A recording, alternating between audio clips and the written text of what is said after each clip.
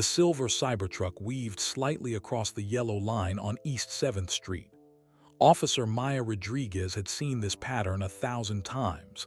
Late night, erratic driving, possible DUI. Just another routine traffic stop in Austin, Texas. She flipped on her lights and called it in. Unit 347, possible impaired driver, East 7th near the Tesla Gigafactory.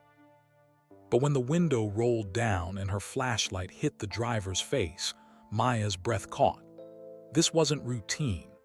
The man behind the wheel was Elon Musk, exhausted, desperate, and carrying something illegal that could either save a life or destroy everything. He looked at Maya with red, pleading eyes and said 5 words that would change both their lives forever. "Officer, someone's dying. Please help." Maya Rodriguez was about to make a choice. The kind of choice that doesn't appear in police training manuals. The kind that could cost her everything. Her badge, her freedom, her ability to care for her own dying son. But sometimes doing the right thing means breaking all the rules. This is the story of one desperate night, 2 desperate parents, and the impossible choice that sparked a movement of compassion that would change thousands of lives. It began with a simple traffic stop at 2:17 a.m. on a humid March night in Austin. Officer Maya Rodriguez gripped the steering wheel of her patrol car with both hands. Her knuckles showed white against her brown skin. It was 2:17 in the morning on East 7th Street in Austin, Texas. The street was almost empty. Just a few closed restaurants and dark buildings lined the road. Maya had been awake for 19 hours straight. This was her second shift of the day. Her eyes felt heavy and dry. She blinked hard to stay focused on the road ahead. The radio crackled with quiet chatter from other officers across the city. Maya turned it down a little. The sound made her headache worse. She thought about her son, Diego. He was 8 years old. Right now, he was sleeping at her mother's apartment across town. Maya wished she could be there with him. She wished she could tuck him into bed every night like other mothers did. But she couldn't. Not anymore. Diego was sick. Very sick. The word leukemia still felt like a punch in the stomach every time Maya thought about it. The doctors said he needed expensive treatments. Treatments that her police officer's salary could barely cover, even with overtime. That's why she worked double shifts now. That's why she took every extra hour the department offered. The medical bills sat in a stack on her kitchen table. They grew taller every week. Maya rubbed her eyes with one hand. She needed to stay alert. 6 months ago, her partner, Officer James Chen, had been shot during a routine traffic stop. Maya still had nightmares about that night, about the blood, about holding his hand while they waited for the ambulance. James didn't make it. Since then, Maya worked alone. She told her captain she preferred it that way, but the truth was she was scared. Every time she pulled someone over, her hands shook a little. Every time she approached a car window, her heart pounded too fast. Tonight felt different, though. The air was thick and hot, even at 2 in the morning. March in Austin could be unpredictable. Earlier in the day, it had been warm and sunny. Now, the sky was dark and heavy. Storm clouds blocked out the stars. Maya drove slowly past the Tesla Gigafactory. The huge building sat lit up on the side of the road. It looked like a spaceship that had landed in Texas. The factory had opened 2 years ago in 2022. Now it made thousands of electric cars and those strange-looking Cybertrucks that Maya saw around town. She had never been inside the factory. She probably never would. That was a world for rich people and engineers, not for single mothers who worked 2 shifts to keep their kids alive. Movement ahead caught Maya's eye. A vehicle was weaving slightly across the yellow center line. It drifted left, then right, then back to center. Not terribly, but enough to notice. Enough to be dangerous. Maya's training kicked in immediately. Her exhaustion faded as adrenaline started pumping through her body. She sat up straighter. Her right hand moved to the radio on her shoulder. "Unit 347 to dispatch," she said. Her voice sounded steadier than she felt. "Go ahead, 347, the dispatcher responded. "I've got a possible DUI on East 7th Street approaching Bohm Road. Silver vehicle, can't quite make out the model yet. Requesting backup, over." Copy that. 347. Nearest unit is about 12 minutes out. Proceed with caution. 12 minutes. Maya's stomach tightened. A lot could happen in 12 minutes. She flipped on her lights. Red and blue colors flashed across the empty street. The siren gave one short whoop to get the driver's attention. The vehicle ahead didn't slow down right away. Maya's heart beat faster. Were they going to run? She put her hand near her service weapon just in case. Then the vehicle's brake lights flashed red. It began to slow down. It pulled over to the side of the road near a closed tire shop. Maya let out a breath she didn't know she was holding. As her headlights illuminated the vehicle from behind, Maya finally got a good look at it. Her eyes widened. It was a Cybertruck. The angular silver vehicle looked like something from a science fiction movie. Its flat, metallic sides caught her headlights and reflected them back. Maya had seen pictures of Cybertrucks online and in the news, but she'd never been this close to one. The truck sat low and wide on the road. It didn't look like any vehicle Maya had ever pulled over before. The whole thing seemed otherworldly under the street lights. Maya checked the license plate. It was a temporary manufacturer's plate. That meant the truck was brand new, probably just built at the factory down the road. She radioed in the plate number and her location. Then she sat in her patrol car for a moment. This was the part she hated most. The part where she had to get out and walk up to a stranger's window. The part where anything could happen. Her hand touched the small photo she kept clipped to her sun visor.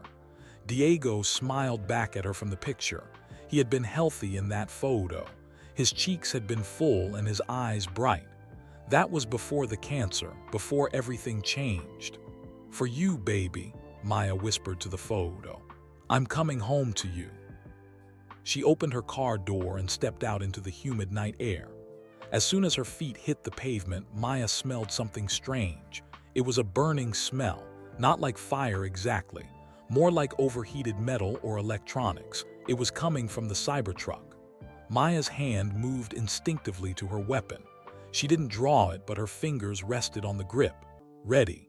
She approached the driver's side of the Cybertruck carefully. Her flashlight was in her left hand.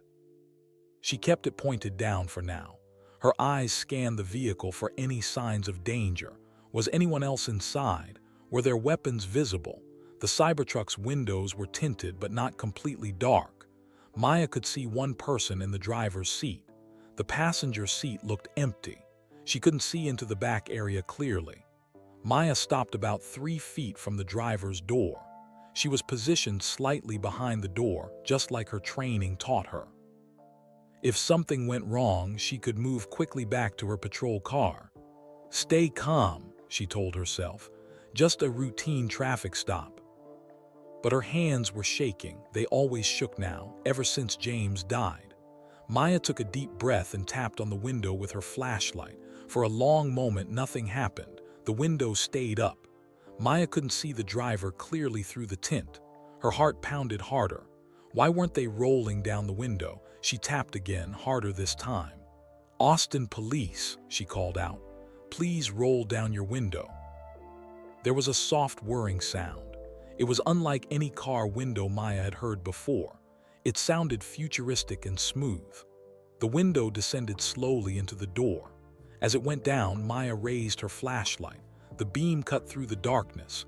It illuminated the inside of the Cybertruck's cabin, and then it hit the driver's face. Maya's breath caught in her throat. Her flashlight wobbled in her hand. She blinked hard, thinking her tired eyes were playing tricks on her. But no, she wasn't imagining it. The man in the driver's seat had short hair and a familiar face. A face Maya had seen on television and in newspapers and on her phone. A face that was known all over the world. His eyes were red and bloodshot. Not from alcohol. Maya had seen plenty of drunk drivers in her career. This was different. This was exhaustion. Deep, bone-crushing exhaustion. The man looked at her with those tired eyes. He didn't seem surprised or worried. He just looked defeated. like he was carrying a weight too heavy for any person to bear. Maya's mind raced. This wasn't possible. People like him didn't drive around East Austin at 2 in the morning. They had drivers, they had security teams, they had people who handled everything for them. But here he was, sitting in a Cybertruck that smelled like burning electronics, looking like he hadn't slept in days. On the passenger seat next to him, Maya noticed something: a silver case. It was about the size of a briefcase, but thicker. It had locks on it, the kind of locks you'd see on equipment cases or cases that held important things.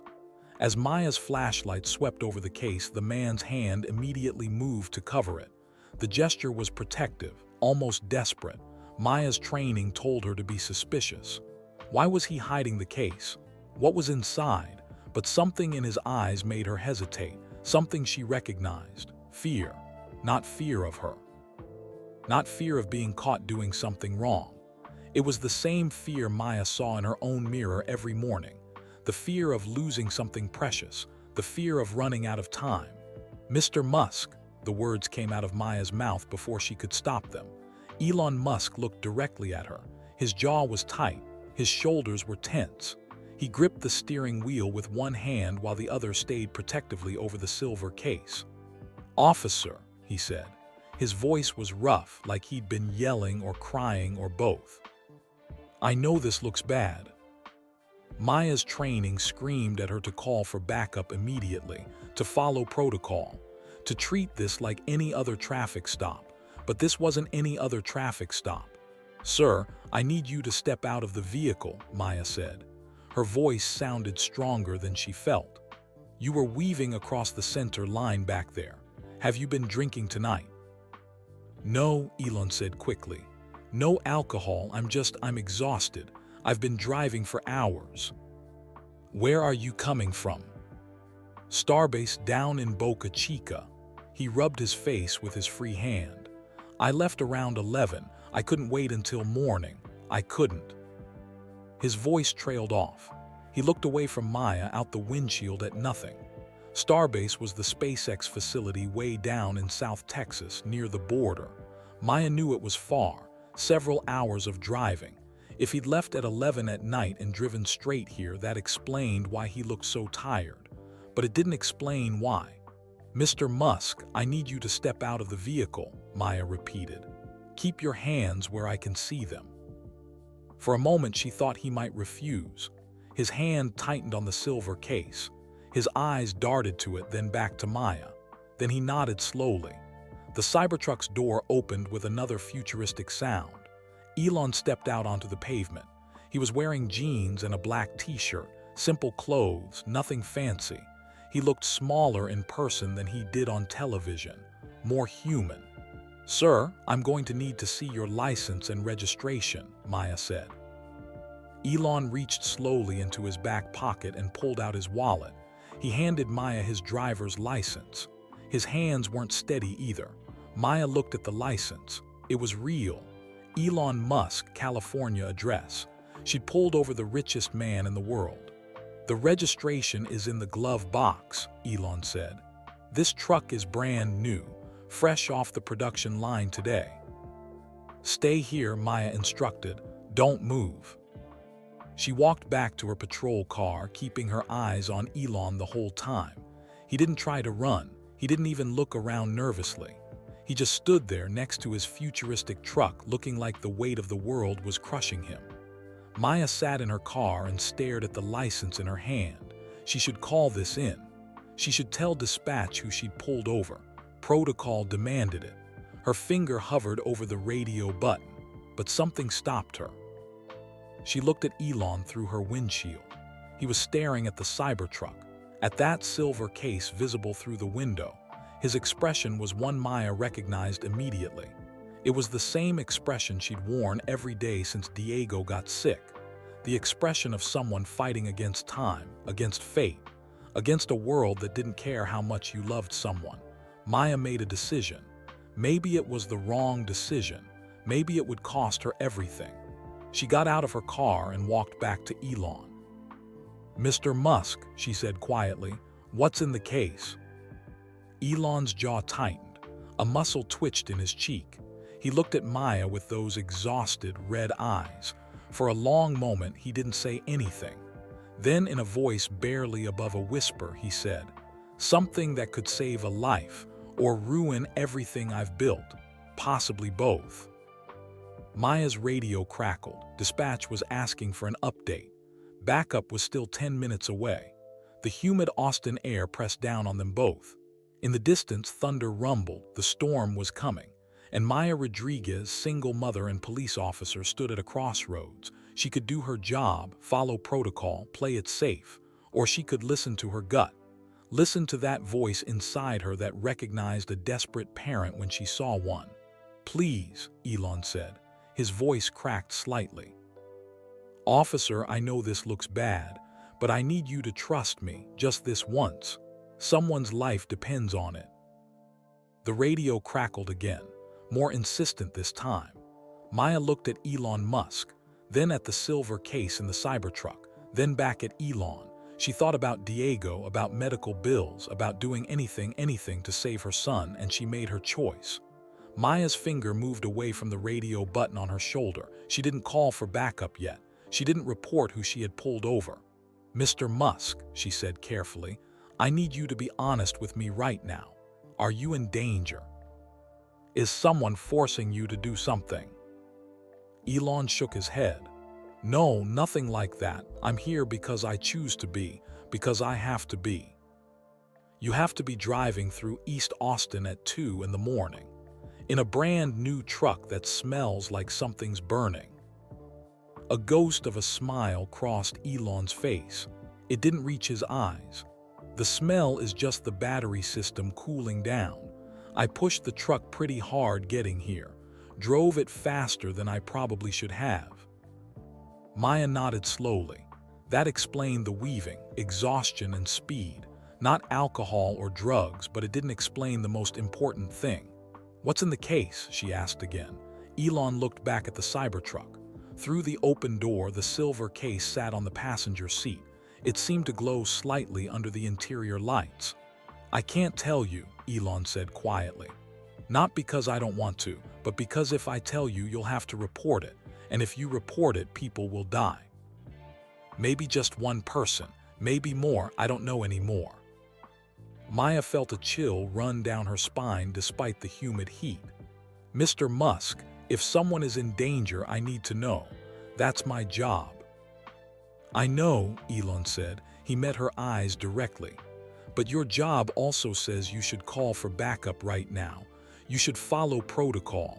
You should treat me like any other driver you've pulled over." He paused. "But you haven't done that. Why?" Maya didn't answer. She couldn't explain the feeling in her gut, the sense that something bigger was happening here, something that mattered more than traffic laws and procedures. The radio crackled again. "Unit 347, what's your status? Backup is 8 minutes out." Maya pressed the button. 347 to dispatch. Traffic stop proceeding normally. Driver is cooperating. No need for backup at this time. There was a pause. "Copy that, 347, standing down backup.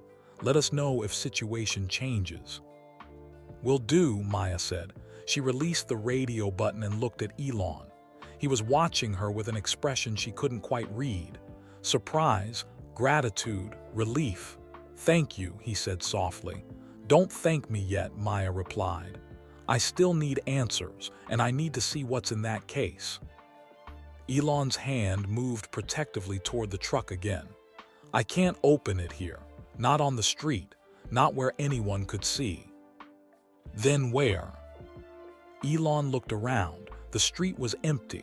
The tire shop behind them was closed and dark. Further down the road, a gas station sat dark and abandoned. It had been closed for months. "There," Elon said, pointing to the gas station. "Can we move this conversation somewhere less exposed, please?" Every part of Maya's training screamed at her to say no. You don't go to secondary locations with traffic stops. You don't isolate yourself with strangers. You stay visible. You stay safe. But she thought about James. about how he died following a routine traffic stop, how being visible and doing everything right hadn't saved him. And she thought about Diego, about how sometimes the rules didn't matter when someone you loved was dying.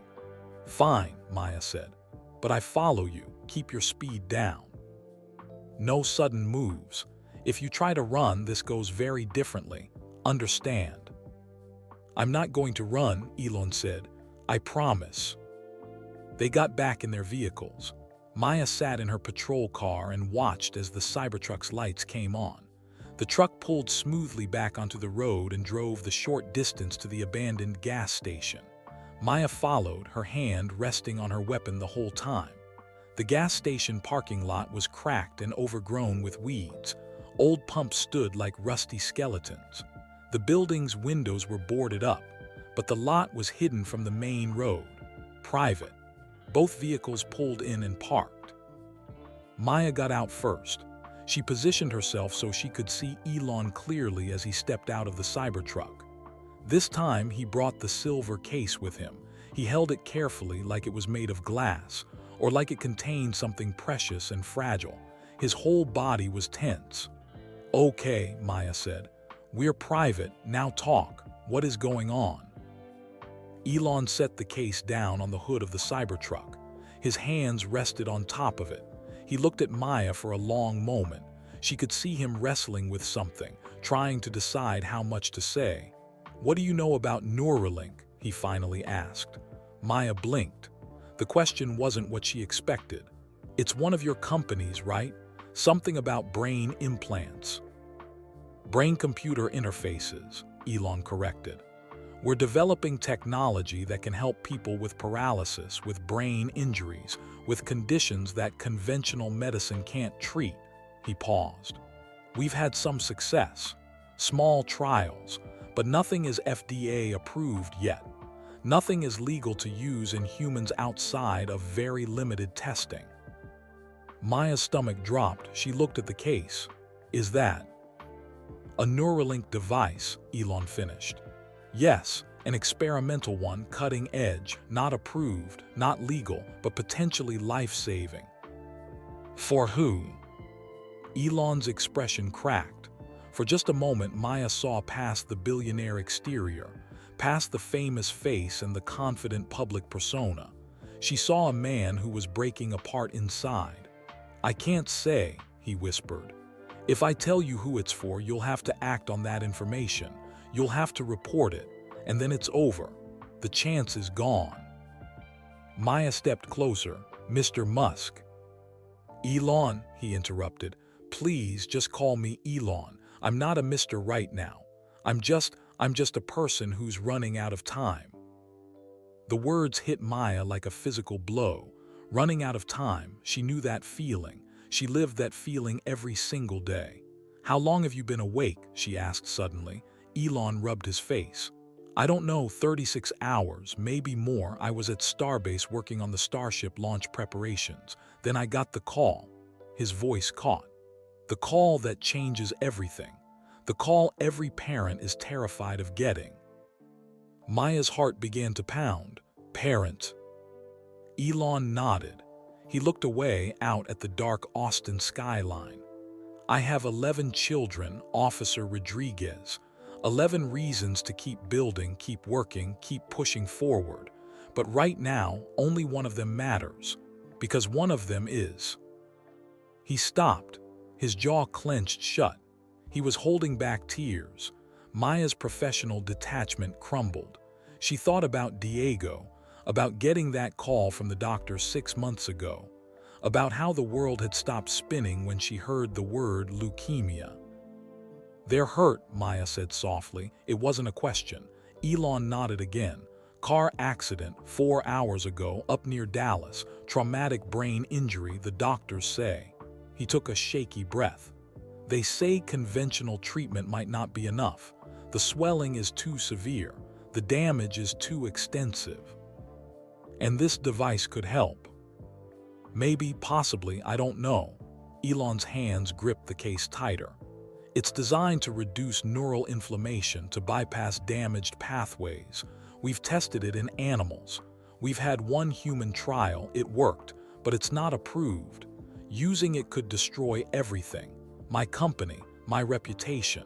But none of that matters if I can save. He stopped himself again, still protecting the identity, still not giving Maya information that would force her hand. Maya understood. If Elon told her where his child was, which hospital, which doctors, she would have to report it. She would have to stop him, because using an unapproved medical device was illegal, even to save a life. The law was clear, but the law didn't have a sick child. "Why are you here?" Maya asked. "Why Austin, if your child is in Dallas?" "Because the device was being transported here," Elon explained, "to the Neuralink facility in Austin for storage. It wasn't supposed to be used. Not yet. Not without more testing. But when I got the call about the accident, I redirected everything. I had them pull the device from transport. I picked it up at the facility 2 hours ago. Now I'm driving to Dallas." "You're going to perform an unauthorized medical procedure on your own child?" "No," Elon said sharply. "There's a neurosurgeon in Dallas who believes in the technology, who knows what this device can do. She's willing to try, but she needs the device. And I'm the only one who can get it to her without the FDA or lawyers or boards of directors stopping everything." Maya looked at the case, at this man who had everything in the world except the one thing that mattered: time to save his child. Thunder rumbled again, closer now. The storm was almost here. "Show me," Maya said. "What?" "Show me the device. Open the case." Elon hesitated. "If I show you, you'll know exactly what it is. You'll have evidence. You won't be able to claim ignorance if this goes wrong." "I know," Maya said. "Show me anyway." Elon studied her face for a long moment. Then he pulled a key from his pocket. His hands shook as he unlocked the case. The locks clicked open one by one. He lifted the lid. Inside, nested in protective foam, was a small device. It looked like a thin computer chip with tiny wires extending from it.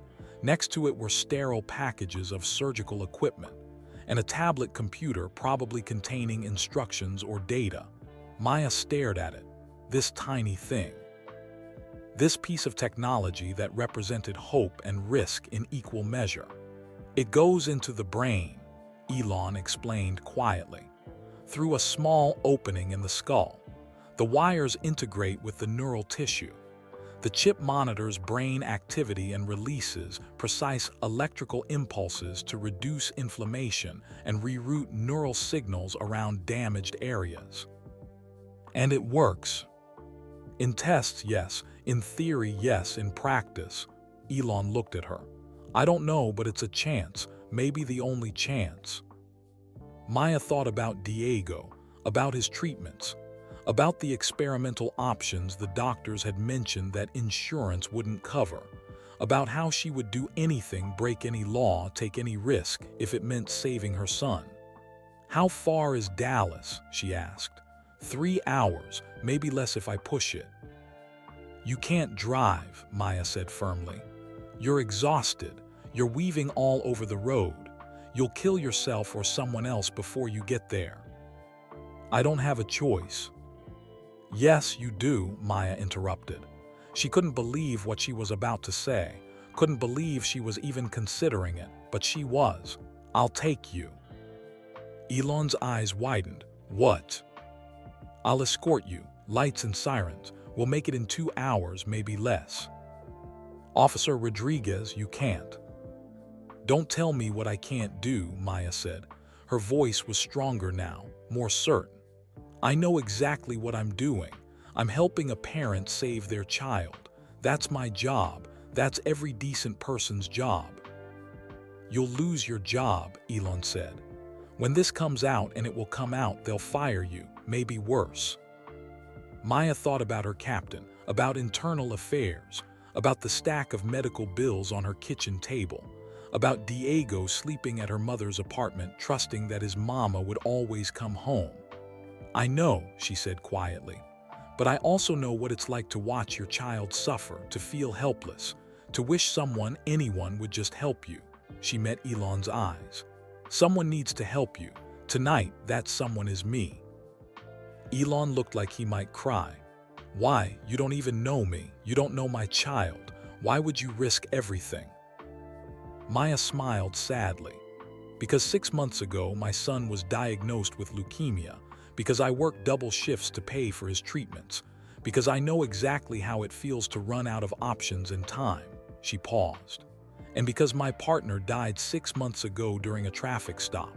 He died following the rules, doing everything right. And it didn't matter. Sometimes the rules don't save people. Sometimes you have to break them." Elon closed the case carefully. He looked at Maya with something like awe. "I'll take care of you," he said.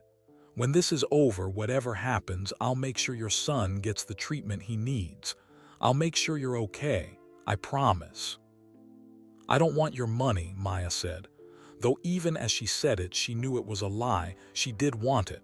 She desperately needed it, but not like this. "It's not about money," Elon said. "It's about doing what's right. You're doing right by me. Let me do right by you." Before Maya could respond, her radio crackled to life. "Unit 347, this is Sergeant Williams. What's your location?" Maya's blood ran cold. Sergeant Williams was her direct supervisor. Why was he calling her directly? She pressed the button. 347 here. I'm at," she hesitated. Should she lie? "I'm finishing up a traffic stop on East 7th. "Copy that. I need you to bring in the driver you pulled over. We've had a complaint filed.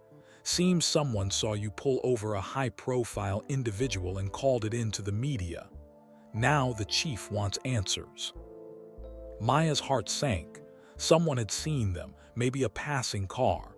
Maybe someone in one of the nearby buildings. It didn't matter, the word was out.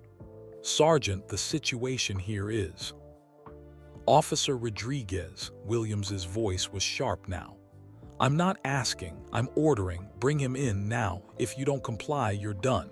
Do you understand?" Maya looked at Elon. He was listening to every word. His face had gone pale. "It's over," he said quietly. "I'm too late." Maya thought about Diego, about James, about doing the right thing even when it cost everything. She pressed the radio button one more time. "Sergeant Williams," she said clearly, "I'm afraid I can't do that." There was a long silence on the radio. Then, "Officer Rodriguez, if you defy this order, your career is over. You'll never work in law enforcement again. Is that what you want?" Maya looked at the silver case, at the device inside that might save a child's life, at Elon, who despite all his billions couldn't buy the one thing he needed most, time. "No, sir," Maya said, "but it's what I'm going to do anyway." She turned off her radio. Elon stared at her. "You just ended your career." "I know," Maya said. She walked toward her patrol car. "Come on, we're wasting time. Your child is waiting." As they moved toward the vehicles, the first drops of rain began to fall. The storm had arrived, and Maya Rodriguez, former police officer, had just made a choice that would change everything. The rain came down harder now. Fat drops splattered against the cracked pavement of the abandoned gas station. Maya stood by her patrol car, keys in hand, heart pounding. What had she just done? Elon was loading the silver case back into the Cybertruck. He moved quickly but carefully. The device inside was too important to rush with, too precious to risk dropping. Maya's mind raced through everything she had just thrown away. Her job, her pension, her health insurance, Diego's health insurance. The steady paycheck that kept the medical bills from drowning them completely. All gone, in one moment of defiance. Her hand shook as she opened the patrol car door. The radio inside crackled with angry voices. Sergeant Williams was calling for her. Other officers were chiming in. Someone mentioned her badge number. Someone else mentioned internal affairs. Maya reached in and turned the radio off completely. The sudden silence felt heavy. She stood in the rain and let it soak her uniform, let it wash over her face. For a moment she wanted to turn the radio back on, Call Williams back, apologize, bring Elon in like she was ordered to do, save her career, save her insurance, save the only stability Diego had left. But then she thought about that phone call. The one from 6 months ago that had shattered her world. She'd been on patrol when her mother called. Maya almost didn't answer. She was working, but something made her pick up. Maya, her mother had said. Her voice was strange, too calm. The kind of calm people use when everything is falling apart. You need to come to the hospital, it's Diego. The doctors found something. Maya had driven 90 miles per hour to get to Del Seaton Medical Center. She'd abandoned her patrol car in the emergency parking lot. She'd run through the halls until she found her mother in the waiting room. And then the doctor had come out. Young, tired, sympathetic. "Mrs. Rodriguez, your son has acute lymphoblastic leukemia. We need to start treatment immediately." The world had tilted sideways.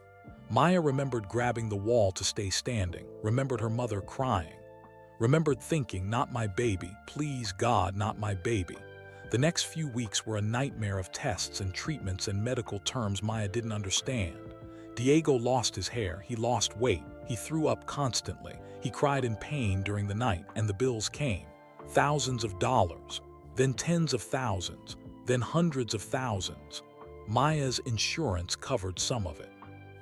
But not enough, never enough. She'd taken out loans, maxed out credit cards, borrowed money from friends and family, started working double shifts, and still it wasn't enough. 3 months ago, Diego's doctor had mentioned an experimental treatment, something new, something that showed real promise for Diego's specific type of leukemia. But insurance won't cover it, the doctor had said apologetically. It's not approved yet. The cost would be around $200,000. $200,000.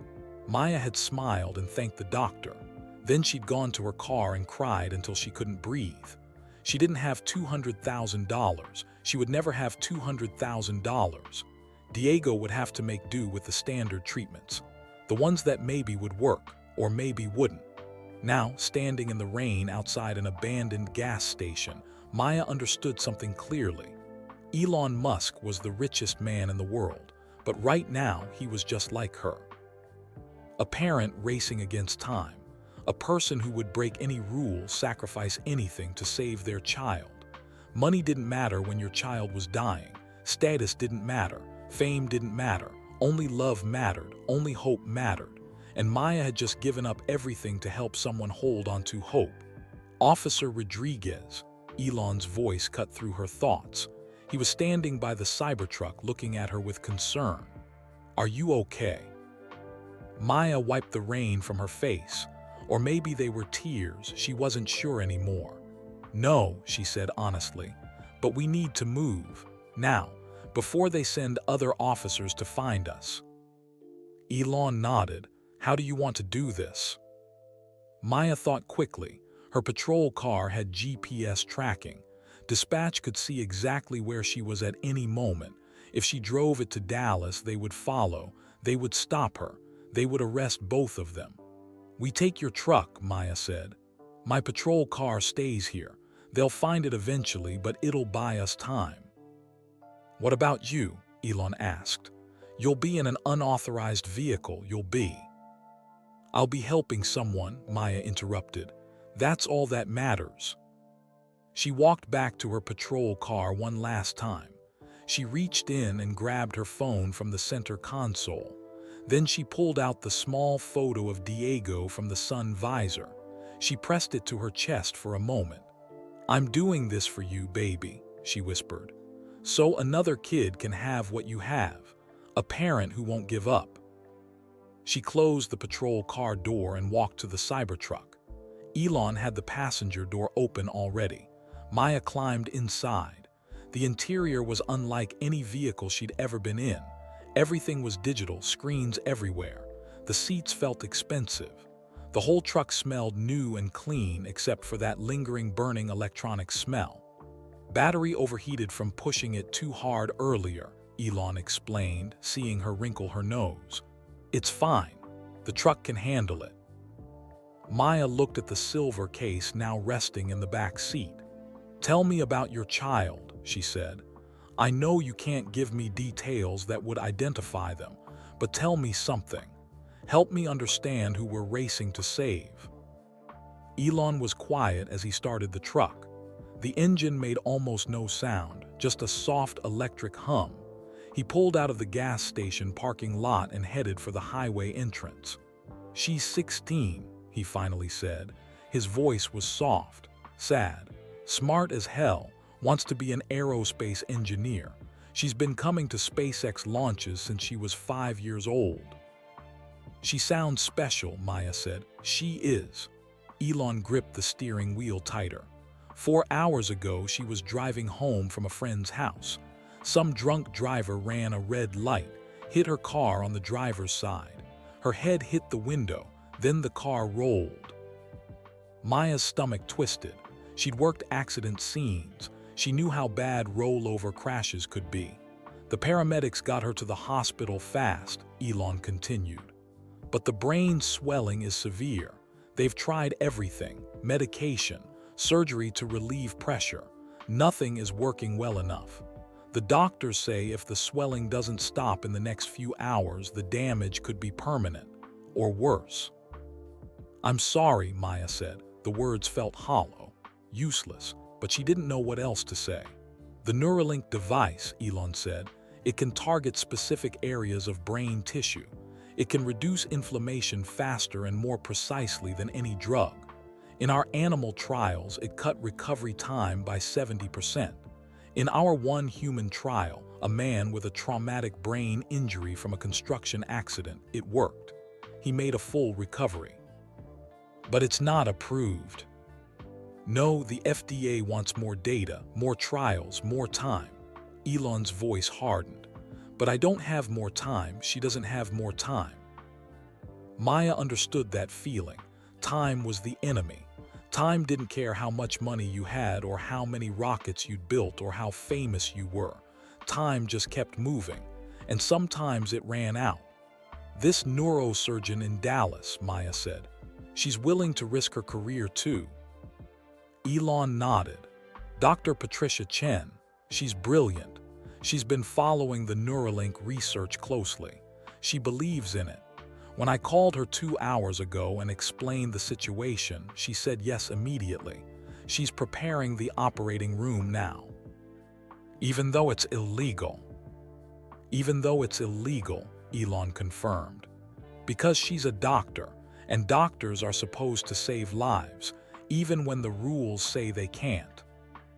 They merged onto Highway 290, heading northeast toward Dallas. Elon accelerated smoothly. The Cybertruck moved fast and quiet through the rainy night. Maya pulled out her phone.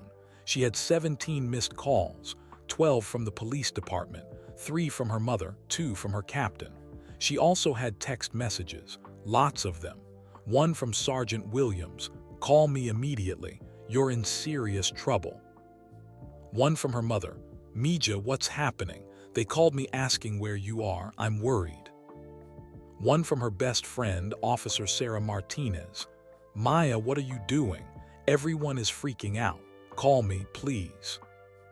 Maya stared at the messages. Her thumb hovered over the reply button. What could she say? How could she explain? She couldn't, not yet, maybe not ever. She turned off her phone and put it in her pocket. "They'll find us eventually," Elon said. He'd been watching her from the corner of his eye. "The police, the FBI maybe. Using an unapproved medical device across state lines, that's federal." "I know," Maya said. "You could still turn back, drop me off somewhere, go back to Austin. Tell them I forced you or tricked you. Save your career." Maya laughed. It was a harsh sound. "And what would I tell my son? That I abandoned someone who needed help because I was scared. That I chose my job over doing the right thing." "You'd tell him you were smart, that you protected yourself and your family." "No," Maya said firmly. "I'd tell him I was a coward, and Diego deserves better than a coward for a mother." Elon glanced at her. "Your son is lucky to have you." "He's sick," Maya said. The words came out before she could stop them. Leukemia. He's 8 years old and he's been fighting for 6 months. The treatments are working, but slowly, and they're so expensive. I work 2 shifts just to keep up with the bills. I'm sorry, Elon said. He sounded like he meant it. There's an experimental treatment, Maya continued. Something that could help him faster, better, but it costs $200,000. Insurance won't cover it. She laughed bitterly. Funny, right? Here I am helping you transport an illegal medical device, and my own son can't get the legal treatment he needs because I'm too poor. Elon was quiet for a long moment. The Cybertruck hummed through the darkness. Rain pattered against the angular windshield. What if I told you I'd pay for it? Elon finally said. Diego's treatment, all of it. The experimental therapy and anything else he needs. Maya's heart jumped, then immediately sank. I told you I don't want your charity. It's not charity, Elon said. It's payment for what you're doing tonight, for risking everything to help me. I'm not doing this for money. I know, that's exactly why I want to help you. Elon looked at her directly. Officer Rodriguez, Maya, you're giving up your career tonight, your income, your health insurance, everything Diego depends on. The least I can do is make sure he still gets the care he needs. Maya felt tears burning in her eyes. You don't understand. I can't accept that. If I do, then this isn't about doing the right thing anymore. It becomes a transaction. It becomes something dirty. Helping each other isn't dirty, Elon said gently. It's human. You're helping me save my daughter. Let me help you save your son. That's fair. Maya wanted to say yes. God, she wanted to say yes so badly. $200,000 would change everything for Diego. It would give him the best chance, the real chance. But it also felt wrong somehow, like she was selling out, like she was only helping Elon because he was rich and could pay her. Let me think about it, she finally said. Of course, Elon replied. They drove in silence for a while. The rain had slowed to a drizzle. The highway stretched out ahead of them, mostly empty at this hour of the morning. Maya watched the mile markers go by. Each one brought them closer to Dallas, closer to the hospital, closer to Elon's daughter. But each mile also took Maya further from her old life, from her job, from everything she'd built. There was no going back now. She'd made her choice. For better or worse, she was committed.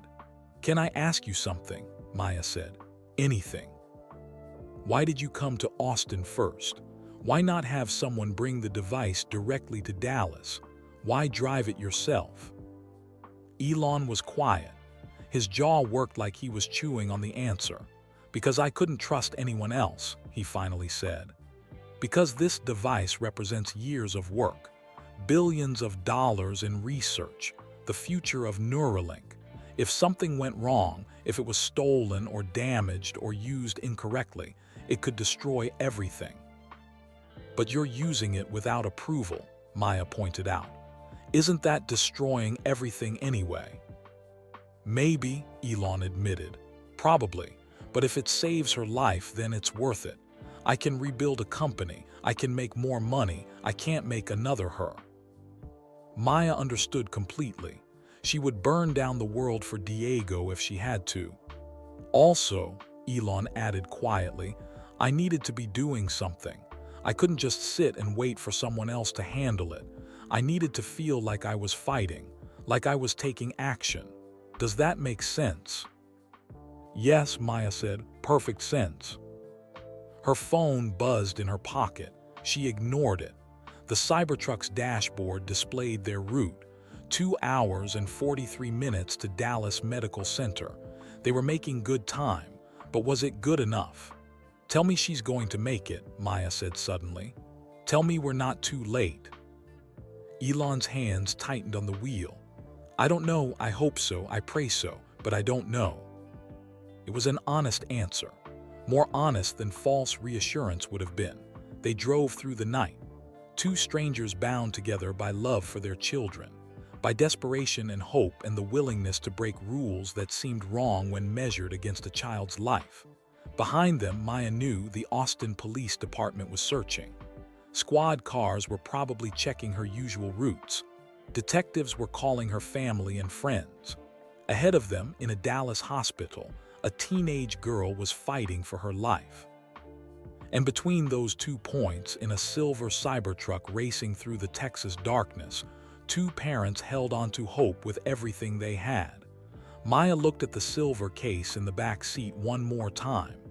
"It's going to work," she said. She didn't know if she was trying to convince Elon or herself. "That device is going to save her."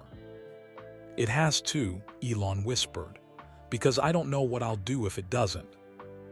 Neither of them said anything after that.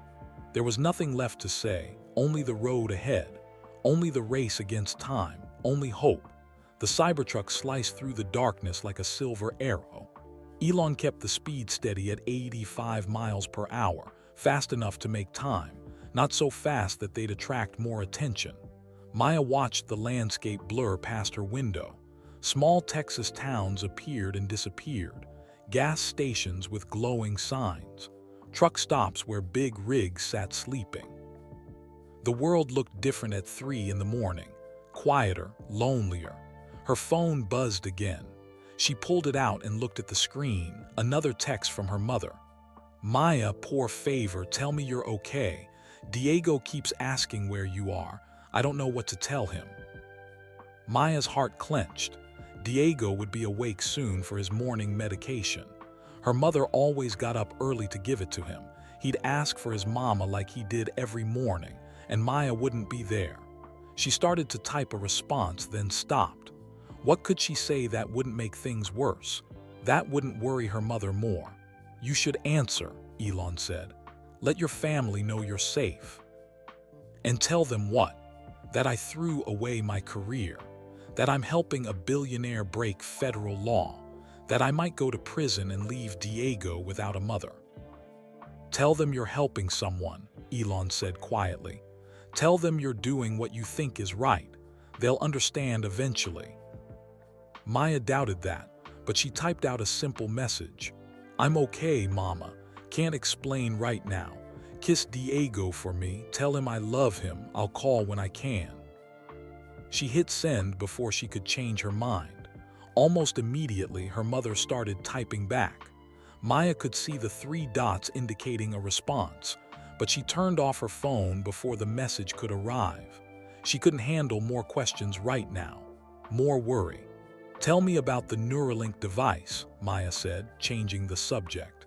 "How does it actually work?" Elon seemed grateful for the distraction. He shifted in his seat, his eyes staying focused on the road. "The brain is basically an electrical system," he began. "Neurons communicate through electrical and chemical signals. When there's trauma, like from a car accident, the normal pathways get disrupted. Inflammation makes it worse. The brain swells and presses against the skull. More neurons get damaged." Maya nodded. "That's what's happening to your daughter." "Yes, traditional treatment tries to reduce the swelling with medication and sometimes surgery, but it's slow and sometimes not effective enough." Elon's voice tightened. "The Neuralink device works differently. It interfaces directly with the neural tissue. It can detect which pathways are damaged and which are still functional." "And then what?" "Then it creates new pathways, bypasses around the damaged areas, like a detour around a broken road." Elon's hands gestured slightly as he explained. "It also releases targeted electrical pulses that reduce inflammation at the cellular level, much faster than any drug can work." "That sounds like science fiction," Maya said. 5 years ago, it was science fiction," Elon agreed. "Now it's real. We've tested it extensively in animals, pigs, monkeys, even mice. The results were incredible. Brain injuries that should have caused permanent damage healed in days instead of months, or healed completely when they shouldn't have healed at all." "And the human trial?" Elon nodded. Construction worker named Marcus Johnson fell 3 stories, hit his head on concrete, massive brain trauma. Doctors gave him maybe a 20% chance of recovery. Even if he survived, they expected severe cognitive impairment. What happened? We got permission for compassionate use. His family agreed to try the device. Nothing else was working. Elon's voice softened with memory. Dr. Chen performed the surgery, placed the device, activated it. And 3 days later, Marcus woke up. A week after that, he was having normal conversations. After 2 weeks, he walked out of the hospital, full cognitive function, no permanent damage. Elon glanced at Maya. It was a miracle, the kind of breakthrough that could change medicine forever. Maya felt a chill run through her. So why isn't it approved? Why isn't everyone using it? Elon's expression darkened. Because the FDA wants years of data, multiple trials, thousands of patients. They want to be absolutely certain it's safe before they approve it for general use. But Marcus Johnson proved it works. 1 patient isn't enough for them. They want statistics, long-term studies, proof that it won't cause problems years down the line. Elon's voice hardened. I understand their caution. I do. Medical devices need to be safe, but my daughter doesn't have years. She has hours. Maya understood the frustration. She felt it herself every time Diego's doctors suggested a treatment that insurance wouldn't cover. Every time bureaucracy stood between her son and better care. How many people know about the device? Maya asked. About what you're doing tonight? Too many, Elon said grimly. My assistant knows. She's the one who coordinated getting the device out of storage. The Neuralink facility manager knows. He's the one who released it to me. Dr. Chen knows, obviously. Her surgical team will know once they see what we're bringing. That's a lot of people who could talk. They won't. They're all people I trust, people who believe in the technology, people who understand what's at stake. Elon paused. But you're right. The more people who know, the more likely this becomes public. By tomorrow, the whole world might know what I did. Are you scared? Maya asked. Elon thought about it. Terrified, not of the legal consequences, not of losing money or companies or reputation, but of it not working, of getting there too late, of watching her die knowing I had something that might have saved her and I couldn't get it there in time. His voice cracked on the last words. Maya saw tears on his cheeks, reflecting the dashboard lights. She reached over and put her hand on his shoulder. We're going to make it. You're going to save her. You don't know that, Elon whispered. No, Maya admitted. But I choose to believe it anyway, because the alternative is unbearable. They drove in silence for a while. The highway stretched endlessly ahead. Mile markers counted down the distance to Dallas. Maya thought about Diego, about the night he was diagnosed. She'd held his small hand while the doctor explained about cancer cells and treatment plans and survival rates. Diego had looked up at her with his big brown eyes and asked, Mama, am I going to die? Maya had wanted to lie. To say no, of course not, everything will be fine. But she couldn't lie to her son, not about something this important. I don't know, baby, she'd said, but I promise I'll fight for you with everything I have, every single day. I won't stop fighting until you're better. Diego had squeezed her hand. I'll fight too, Mama. And he had. Through the chemotherapy that made him throw up, through the shots and blood draws that made him cry, through the days when he was too weak to get out of bed, through losing his hair and his appetite and his energy, Diego fought because his mama was fighting beside him. Now Maya was fighting for someone else's child, someone she'd never met, a teenage girl who wanted to be an aerospace engineer, who went to SpaceX launches, who was lying in a hospital bed with her brain swelling. What's her name? Maya asked suddenly. Elon looked at her. I can't tell you that if I tell you. I know, Maya interrupted.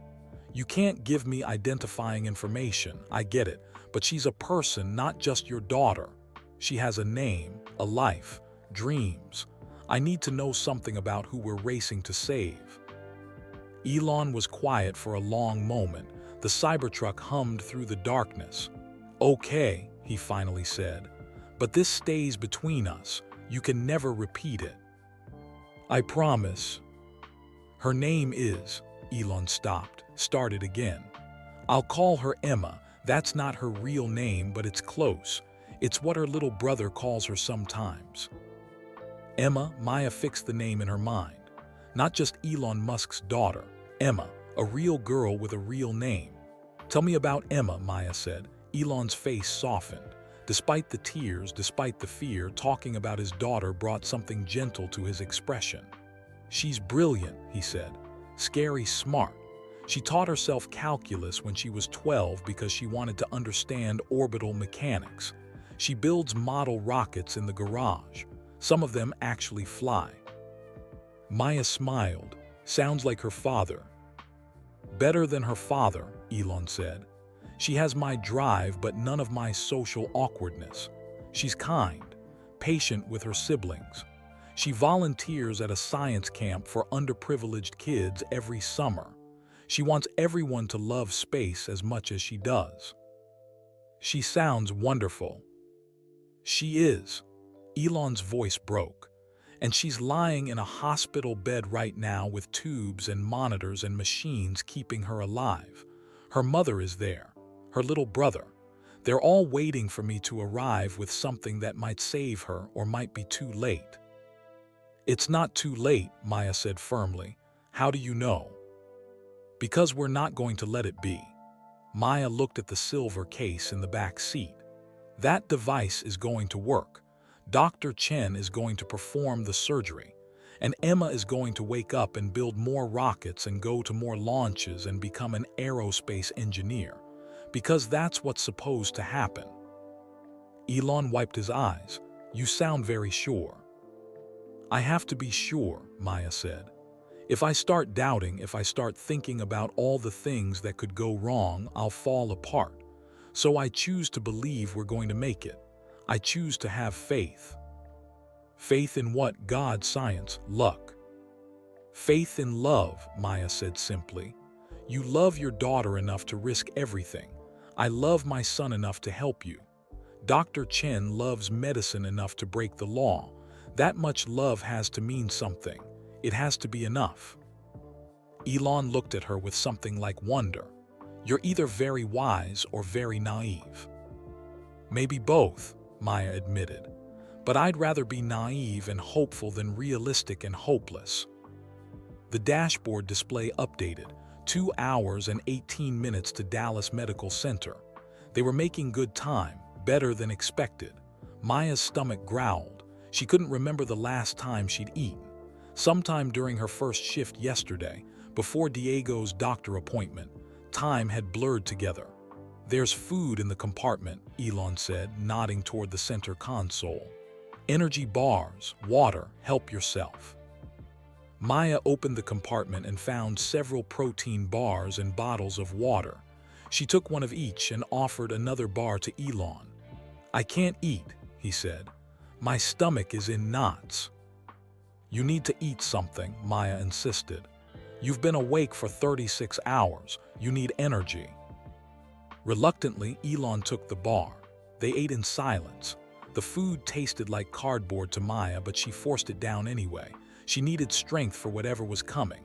Her phone buzzed in her pocket again. She pulled it out without thinking and saw the screen light up. Captain Morris was calling.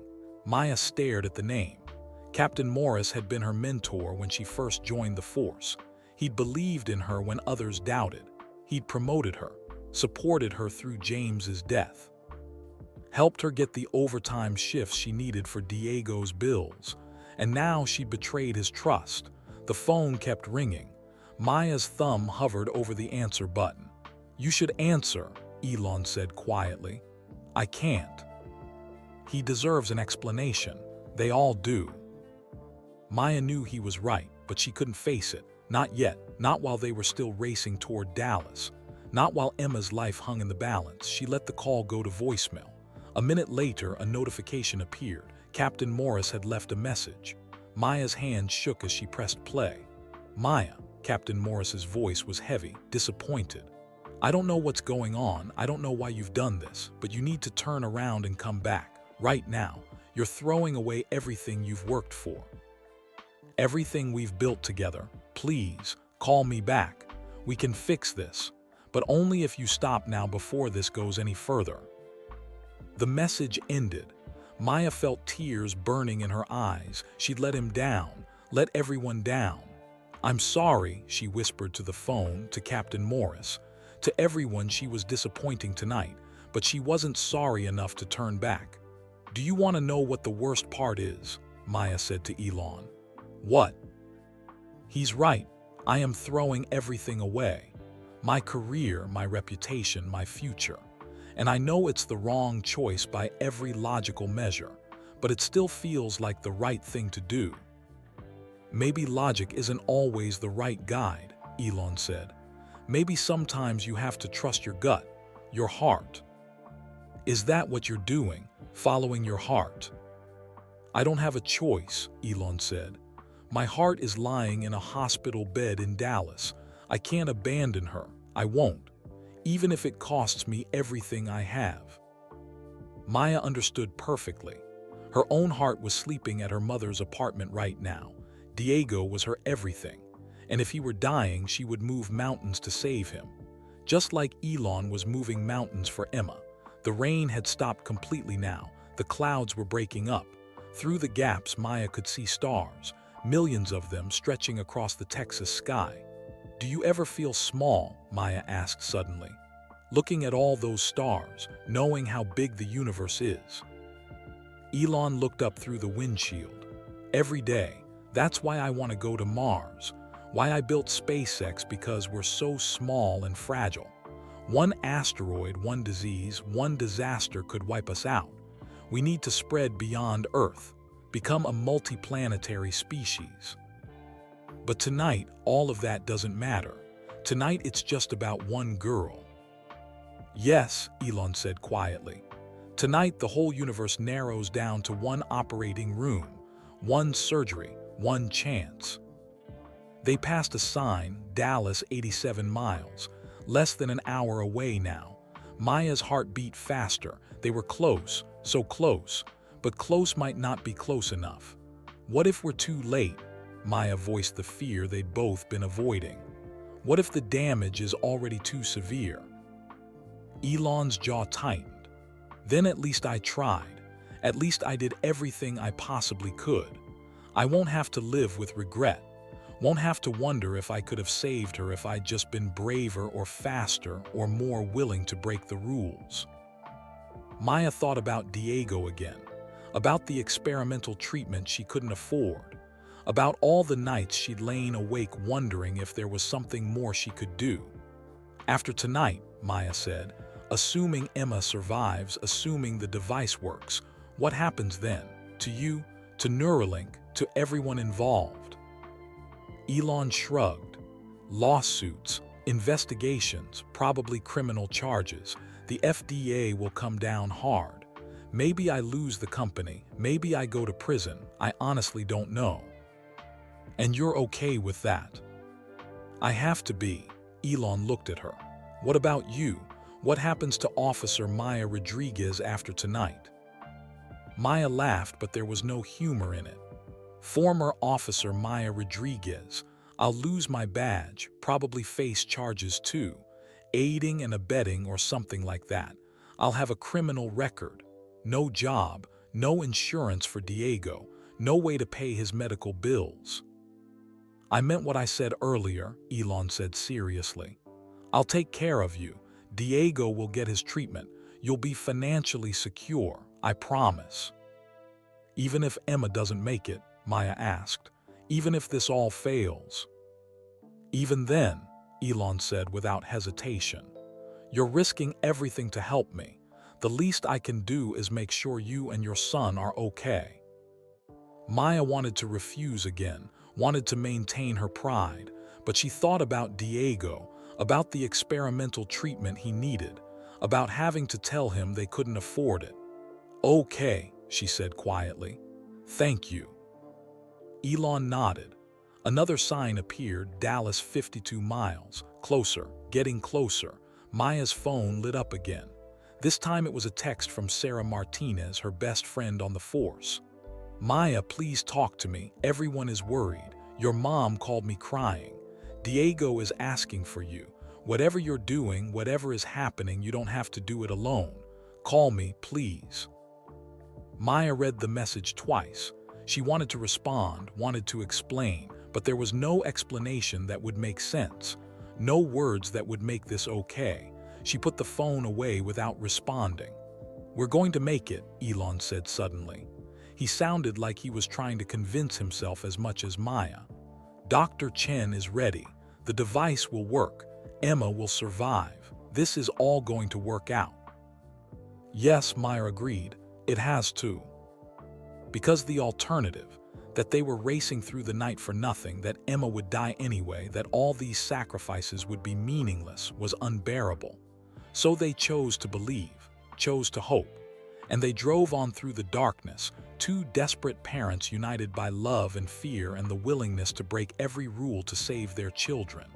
Dallas was waiting, Emma was waiting, and they were almost there. The Dallas skyline appeared on the horizon like a cluster of glowing jewels.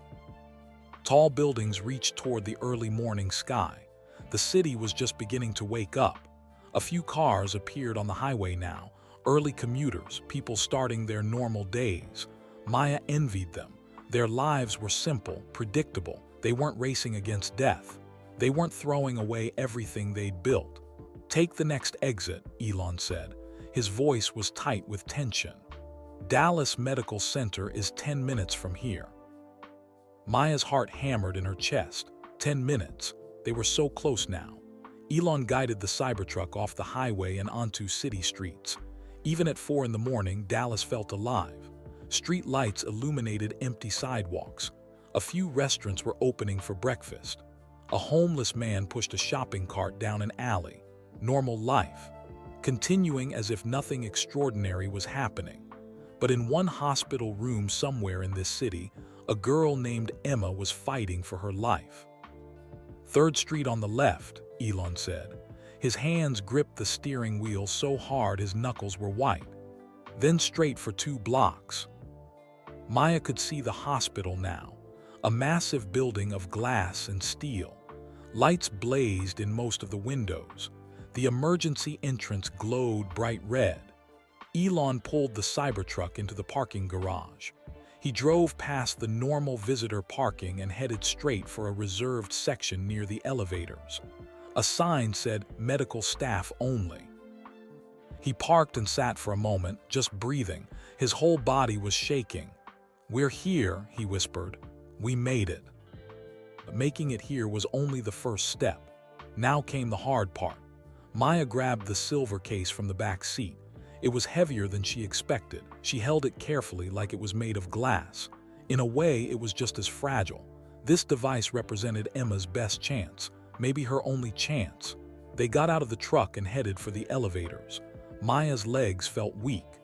The exhaustion of the past 24 hours was catching up to her, but she pushed through it.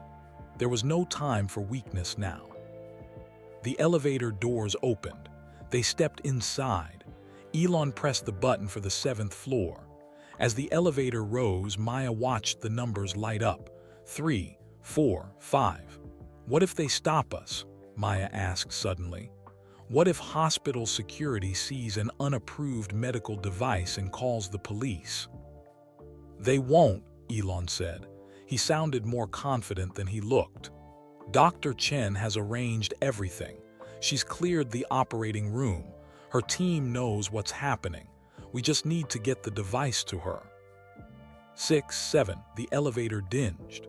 The doors opened onto a quiet hospital corridor. The lights were dimmed for nighttime. A nurse's station sat empty at the end of the hall. Somewhere nearby, machines beeped softly. Elon led the way down the corridor. He moved quickly but quietly. Maya followed, clutching the silver case. They turned a corner and nearly ran into a nurse. She was young, maybe 25, with tired eyes and coffee-stained scrubs. "Mr. Musk," she said, not surprised. Like she'd been expecting him. "Dr. Chen is waiting for you. Room 847. She said to bring you directly there." "Thank you," Elon said. The nurse glanced at Maya, at her police uniform, at the silver case. Questions flickered across her face, but she didn't ask them. She just nodded and walked away. Maya's heart pounded. That nurse knew something was wrong, something unusual. Would she report it, call security? But there was no turning back now. They continued down the hall. Room numbers counted up. 841, 843, 845. And then they were standing in front of room 847. Through the small window in the door, Maya could see medical equipment, monitors with glowing screens, IV stands, and in the center of the room, a hospital bed. Someone was lying in that bed, too far away to see clearly, but Maya knew who it was: Emma. Elon's hand shook as he reached for the door handle. He stopped, took a breath. His whole body was trembling now. "I can't," he whispered. "I can't go in there. I can't see her like that." Maya understood. Sometimes the fear was too big, too overwhelming. She put her free hand on his arm. "Yes, you can. She needs you. She needs to know you're here, that you fought for her." Elon closed his eyes. Tears leaked out from under his eyelids. What if we're too late? What if she's already? "She's not," Maya said firmly. "Listen." They both stood silent, and through the door they could hear it, the steady beep of a heart monitor, slow but steady.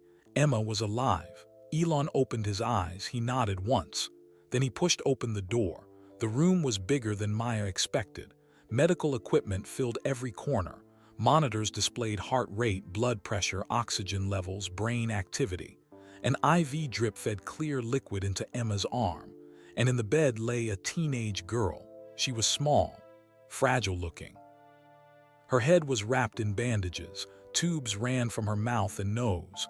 Her eyes were closed. Her face was pale, almost gray, but she was breathing, fighting. A woman stood by the bed holding Emma's hand. She was in her 40s with dark hair pulled back in a messy ponytail. Her eyes were red from crying. When she saw Elon, her face crumpled. "You came," she whispered. "I knew you would come." Elon crossed the room in 3 steps and pulled her into his arms. They held each other, both crying. No words needed. Maya stood by the door, feeling like an intruder. This was a private moment, a family moment. A boy sat in the corner of the room, maybe 10 years old. He had Elon's eyes and Emma's nose. He was staring at his sister with an expression of pure fear. "Is that going to save Emmy?" he asked, pointing at the silver case in Maya's hands. Maya looked at the case. At this small device that represented so much hope, so much risk. "We hope so," she said honestly. "The doctors are going to try." The boy nodded solemnly, like he understood, like he knew his sister's life hung by a thread. The door opened behind Maya. She turned and saw a woman in surgical scrubs enter. She was Asian, maybe 50 years old, with sharp, intelligent eyes and steady hands. "Dr. Chen," Elon said, pulling away from the woman by the bed.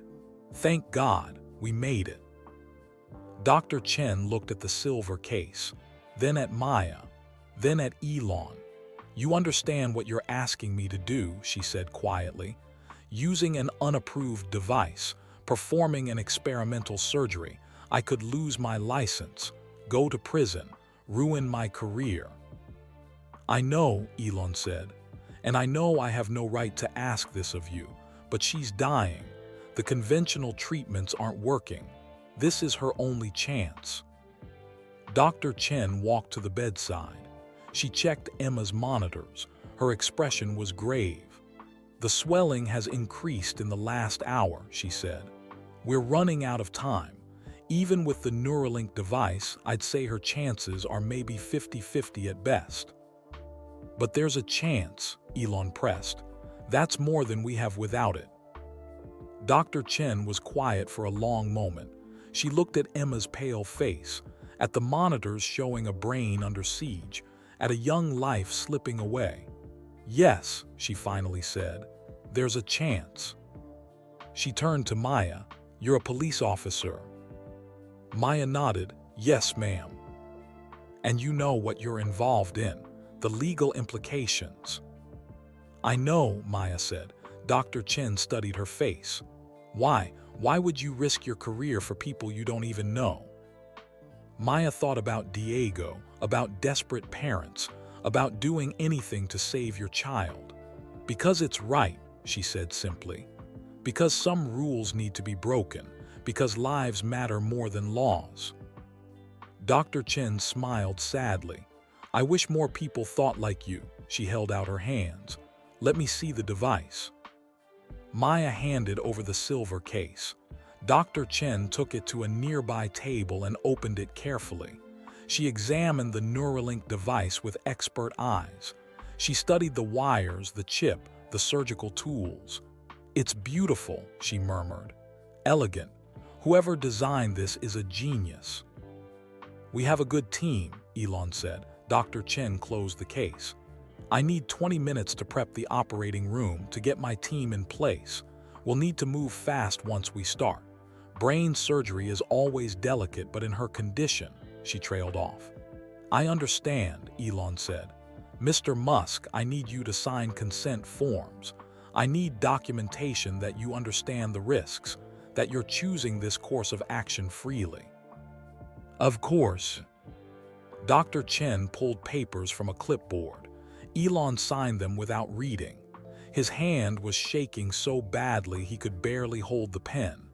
When he was done, Dr. Chen looked at the woman by Emma's bed. "Mrs. Musk, do you consent to this procedure?" The woman, Emma's mother, looked at her daughter, at this child she'd carried and raised and loved, at this brilliant girl who wanted to explore the stars. "Yes," she whispered. "Do whatever you can. Save her, please." Dr. Chen nodded. "I'll do my best, that's all I can promise." She left the room with the silver case, moving quickly. 2 nurses appeared and began preparing Emma for transport to the operating room. Elon sat on the edge of Emma's bed. He took her hand carefully, avoiding the IV tubes. "Hey, baby girl," he said softly. His voice broke. "Daddy's here. I brought something that's going to help you. Dr. Chen is going to fix you up. You're going to be okay. You have to be okay." Emma didn't respond, didn't move, just kept breathing those slow, steady breaths. Maya felt tears streaming down her own face. This was too much, too heavy. She wanted to leave, to give them privacy, but she couldn't move. The boy in the corner stood up. He walked over to his sister's bed and touched her foot through the blanket. "Emmy, you have to wake up," he said. His voice was small and scared. "You promised you'd help me with my science project. You promised we'd go to the next Starship launch. You can't break your promises." Emma's mother pulled the boy into a hug. They stood together, watching as the nurses prepared to move Emma. "Officer Rodriguez," Elon said, looking up at Maya. "Thank you for everything, for believing in me, for helping me get here, for giving Emma this chance." "I hope it works," Maya said. "I'm praying it works." "So am I." The nurses began wheeling Emma's bed toward the door. All the equipment rolled with her. Monitors, IV stands, machines keeping her alive.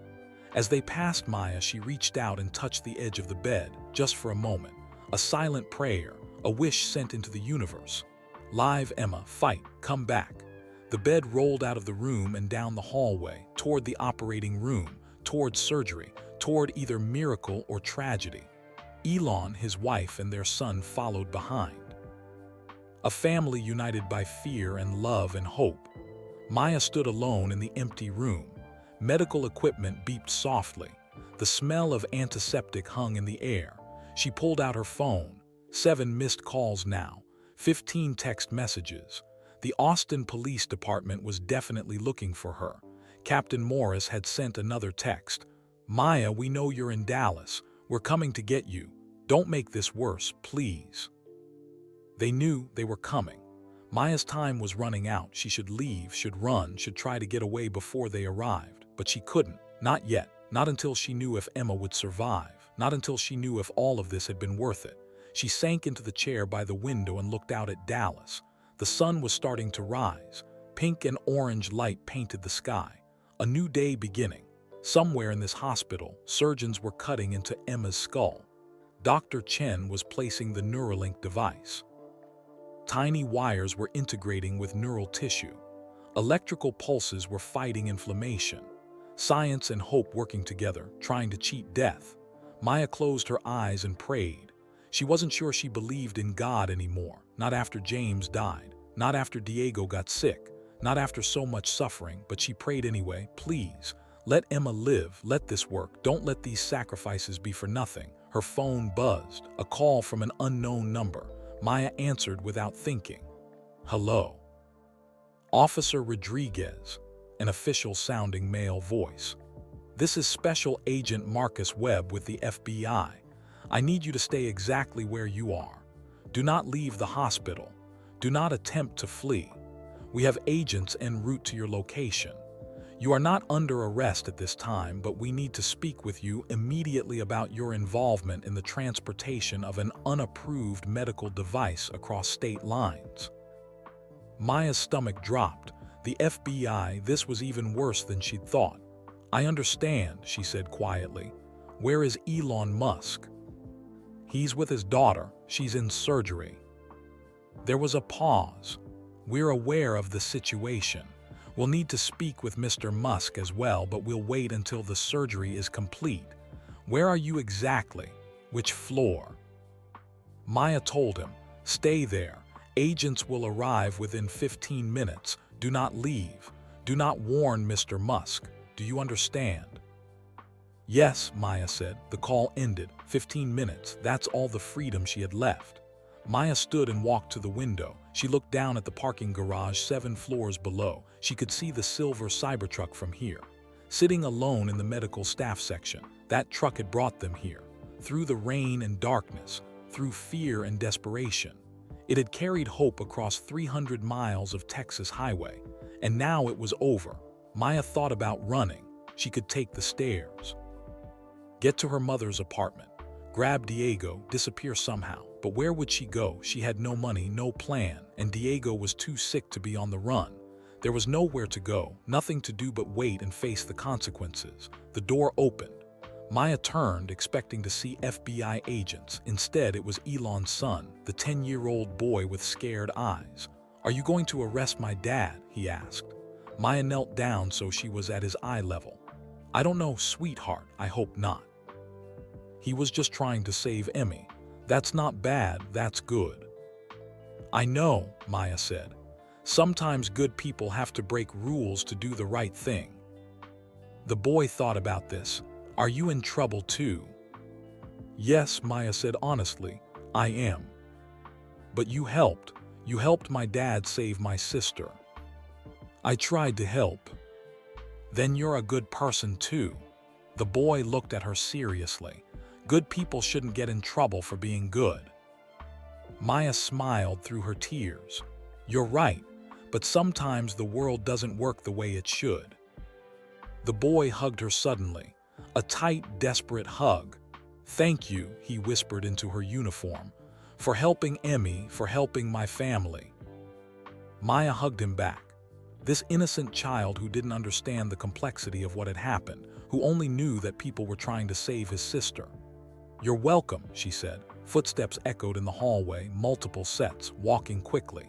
The FBI had arrived. Maya stood up. She straightened her uniform. She squared her shoulders. Whatever came next, she would face it with dignity.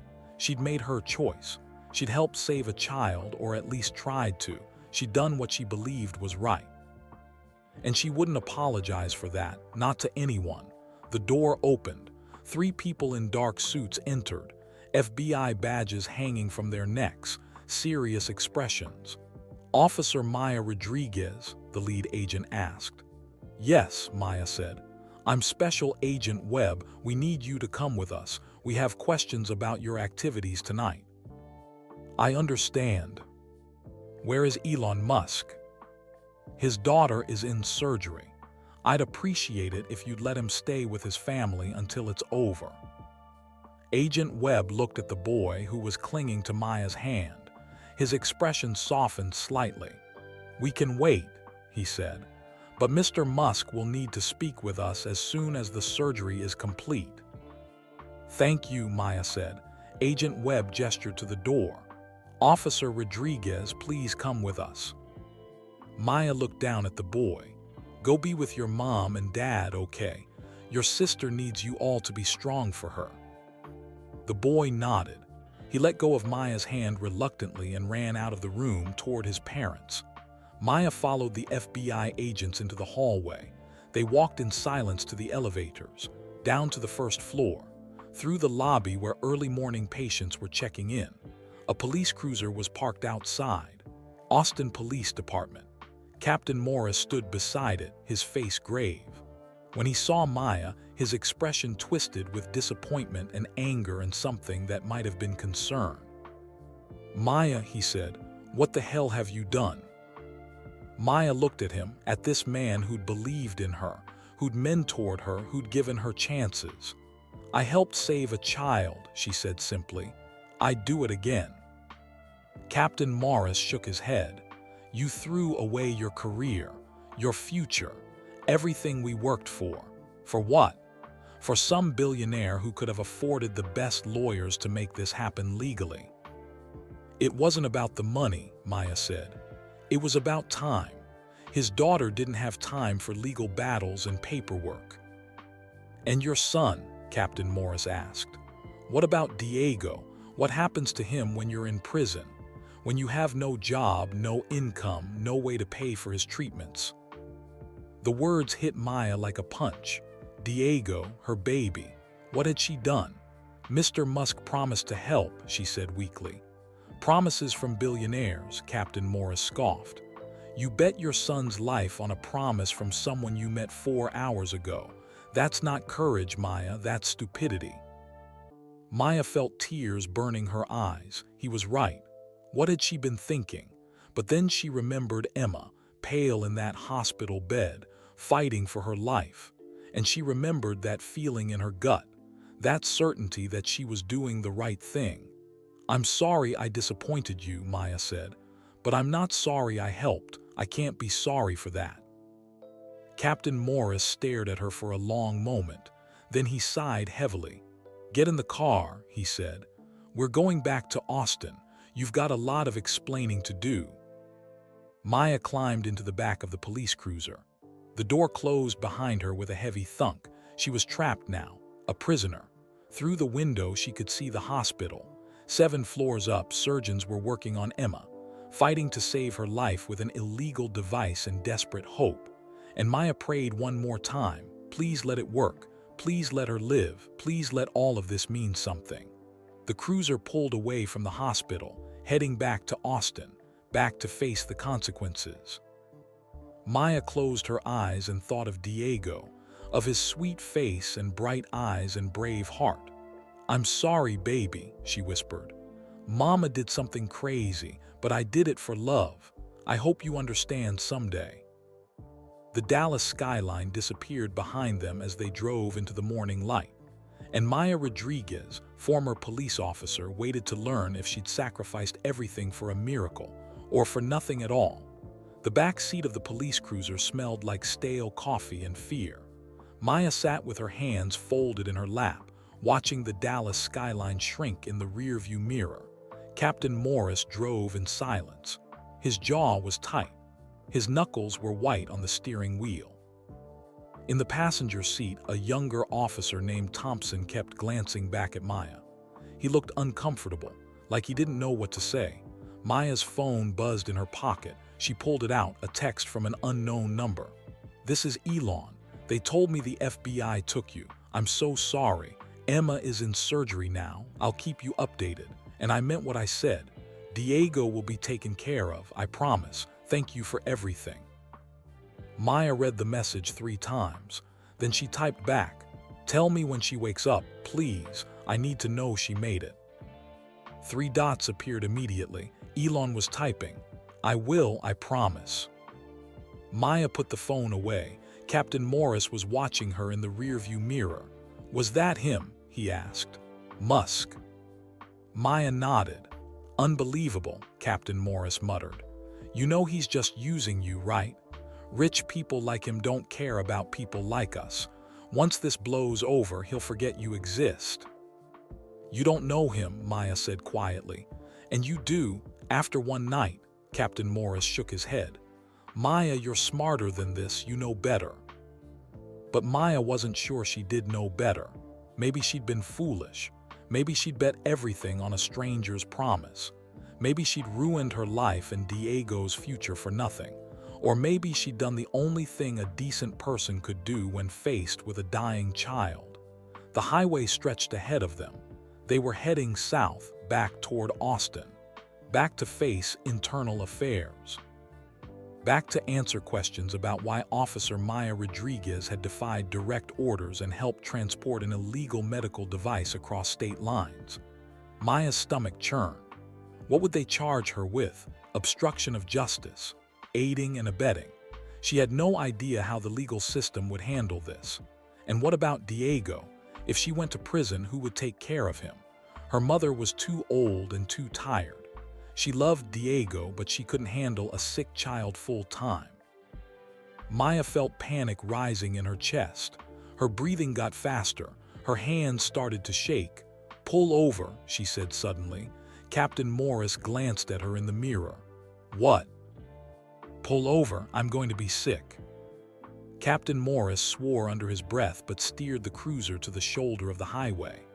The car had barely stopped before Maya threw open the door and stumbled out. She fell to her knees on the gravel and threw up.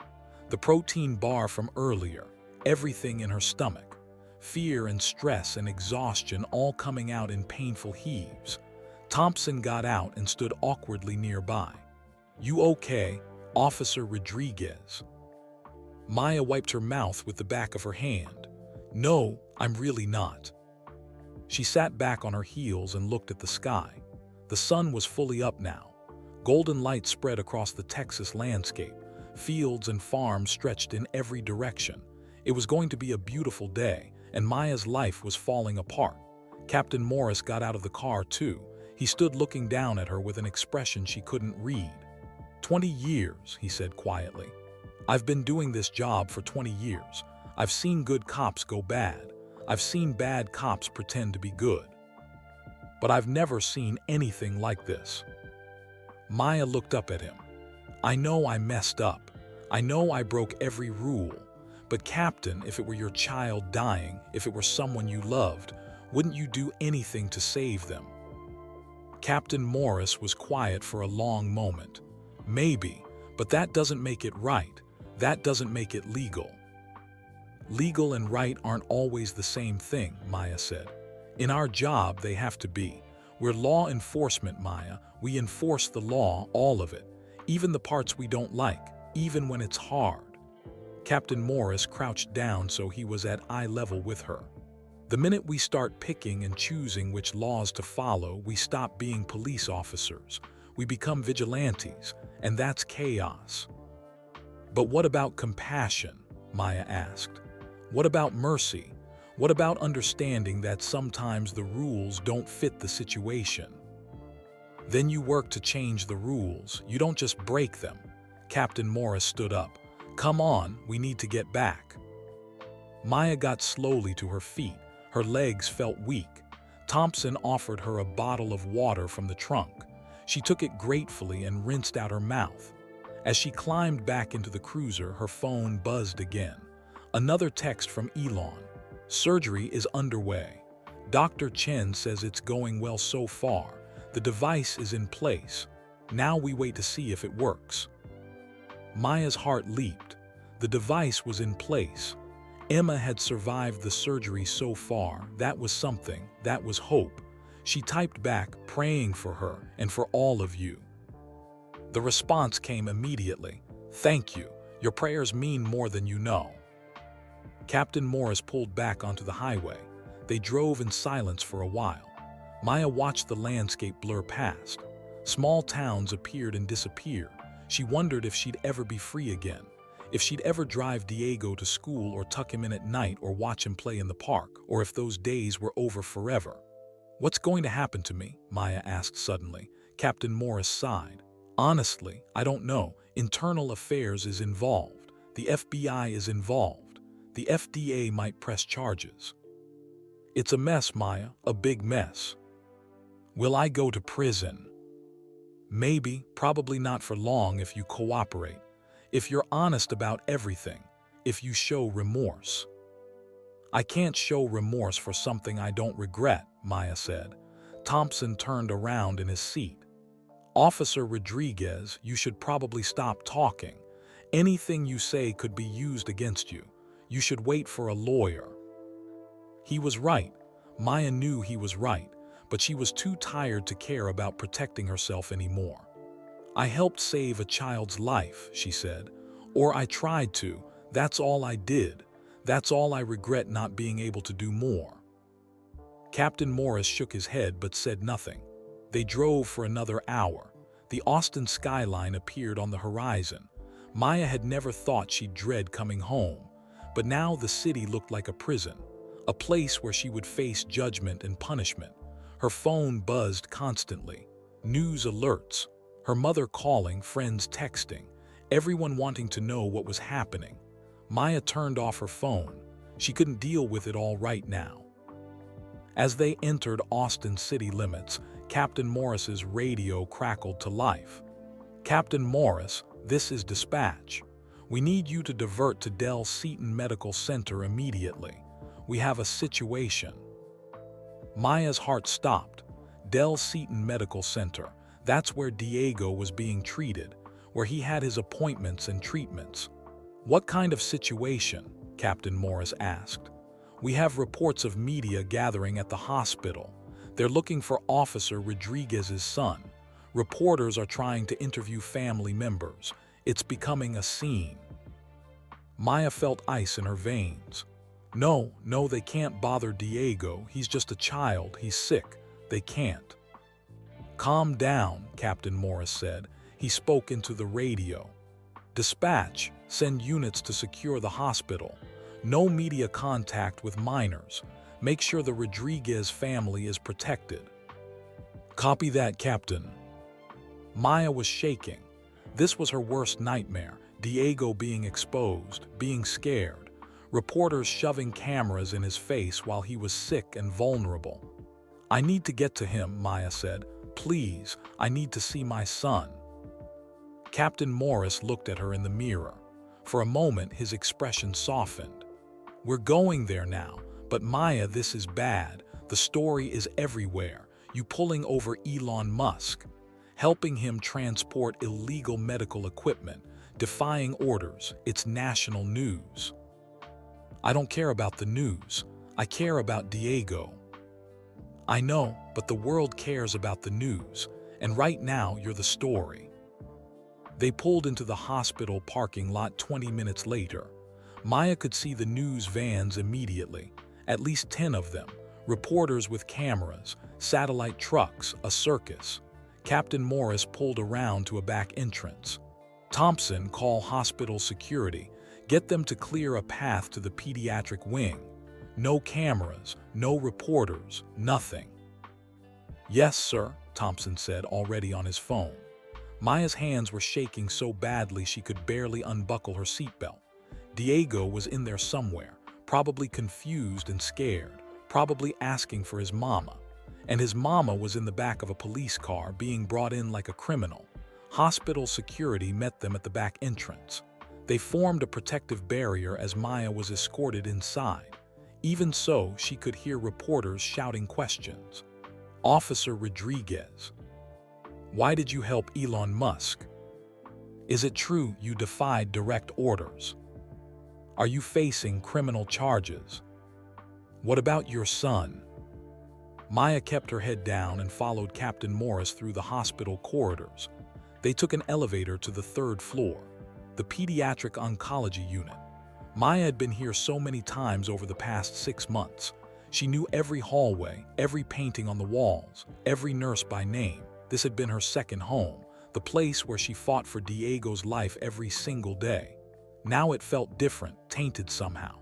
The nurses looked at her with strange expressions, some sympathetic, some confused, some disapproving. They reached Diego's room. The door was closed. Maya could hear her mother's voice inside, talking softly. Captain Morris stopped her before she could enter. "Maya, I'm going to give you 30 minutes with your son. Then we need to go to the station. You'll be processed, questioned, you understand?" "Yes," Maya whispered.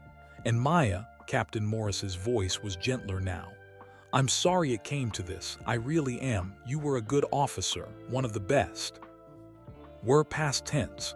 Maya nodded and pushed open the door. Diego was sitting up in bed, looking small and pale in his hospital gown. He'd lost more weight. His eyes looked too big for his face. An IV drip fed medication into his arm, but when he saw Maya, his whole face lit up. "Mama," he cried. Maya rushed to his bedside and pulled him into her arms. She held him tight, breathing in his little boy smell, feeling his heart beat against her chest. Her baby, her everything. "I'm here, sweetheart," she whispered. "I'm here." Diego pulled back and looked at her. "Mama, why are there so many people outside?" "Grandma said reporters want to talk about you. She said you did something brave." Maya looked at her mother, who stood on the other side of the bed. Her mother's eyes were red from crying, but she gave Maya a small nod, a gesture of support. "I helped someone, baby," Maya said to Diego. "Someone whose daughter was very sick, like you, and now people are upset about how I helped." "But helping is good," Diego said, confused. "Teachers say we should always help people." "You're right, helping is good. But sometimes grown-ups have different rules about how you're allowed to help." Diego thought about this. "That's dumb." Maya laughed through her tears. "Yeah, baby, sometimes it is dumb." Her mother came around the bed and hugged Maya. "Mija, what's going to happen? The police called. They said you might be arrested. They said," her voice broke. "I don't know, Mama," Maya said honestly. "But I need you to take care of Diego. No matter what happens to me, he needs his treatments. He needs his medication. He needs—" "A man called," her mother interrupted. "This morning. He said his name was Mr. Musk's assistant. He said all of Diego's medical bills have been paid, all of them, and they're setting up a trust fund to cover all future treatments, including that experimental therapy the doctors talked about." Maya's breath caught. "What?" "He kept his promise," her mother said, tears streaming down her face. "That man you helped, he's taking care of Diego. He's making sure our baby gets everything he needs." Maya felt something break open inside her chest. Relief, gratitude, hope. Elon had kept his promise, even with his own daughter in surgery, even with the FBI breathing down his neck. He'd made sure Diego was taken care of. "See, Mama," Diego said proudly. "You helped someone and they helped us back. That's how it's supposed to work." Out of the mouths of children, such simple wisdom. Maya held her son close and cried, happy tears this time. Diego was going to be okay. He'd get the treatment he needed. Whether Maya went to prison or lost everything else, Diego would be taken care of. That was all that mattered. Her phone buzzed in her pocket. She pulled it out, expecting another message from Elon. But it was a news alert. The headline made her heart stop. "Breaking. Experimental brain device shows promising results in emergency surgery. Elon Musk's daughter responding well to Neuralink implant." Maya's hands shook as she opened the article. It was short, posted just minutes ago. Dallas Medical Center. In a controversial emergency procedure, neurosurgeon Dr. Patricia Chen successfully implanted an experimental Neuralink device in the brain of a teenage car accident victim. Sources say the patient is showing remarkable improvement, with brain swelling decreasing significantly faster than conventional treatments would allow. The patient, whose identity is being protected, is the daughter of tech billionaire Elon Musk. The surgery has sparked debate about experimental medical treatments and FDA approval processes. Updates to follow. Emma was responding well. The device was working. It had all been worth it. Maya looked at Diego, at her mother, at this small hospital room that had seen so much pain and fear and hope. "She's going to be okay," Maya said. "The girl I helped save, she's going to be okay." "That's good, Mama," Diego said. "I'm glad you helped her." There was a knock on the door. Captain Morris stepped inside. "Maya, it's time, we need to go." Maya nodded. She kissed Diego's forehead. "I love you, baby, so much. Be good for Grandma, okay? Do your treatments, take your medicine, get strong." "When are you coming back?" Diego asked. His eyes were wide and scared. Maya didn't know how to answer. She didn't know if she'd be coming back today or next week or next month. "Soon," she finally said. "As soon as I can, but even if I can't be here, I'm always with you, right here." She touched his chest over his heart. "Always." Diego hugged her tight. "I love you, Mama. You're the bravest person I know." Maya held him for one more moment. Then she stood and followed Captain Morris out of the room. In the hallway, Thompson was waiting. He held up handcuffs hesitantly. "Captain, do we need to?" "No," Captain Morris said firmly. "She's not a flight risk. She'll cooperate, right, Maya?" "Yes," Maya said. "I'll cooperate." They walked through the hospital corridors together, past nurses and doctors and patients, past the life Maya had been fighting so hard to maintain. As they exited through the back entrance, Maya's phone buzzed one more time, another text from Elon.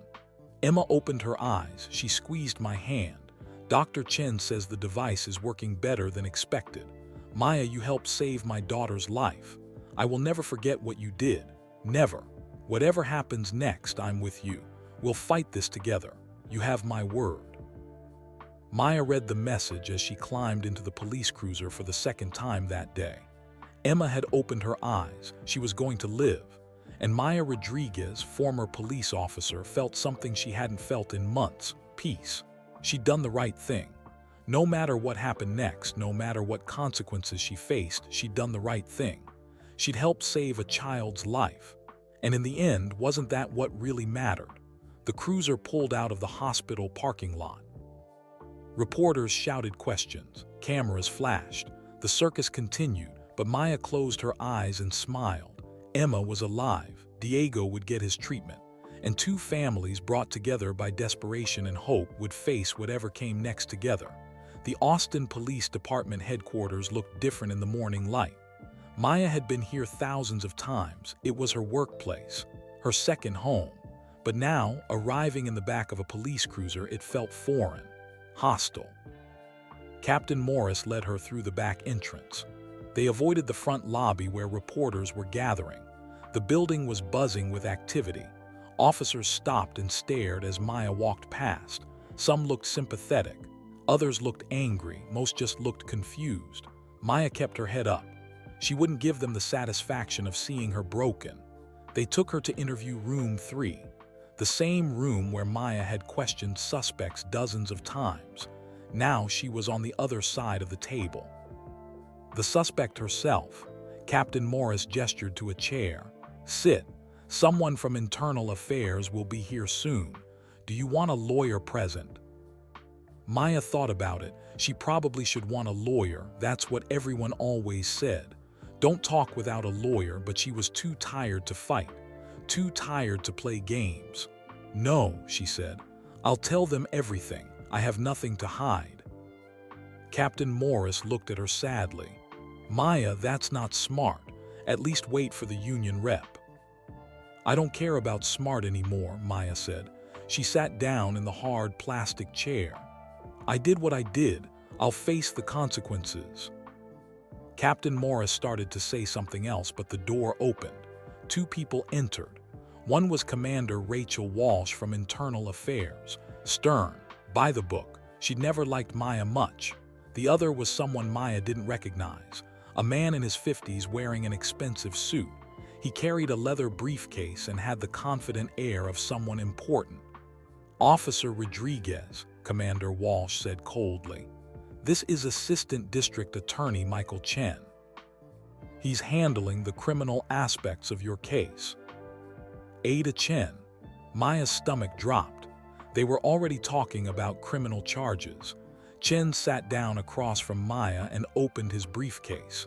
He pulled out a thick folder of papers. "Officer Rodriguez, you understand you're being investigated for multiple violations of department policy and state law." "Yes," Maya said, "and you've waived your right to have an attorney present." "Yes."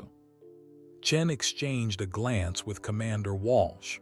"That's not advisable, but it's your choice." He opened the folder. "Let's start from the beginning. At approximately 2:17 a.m. this morning, you conducted a traffic stop on East 7th Street. Is that correct?" "Yes." "And the driver was Elon Musk?" "Yes." "What was your initial reason for the stop?" Maya took a breath. "The vehicle was weaving slightly. I suspected possible impaired driving." "And when you approached the vehicle, what did you observe?" Mr. Musk appeared exhausted but not intoxicated. There was a silver case in the passenger seat. He seemed protective of it. Chen made notes. "At what point did you identify the driver as Elon Musk?" "When he rolled down the window. I recognized his face immediately." "And did you call for backup at that time?" "Yes, I followed protocol. Dispatch said backup was 12 minutes away." "But you canceled that backup request," Commander Walsh interjected. Her voice was sharp, accusatory. "Yes," Maya admitted. "Why?" Maya met Walsh's eyes. "Because Mr. Musk asked to speak privately. He seemed distressed but not dangerous. I made a judgment call." "A judgment call that violated procedure," Walsh said. "Yes." Chen held up a hand. "Let's continue with the timeline. You moved to a secondary location, an abandoned gas station. Why?" "Mr. Musk asked for privacy. He said lives depended on our conversation." "And you believed him, a man you just met?" Maya thought about how to answer. "I believed his desperation. I recognized it. It was the same desperation I feel every day when I look at my sick son." Chen's expression softened slightly. "We're aware of your son's condition. We're sorry for what you're going through." "Thank you," Maya said quietly. "At the gas station, what did Mr. Musk tell you?" Maya explained everything.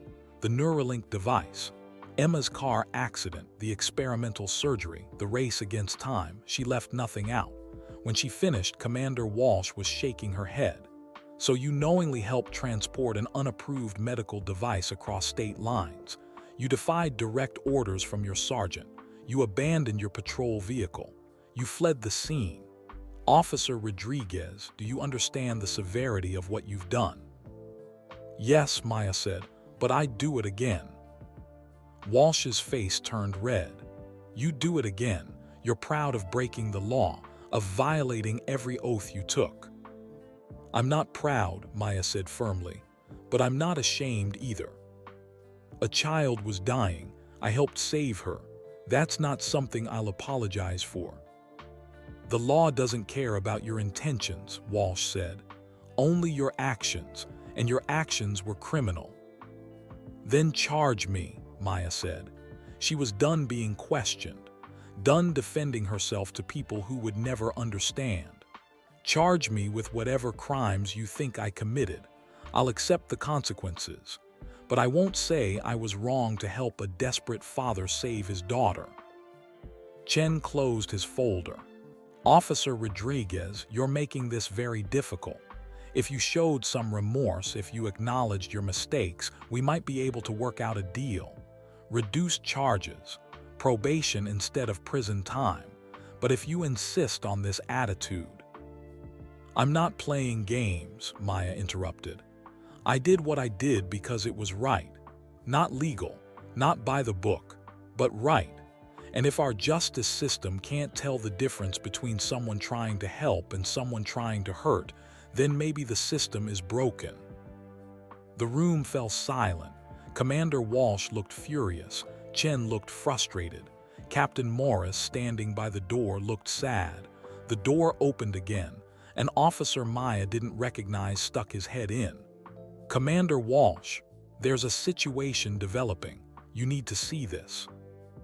Walsh stood. "What kind of situation?" "It's better if you just come look."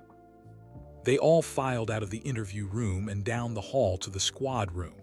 A crowd had gathered around the TV mounted on the wall. Someone turned up the volume. A news anchor was speaking. "Remarkable development in the Elon Musk controversy. Just minutes ago, Mr. Musk held an impromptu press conference from Dallas Medical Center. Let's go to that footage now." The screen switched to Elon standing outside the hospital. He looked exhausted. His eyes were red, but there was something else in his expression: defiance, determination. "Good morning," Elon said to the gathered reporters. His voice was hoarse but clear. "I'm going to make a brief statement and I won't be taking questions. Last night, my daughter was in a serious car accident. She suffered a traumatic brain injury. Conventional treatments were failing. She was dying." Maya's heart pounded as she watched. "I made a decision," Elon continued. "I transported an experimental Neuralink device from Austin to Dallas. This device is not yet FDA approved. Using it was illegal. I knew that. I didn't care, because my daughter's life was more important than bureaucracy." The reporters erupted with shouted questions. Elon held up his hand for silence. "Officer Maya Rodriguez of the Austin Police Department pulled me over during my drive. She could have arrested me. She should have arrested me according to the law. Instead, she listened. She understood that sometimes rules need to be broken to save lives. She helped me get to the hospital in time. And because of her courage, because of her humanity, my daughter is alive today." Maya felt tears streaming down her face. "The FDA is investigating," Elon said. "The police are investigating. There will be consequences for everyone involved. But I want to be very clear about something. Officer Rodriguez is a hero. She risked her career, her freedom, her future to help a child she'd never met. She did it without asking for anything in return. She did it because it was right." Elon looked directly into the camera. "I'm hearing reports that Officer Rodriguez is facing criminal charges, that she might go to prison. That's insane. If anyone should be charged, it's me. I'm the one who transported the illegal device. I'm the one who made the choice. Officer Rodriguez was just helping a desperate father. If the justice system punishes her for that, then we've lost our way as a society." The press conference ended. The news anchor came back on screen. "Strong words from Elon Musk this morning. We're also receiving reports that the experimental Neuralink device has shown remarkable success. Musk's daughter is awake and showing signs of full recovery. This raises questions about FDA approval processes and whether." Commander Walsh grabbed the remote and turned off the TV. She turned to Maya, her expression unreadable. "Well," Walsh said, "this just got a lot more complicated." Captain Morris was staring at his phone. "The chief is calling an emergency meeting. The mayor's office is involved now. So is the governor. This is way above our pay grade." Ada Chen was also on his phone. He stepped away to take a call. Maya could hear him speaking in low, urgent tones. Maya stood in the middle of the squad room, surrounded by police officers who'd been her colleagues for years. None of them seemed to know what to say or do. Her phone buzzed. A text from her mother. "Mija, did you see the news? Everyone is talking about you. Some people are saying you're a hero. Others are saying you should be in jail. Diego is confused. What should I tell him?" Maya typed back, "Tell him the truth, that I helped someone who needed it, and that sometimes doing the right thing is complicated." Another text came in. This one from Sarah Martinez, her best friend on the force. Maya, holy shit, you're all over the news. What the hell happened last night? Call me when you can. I'm here for you, whatever happens. And another from an unknown number. Officer Rodriguez, this is Dr. Patricia Chen from Dallas Medical Center. I wanted you to know that Emma is doing remarkably well. The surgery was a complete success. She's awake, alert, and showing no signs of permanent damage. What we accomplished last night will change medicine forever. Thank you for your part in that.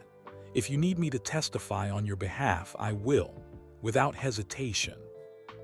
Maya read the messages through blurry eyes.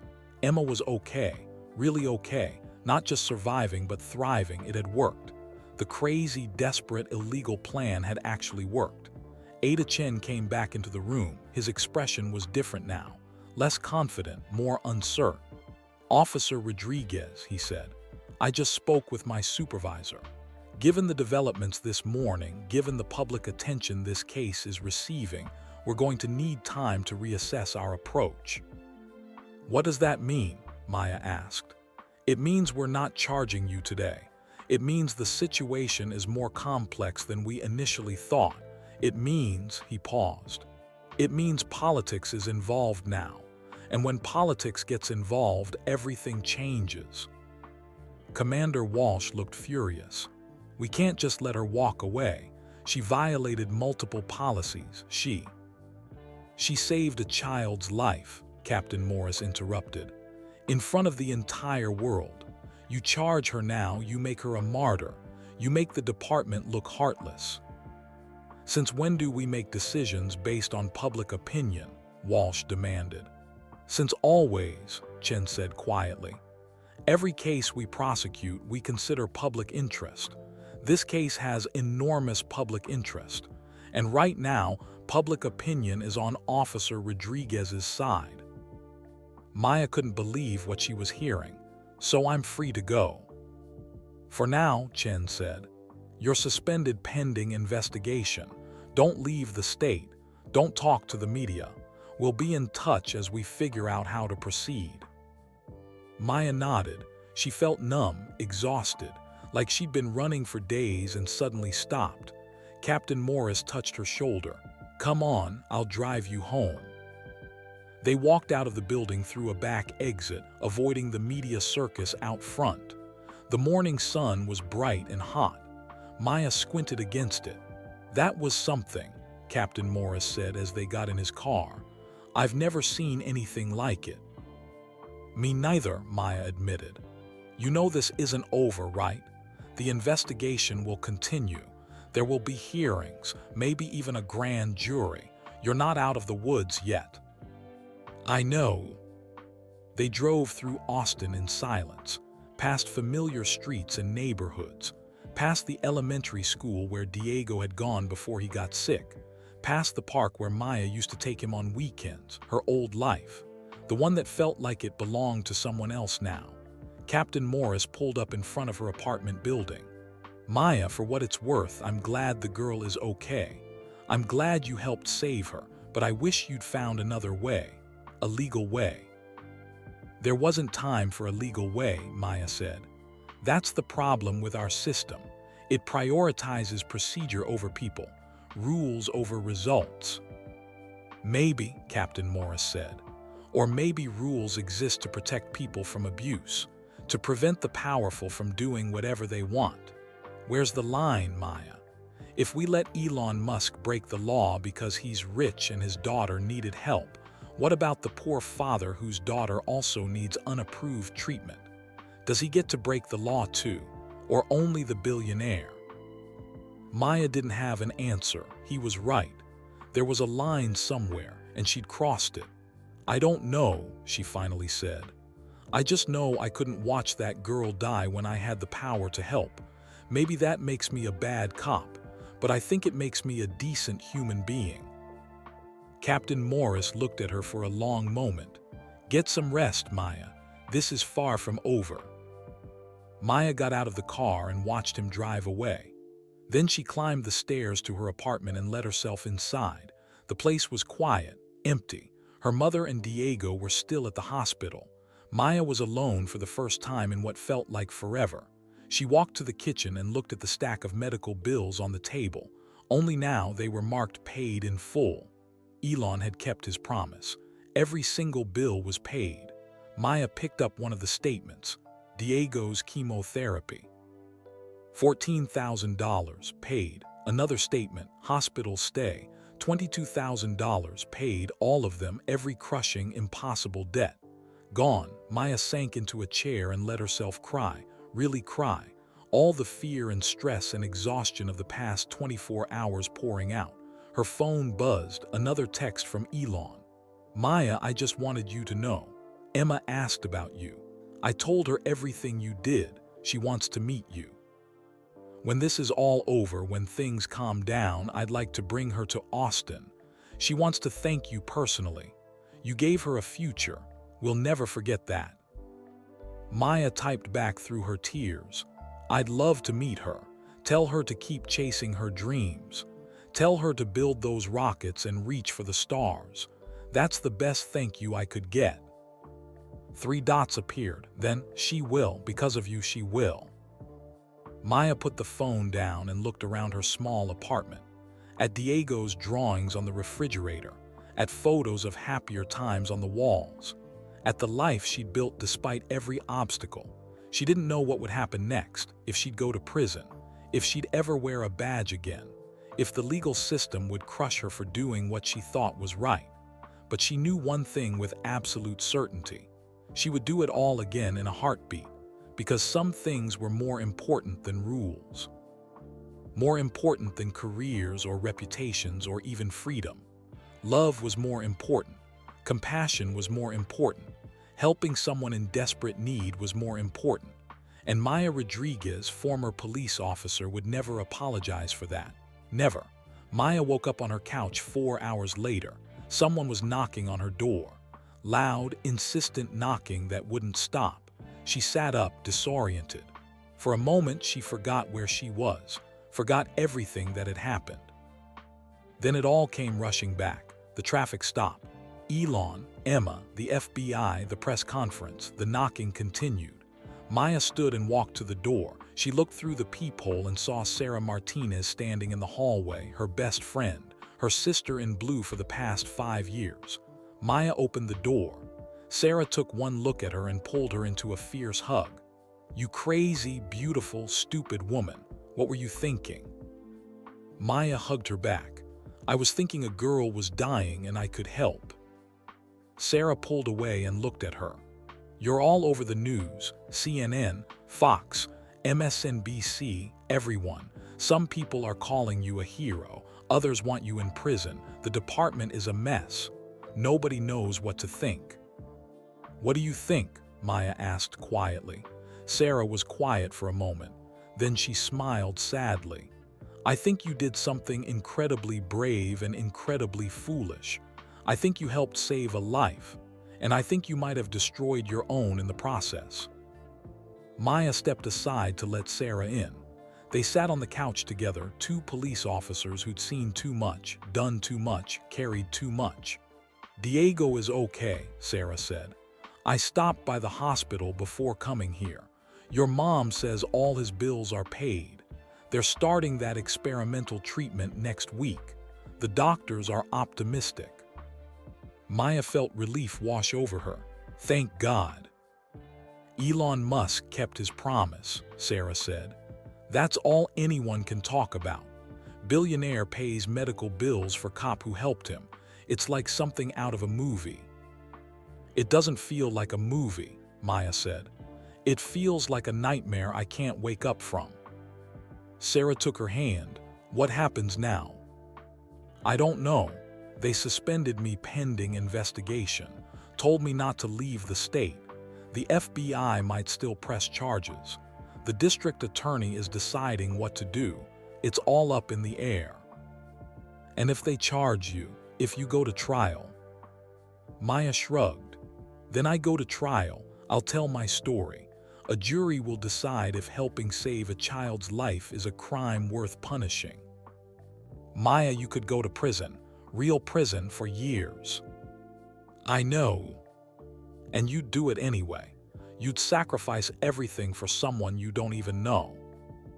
Maya thought about Emma, about that pale face in the hospital bed, about Elon's desperate eyes, about parents everywhere who would do anything to save their children. Yes, she said simply, I would. Sarah shook her head. You're either the bravest person I know or the most foolish. Maybe both. They sat in silence for a while. Outside, traffic hummed. Life continued. The world kept turning even when your own world was falling apart. There's something else, Sarah said. Something you should know. The department is divided. About half the officers think you did the right thing. They're saying they would have done the same. The other half thinks you betrayed everything we stand for. What about you? Maya asked. Which half are you in? Sarah squeezed her hand. I'm in the half that loves you and supports you no matter what, even when I think you're crazy. Maya smiled through her tears. Thank you, that means everything. Your mom wants you to come to the hospital. Diego keeps asking for you. He saw you on TV. He's confused but also kind of proud. He told all the nurses his mama is famous. Maya's heart ached. She wanted to see Diego so badly, to hold him, to tell him everything would be okay even if she wasn't sure it would be. I'll go soon, Maya said. I just need a minute to breathe, to process everything. Sarah stood up. Okay, but don't wait too long, that kid needs his mama. She headed for the door, then turned back. Maya, what you did was crazy, but it was also beautiful. You reminded everyone what really matters.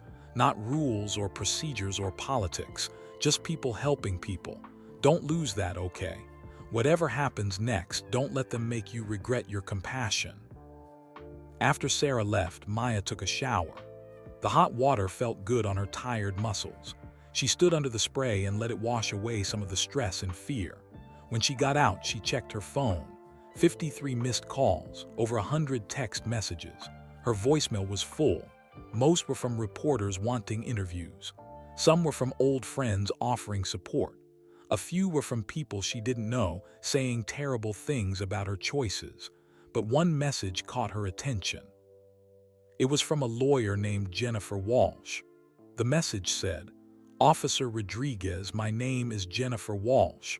I'm a civil rights attorney in Austin. I've been following your case. If you're interested, I'd like to offer my services pro bono. What you did was extraordinary, and I believe the law is on your side. Please call me when you can. Maya stared at the message. A lawyer, offering to help for free. Maybe she wasn't as alone as she felt. She called the number.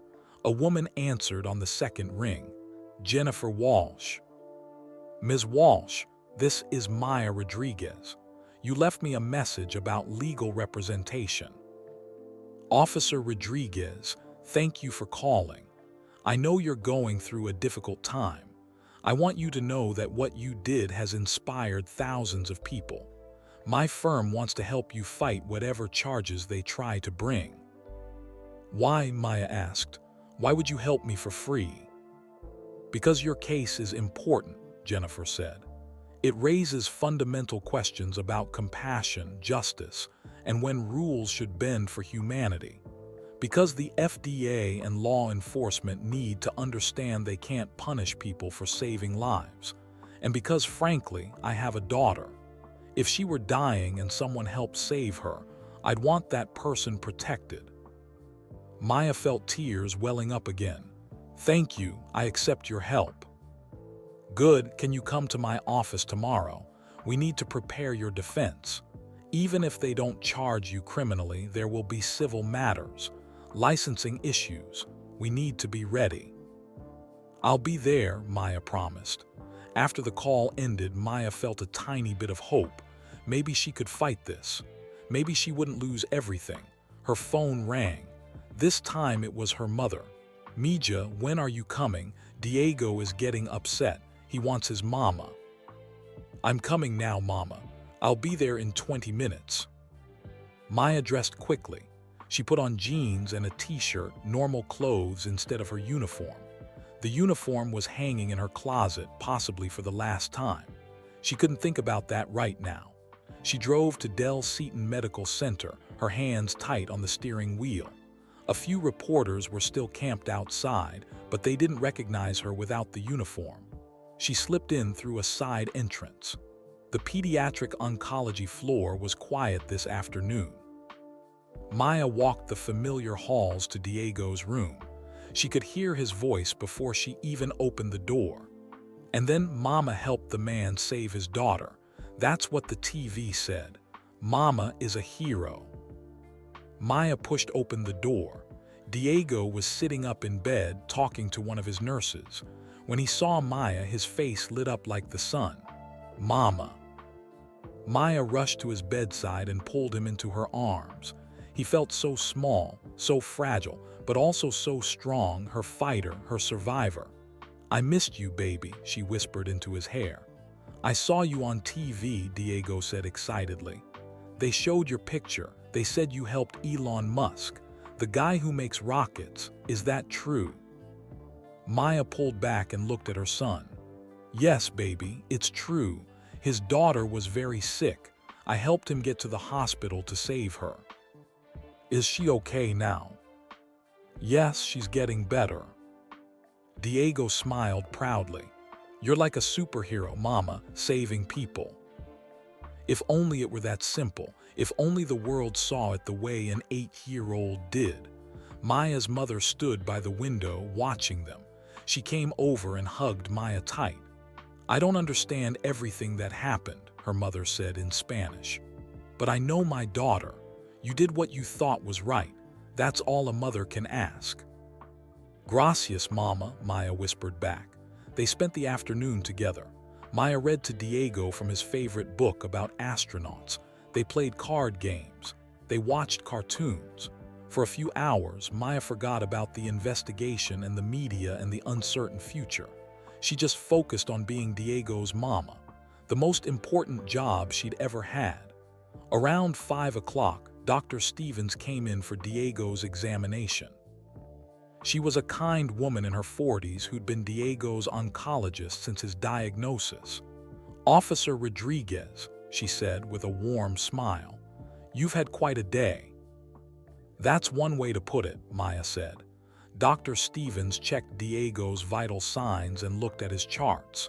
His numbers look good. The chemotherapy is working. And now with the experimental treatment Mr. Musk is funding, we have an even better chance of complete remission. When does that treatment start? Maya asked. Next week. We're getting everything prepared. It's expensive and complex, but thanks to Mr. Musk's generosity, money is no longer an obstacle. Dr. Stevens paused. What you did for his family, he's paying back tenfold for yours. That's remarkable. I didn't do it for payment, Maya said. I know, that's what makes it even more special. Dr. Stevens squeezed Maya's shoulder. Your son is lucky to have you. Don't let anyone tell you different. After Dr. Stevens left, Diego started to get tired. The medication always made him sleepy in the evenings. Maya tucked him in and kissed his forehead. Mama, Diego said drowsily, are you in trouble? Some of the nurses were talking. They said the police are mad at you. Maya chose her words carefully. Some people think I broke important rules. They're trying to decide if I should be punished. But you helped someone. How is that breaking rules? Sometimes rules are complicated, baby. Sometimes what's right and what's legal aren't the same thing. Diego thought about this with his 8-year-old wisdom. Then the rules are stupid. Maya laughed softly. Maybe some of them are. If they try to punish you, I'll tell them you're a good person. I'll tell them you're the best mama in the world. Maya felt her heart break and heal at the same time. Thank you, baby. Now get some sleep. You need your rest to get strong. Diego's eyes closed. Within minutes, he was breathing deeply, lost in sleep. Maya sat by his bed and watched him, this beautiful child who'd been through so much. who'd faced cancer with more courage than most adults could manage, who loved his mama unconditionally even when the whole world was judging her. Her phone buzzed quietly. Another text from Elon. Maya, I wanted to update you. Emma is being moved out of ICU tomorrow. The doctors are calling her recovery miraculous. Dr. Chen says the Neuralink device exceeded all expectations. We're already working with the FDA to fast-track approval for emergency use in similar cases. What you helped accomplish will save countless lives. I'm in your debt forever. Maya typed back, I'm so happy for Emma, tell her I'm thinking of her. And Elon, you don't owe me anything, we helped each other, that's what people should do. The response came quickly, you're wrong, I owe you everything, and I always pay my debts. Whatever happens with your case, my lawyers are at your disposal, the best in the country. We won't let them destroy you for doing the right thing.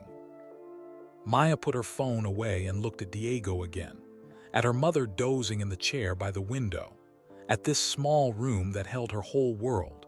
Tomorrow would bring more questions, more investigations, more uncertainty, but tonight she had this moment. Diego was alive.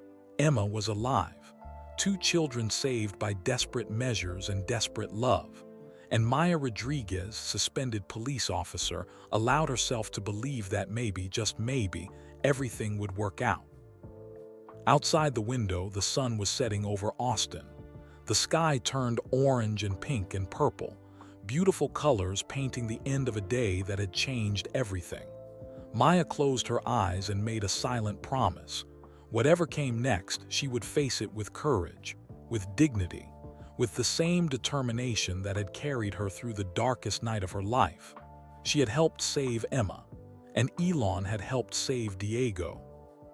2 families connected by fate and desperation, bound together now by gratitude and hope.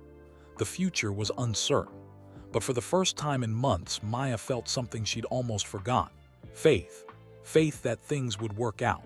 Faith that doing the right thing still mattered. Faith that love and compassion could still change the world, one desperate act at a time.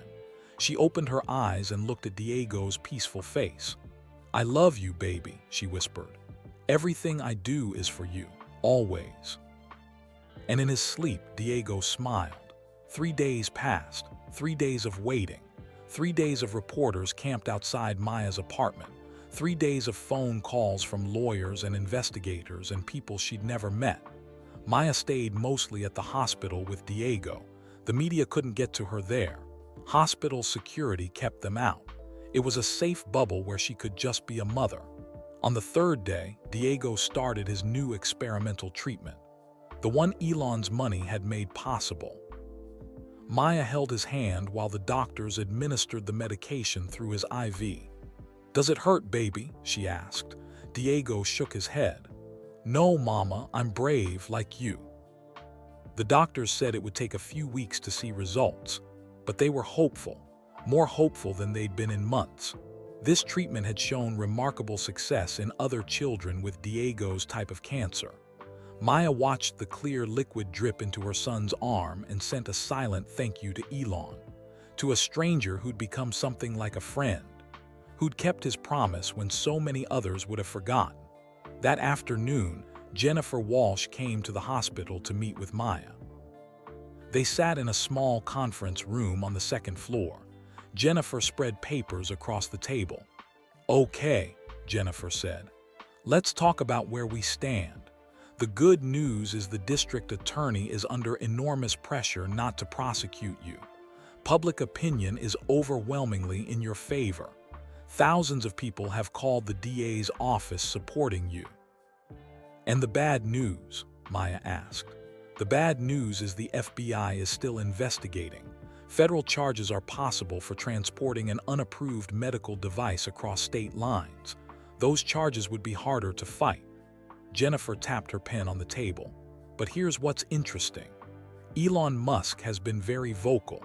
He's told multiple news outlets that he alone is responsible, that you were just doing your job as a police officer, that you had no knowledge the device was illegal. Maya frowned. But that's not true. I knew what we were doing. Maya, he's trying to protect you. He's taking full responsibility. I don't want him to lie for me. Jennifer sighed. I understand your principles, but this is strategy. If Elon takes the blame, the FBI has less reason to charge you. They get their big fish. You get to keep your freedom and maybe even your badge eventually. Maya thought about it. She didn't like lying, didn't like hiding behind someone else's protection. But she also thought about Diego, about being there for his treatments, about not leaving him alone. What do you recommend? Maya asked. I recommend you stay quiet. Don't talk to the media. Don't make any more statements.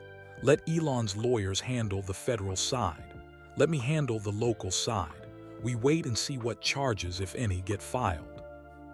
And if they charge me anyway, then we fight. We tell your story.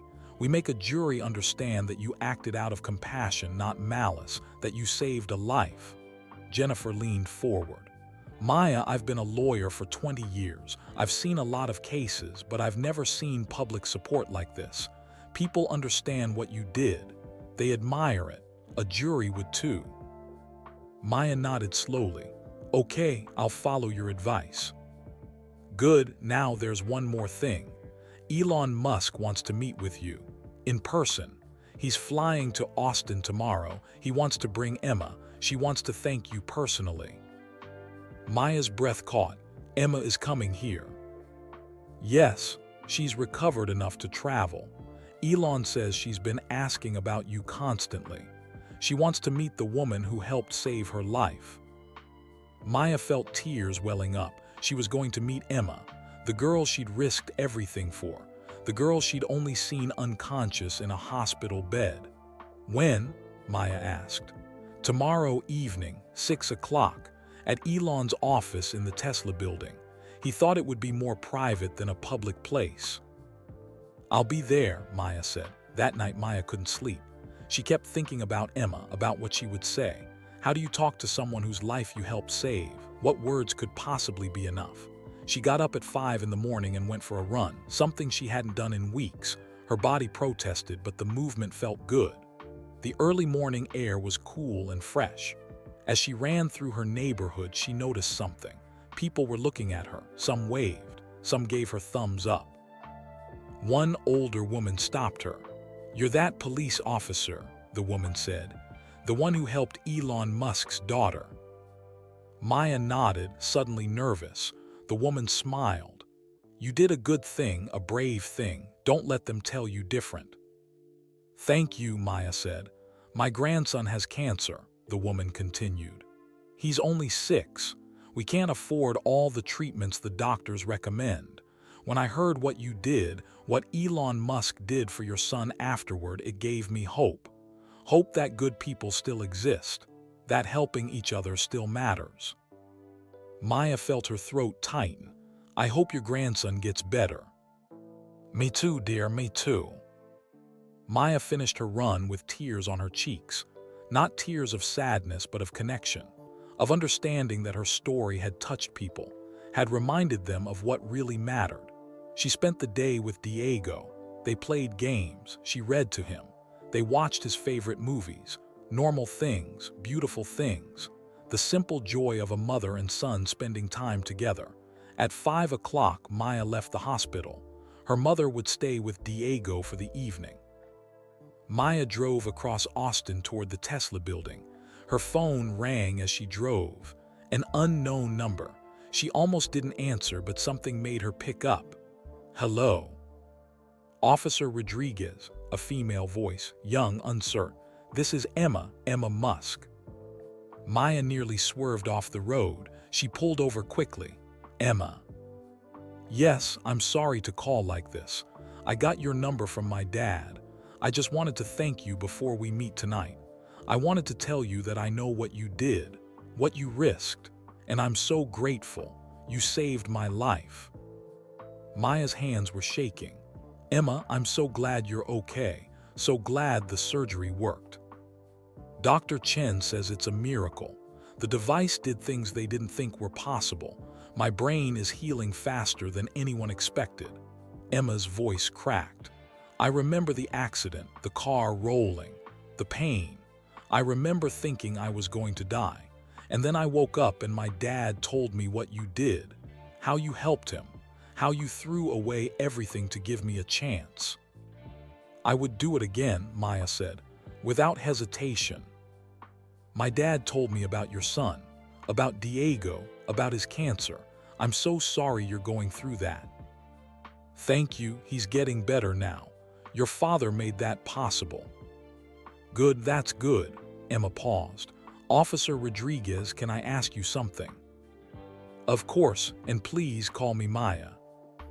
Okay, Maya, why did you help us? You didn't know me. You didn't know my dad, not really. You had every reason to just follow the rules and walk away. Why did you risk everything? Maya thought about how to answer, how to explain something she barely understood herself. Because I'm a mother, she finally said, and I saw another parent in pain. I saw someone who would do anything to save their child, and I couldn't turn away from that. I couldn't let rules stop me from helping when I had the power to help. Emma was quiet for a moment.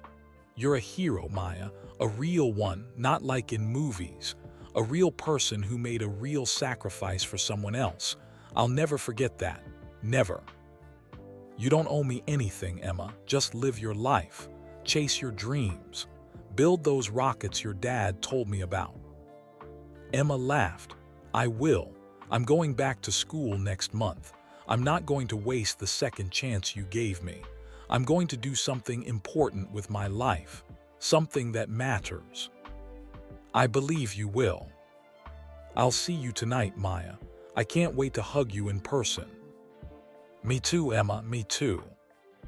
The call ended. Maya sat in her car and cried, happy tears this time. Emma was alive, she was okay, she was going to have a future full of possibilities, and Maya had helped make that happen. At 6 o'clock, Maya walked into the Tesla building. Security was expecting her. They escorted her to a private conference room on the top floor. The room had floor-to-ceiling windows overlooking Austin. The city sparkled in the evening light. It was beautiful. The door opened. Elon entered first. He looked better than the last time Maya had seen him. Less exhausted, less desperate. He smiled when he saw her. Maya, he said warmly, thank you for coming. Thank you for the invitation. Behind Elon came a teenage girl. She was tall and thin with long dark hair. She had a small bandage on her head where the surgery had been performed, but otherwise she looked healthy, strong, alive. Emma. Their eyes met across the room. Emma's filled with tears immediately. Maya, she whispered. And then Emma crossed the room and threw her arms around Maya.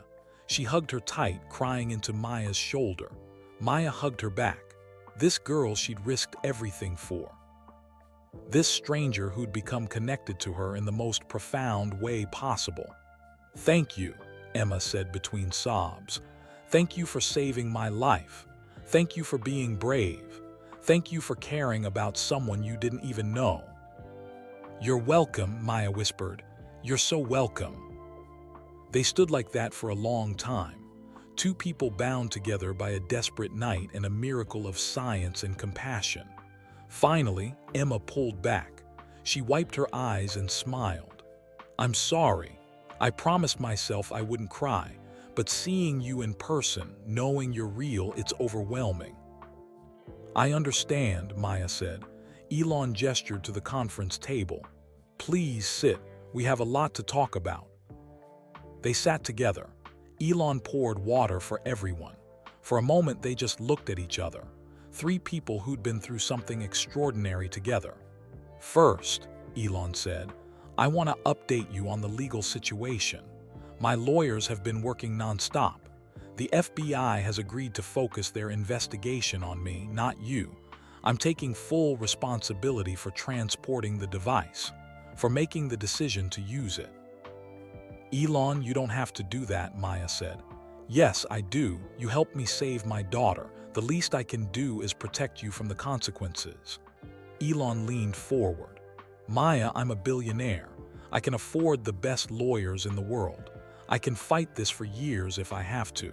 You're a single mother with a sick child. You can't afford that fight, so let me fight it for you. But I made my own choice. I knew what I was doing. And I'm making my choice now, to protect someone who protected my family. Elon's voice was firm. This isn't negotiable. My lawyers are handling everything. Maya looked at Emma, who nodded. Let him help, Maya, please. We owe you so much more than this. Maya felt overwhelmed. These people barely knew her, yet they were fighting for her, protecting her, caring about her future. Thank you, she said quietly. Both of you, thank you. Emma reached across the table and took Maya's hand. Tell me about Diego. How is he doing? Maya's face lit up. He's doing better. He started your father's treatment 3 days ago. The doctors are very hopeful. I want to meet him, Emma said. If that's okay, I want to meet the boy whose mother saved my life. He'd love that, Maya said. He's been so excited about everything. He thinks I'm some kind of superhero. You are, Emma said simply, to both of us. They talked for 2 hours about the accident, about the surgery, about recovery and hopes and dreams. Emma told Maya about her plans to study aerospace engineering, about the rockets she wanted to build, about her dreams of going to Mars someday. You'll get there, Maya said. I believe it. And Diego will get better, Emma replied. I believe that too. As the evening wound down, Elon pulled out an envelope. Maya, there's one more thing. I've set up a trust fund for Diego. It will cover all his medical expenses for life. College too, when the time comes. Whatever he needs. You'll never have to worry about money for his care again. Maya stared at the envelope. Elon, that's too much. It's not enough, Elon said firmly. It's not enough for what you gave us, but it's what I can do. Please accept it, not as payment, as gratitude, as one parent to another. Maya took the envelope with shaking hands. Inside was a document outlining the trust. The amount made her dizzy. Millions of dollars, enough to give Diego every opportunity, every chance. I don't know what to say, Maya whispered. Say you'll use it to give Diego a beautiful life, Emma said. Say you'll let him chase his dreams the way you're letting me chase mine. Maya nodded, unable to speak through her tears. When it was time to leave, Emma hugged Maya again. I'm going back to Dallas tomorrow, but I'll stay in touch. I want to know how Diego is doing. I want to be part of your life if you'll let me. I'd like that, Maya said. I'd like that very much. Elon walked Maya to her car. The night was clear and cool. Stars filled the sky above them. Maya, Elon said, I've built companies worth billions of dollars. I've launched rockets to space. I've done things people said were impossible. But nothing I've ever accomplished means more to me than what you helped me do that night. You gave me my daughter back. That's everything. You would have found a way without me, Maya said. Maybe, maybe not, but you were there when I needed help. You didn't hesitate. You didn't judge. You just helped. That's rare. That's special. Elon paused. The world needs more people like you, Maya. People who choose compassion over rules. People who remember that we're all human, that we all need help sometimes. The world needs more people like you too, Maya said. People who keep their promises, who take care of those who help them. They shook hands. Then impulsively, Elon hugged her. Thank you, he said simply, for everything. Maya drove home with a full heart. She thought about Emma's bright eyes and quick mind, about the future that girl would have, the things she would accomplish, the lives she would touch. And Maya had helped make that possible. When she got home, she called her mother at the hospital. How's Diego? She asked. Sleeping peacefully, her mother said. The treatment went well today, no side effects. The doctors are pleased. Good, that's good, Maya paused. Mama, I met her tonight, Emma, the girl I helped save. And she's wonderful. Smart and kind and full of life. Seeing her, talking to her, it made everything worth it. Every risk, every consequence, all of it. Her mother was quiet for a moment. "I'm proud of you, Mija. Your father would be proud too." Maya's father had died when she was young, but she remembered his lessons about helping others, about standing up for what's right, about being brave even when you're scared. "I love you, Mama," Maya said. "I love you too, baby girl." Maya hung up and looked out her window at the Austin night. Somewhere in this city, Emma was sleeping, healing, dreaming of rockets and stars and a future full of possibilities.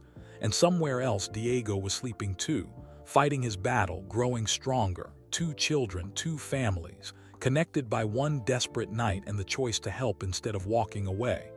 Maya thought about the consequences she still faced, the investigation, the possible charges, the uncertain future. But she also thought about Emma's smile, about Diego's improving health, about doing something that mattered, and she knew with absolute certainty that it had all been worth it, every single moment. 2 weeks passed, 2 weeks of waiting for the other shoe to drop, 2 weeks of checking her phone every hour for news about charges, 2 weeks of living in limbo, but they were also 2 weeks of hope. Diego's new treatment was working, really working. His energy came back, his appetite improved. His blood count started moving in the right direction for the first time in months. "It's remarkable," Dr. Stevens said during one checkup. "I've never seen a response this strong this fast. This treatment is giving him a real chance at remission." Maya cried when she heard those words, remission, a word she'd been afraid to even hope for. On the 15th day after the traffic stop, Maya got a call from Jennifer Walsh. "Maya, you need to come to my office. Now, there's been a development." Maya's stomach dropped. "What kind of development?" "Just come. I'll explain everything when you get here." Maya drove across town with her heart pounding. This was it. They were going to charge her. She was going to lose everything. Jennifer's office was in a modern building downtown. Maya was escorted to a conference room where Jennifer waited with 2 other lawyers. "Sit down," Jennifer said gently. Maya sat. "Just tell me. Whatever it is, just tell me." Jennifer smiled. "It's good news, Maya, really good news. The district attorney has decided not to file charges." Maya stared at her. "What?" "No criminal charges at the state level. The DA issued a statement this morning. They said that while your actions were unorthodox, they don't meet the threshold for criminal prosecution. They're citing extraordinary circumstances and the fact that you acted in good faith to preserve life." Maya couldn't breathe. "I'm not going to be charged." "Not by the state. The FBI is a different story, but..." Jennifer pulled out a document. "This came through an hour ago. The Department of Justice has declined to prosecute you. They're focusing entirely on Elon Musk and the corporate entities involved in developing and transporting the device. You're in the clear federally too." Maya felt the room spinning. "I don't understand. Why? How?" One of the other lawyers, an older man named Richard, spoke up. "A combination of factors. Public opinion was overwhelmingly in your favor. Over 200,000 people signed petitions asking the DA not to prosecute you. The governor's office called the DA 3 times. And Elon Musk's lawyers did an excellent job framing the narrative that you were a police officer doing your duty, responding to an emergency situation, making a split-second decision to preserve life." "But I knew what I was doing," Maya said. "I knew the device was illegal." "Did you?" Jennifer asked. "Or did you just know that a father was desperate to save his daughter? Did you have specialized knowledge about FDA approval processes? Did you understand the full legal implications?" Maya saw what they were doing, creating plausible deniability, framing her actions in the best possible light. "I understood enough," Maya said quietly. "Maybe," Jennifer said. "But the law requires intent. criminal intent. And no one, not the DA, not the FBI, not anyone, believes you intended to break the law maliciously. You intended to help save a child. That's different. So what happens now? Maya asked. Now we deal with the department, Jennifer said. Your suspension is still in effect. Internal Affairs has been conducting their investigation. They'll make a recommendation to the chief about your employment. Will I get my badge back? Jennifer hesitated. That's harder to say. You did violate department policies, multiple policies. They have grounds to terminate you. Maya nodded. She'd expected this. Hoped for better, but expected this. However, Richard added, there's a lot of pressure on the department to reinstate you. Officers are signing petitions. The police union is supporting you, and public sentiment is strongly in your favor. The department would face significant backlash if they fired you. When will they decide? Maya asked. There's a hearing scheduled for next week. You'll have a chance to speak, to explain your actions. The chief will make a final determination after that. Maya left the meeting in a daze. She wasn't being criminally charged. She might keep her job. Things were actually looking up. She drove straight to the hospital to tell Diego. He was sitting up in bed, coloring a picture of a rocket. He looked better, stronger, more like the little boy he'd been before cancer. "Mama," he said when she entered, "look what I drew for Emma. It's a rocket going to Mars." Maya looked at the picture.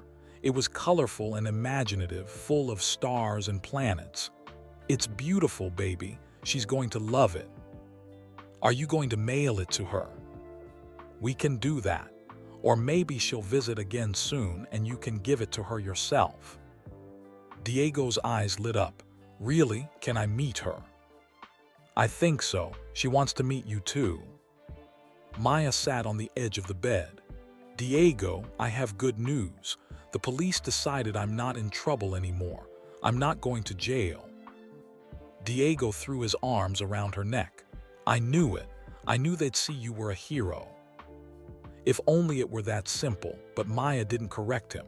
She just held her son and let herself feel relief. That evening, Maya's phone rang. It was Elon. "Maya, I heard the news. Congratulations. I knew they'd make the right decision."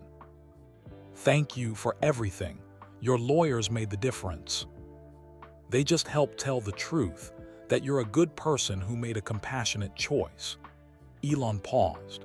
"I wanted you to know, the FDA has fast-tracked the approval process for the Neuralink device.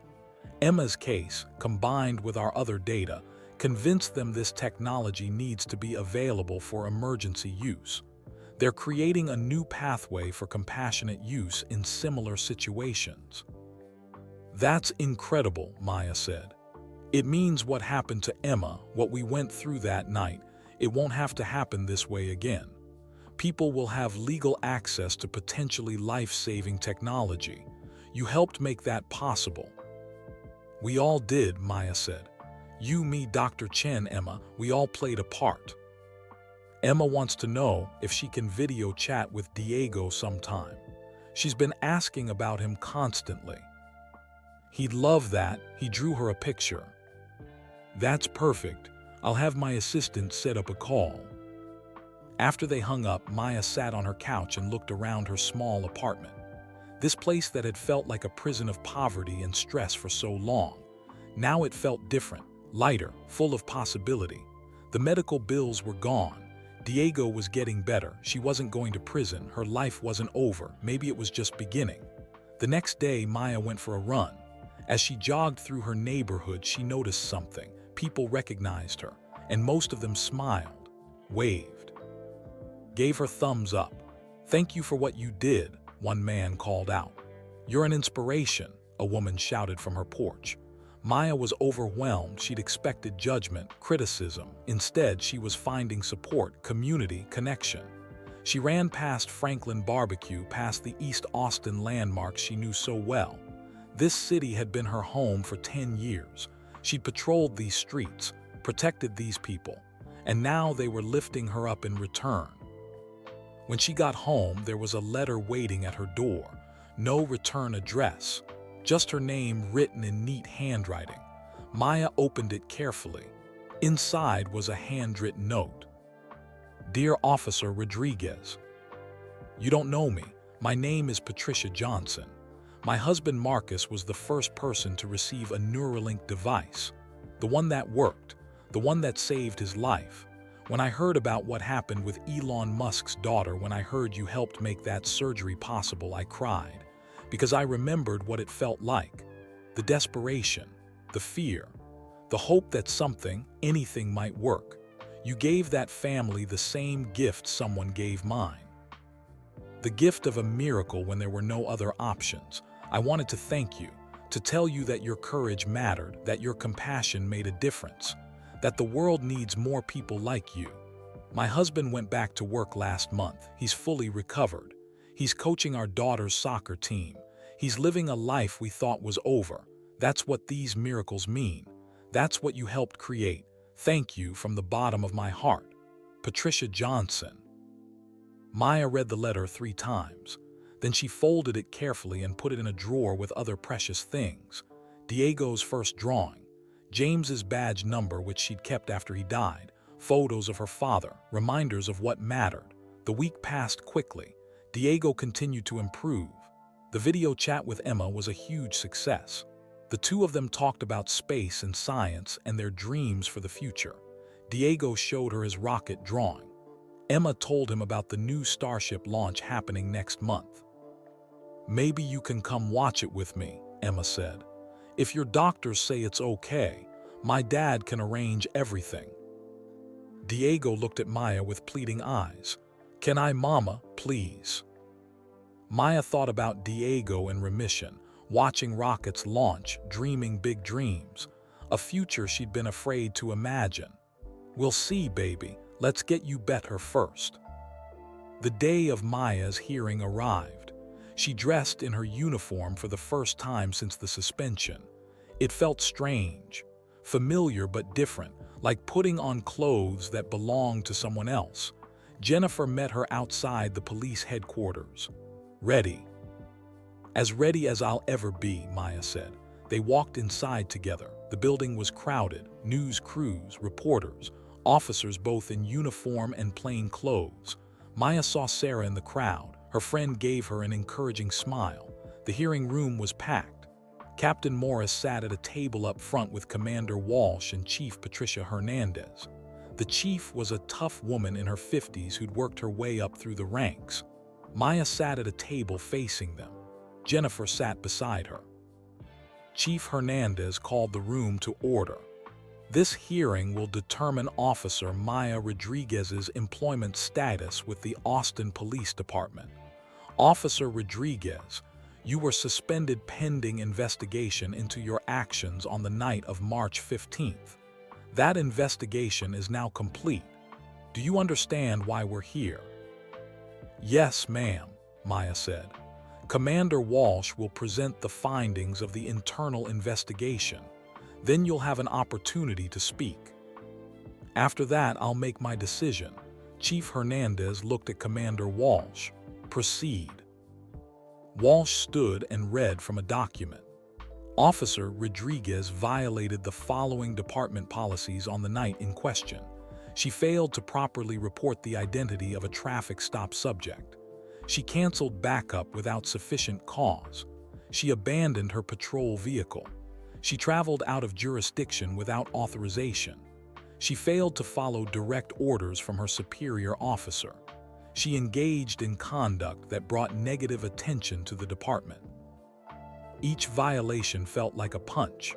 Maya knew them all, had known she was breaking rules even as she broke them. Additionally, Walsh continued, Officer Rodriguez transported or assisted in transporting an illegal medical device across state lines.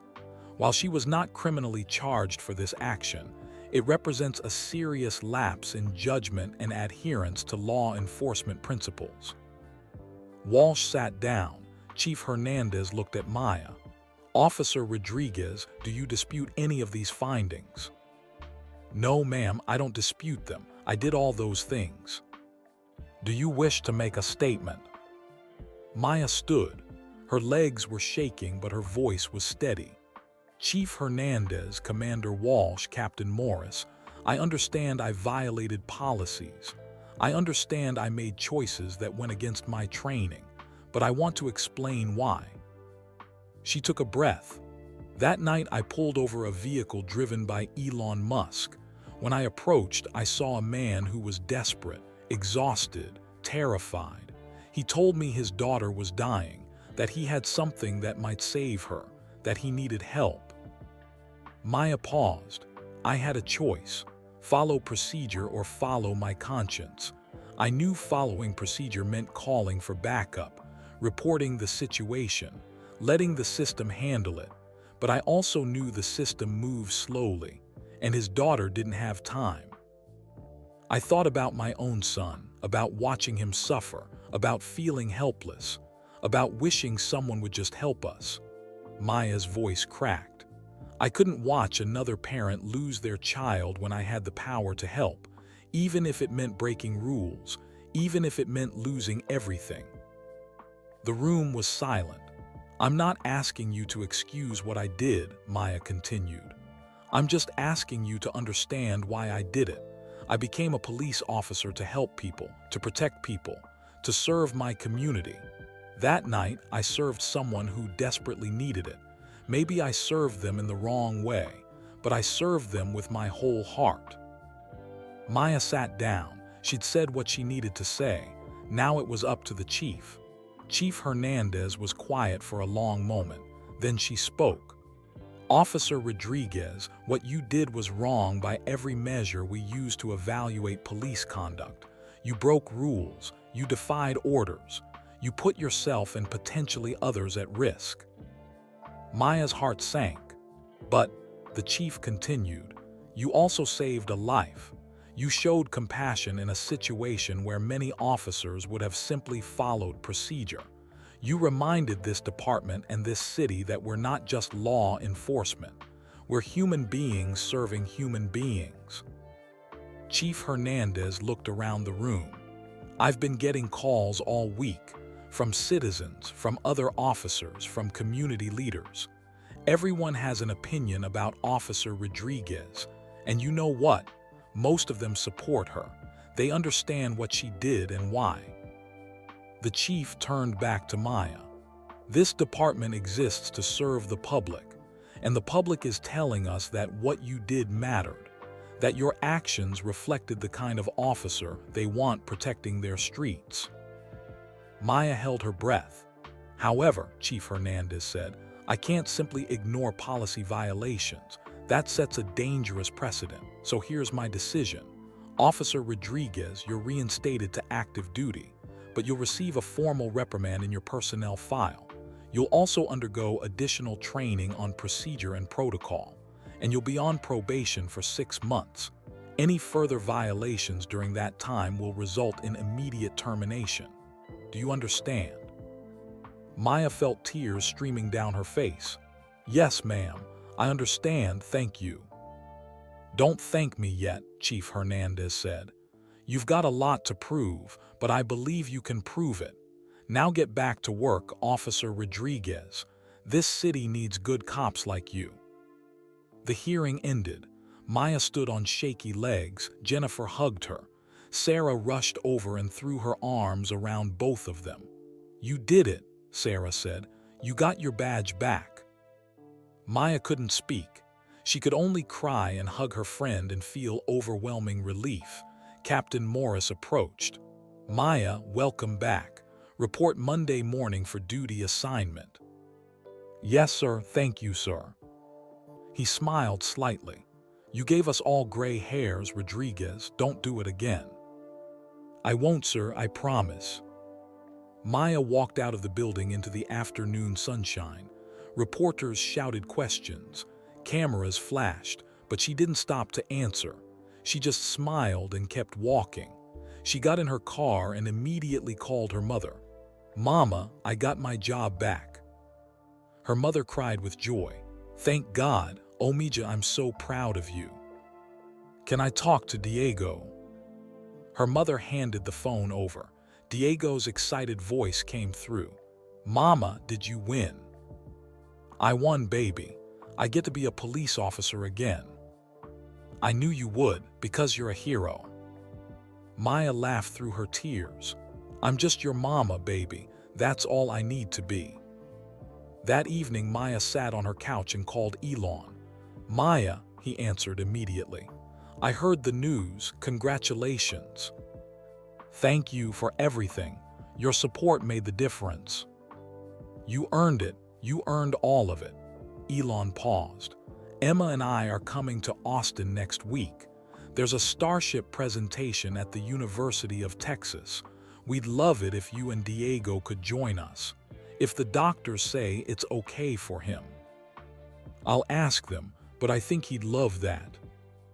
"Good, and Maya, I'm working on something, a foundation, to help families like yours who are facing medical crises, to make sure no parent has to choose between following the law and saving their child. I want you to be part of it, if you're interested." Maya was stunned. "Me? You understand what these families go through. You've lived it. You'd be perfect to help guide the work." I'd be honored." After they hung up, Maya looked around her apartment. At Diego's drawings on the walls, at the trust fund documents on the table, at her uniform hanging on the door ready for Monday. Her life had changed so much in 2 weeks. She'd risked everything, lost almost everything, and somehow impossibly gained more than she'd ever dreamed. She was still a police officer. Diego was getting better. They had financial security, and she'd helped save a girl's life. It had all been worth it. Every single moment of fear and uncertainty and risk, all of it. Maya's first day back on duty felt surreal. She walked into the police station early Monday morning wearing her uniform with her badge pinned over her heart. The weight of it felt different now, heavier, more meaningful. Officers stopped and stared as she walked through the building. Some nodded in respect. Others looked away, uncomfortable. A few smiled and gave her quiet words of support. "Glad you're back, Rodriguez." "You did good, Maya." "Proud to serve with you."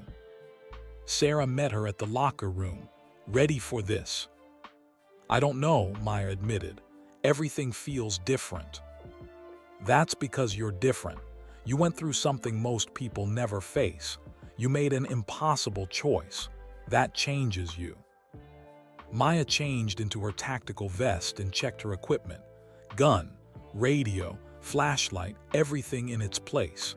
The familiar routine steadied her nerves. Captain Morris called her into his office before roll call. "Rodriguez, sit down." Maya sat. Her stomach was in knots. "I'm assigning you to community relations for the next month," Captain Morris said. "School visits, neighborhood meetings, public engagement, no patrol duty yet." Maya's heart sank.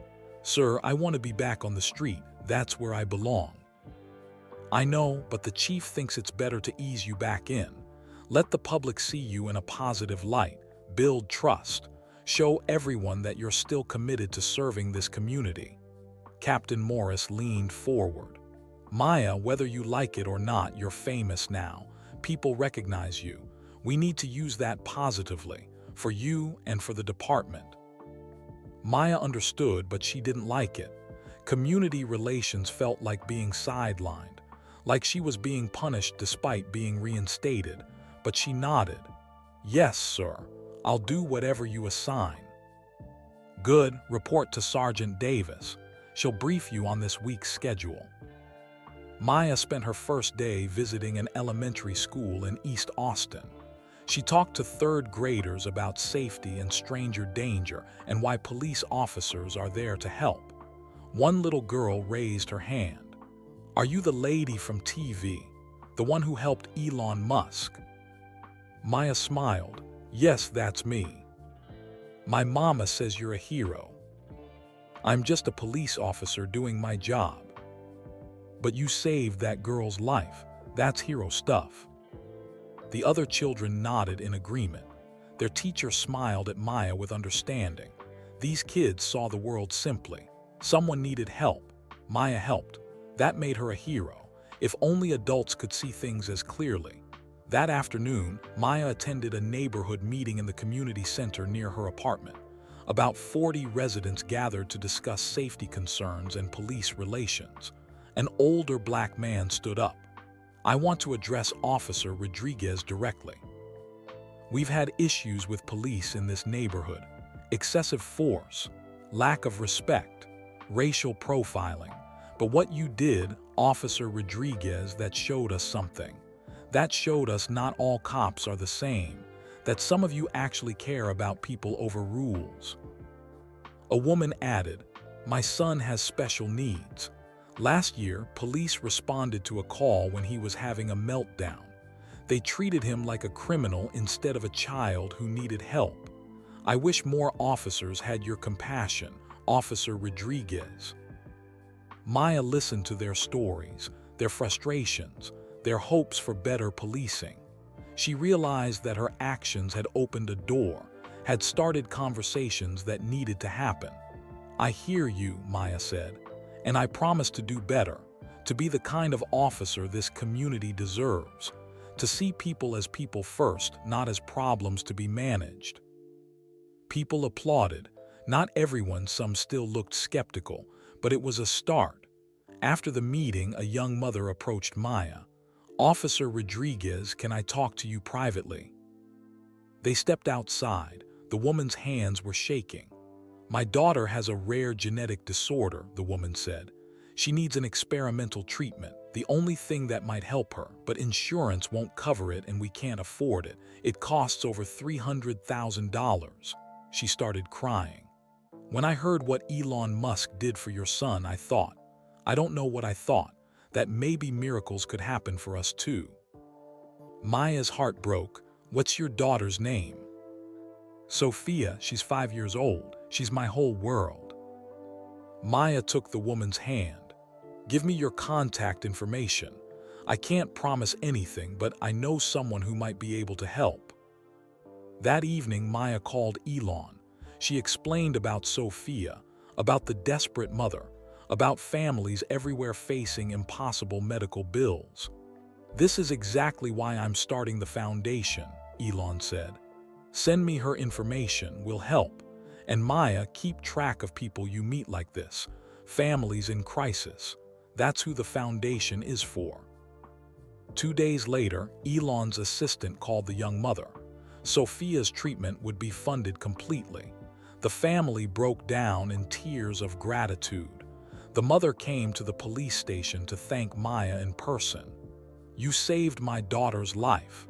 How can I ever repay you?" "You don't owe me anything," Maya said. "Just help someone else when you get the chance. Pass it forward." Local news picked up the story. Officer Maya Rodriguez helps another family in medical crisis. The segment showed Sophia smiling, getting ready to start her treatment. Maya's phone exploded with messages. Hundreds of people reaching out. Other families with sick children, other desperate situations, everyone hoping for help. Maya was overwhelmed. She couldn't help them all. One person couldn't solve everyone's problems, but she could try to help some of them. She created a simple spreadsheet. Names, situations, needs. She passed it to Elon's foundation team. They began working through the list, determining who they could help and how. By the end of her first week back, Maya had connected the foundation with 12 families. 12 children who would get treatments they couldn't afford.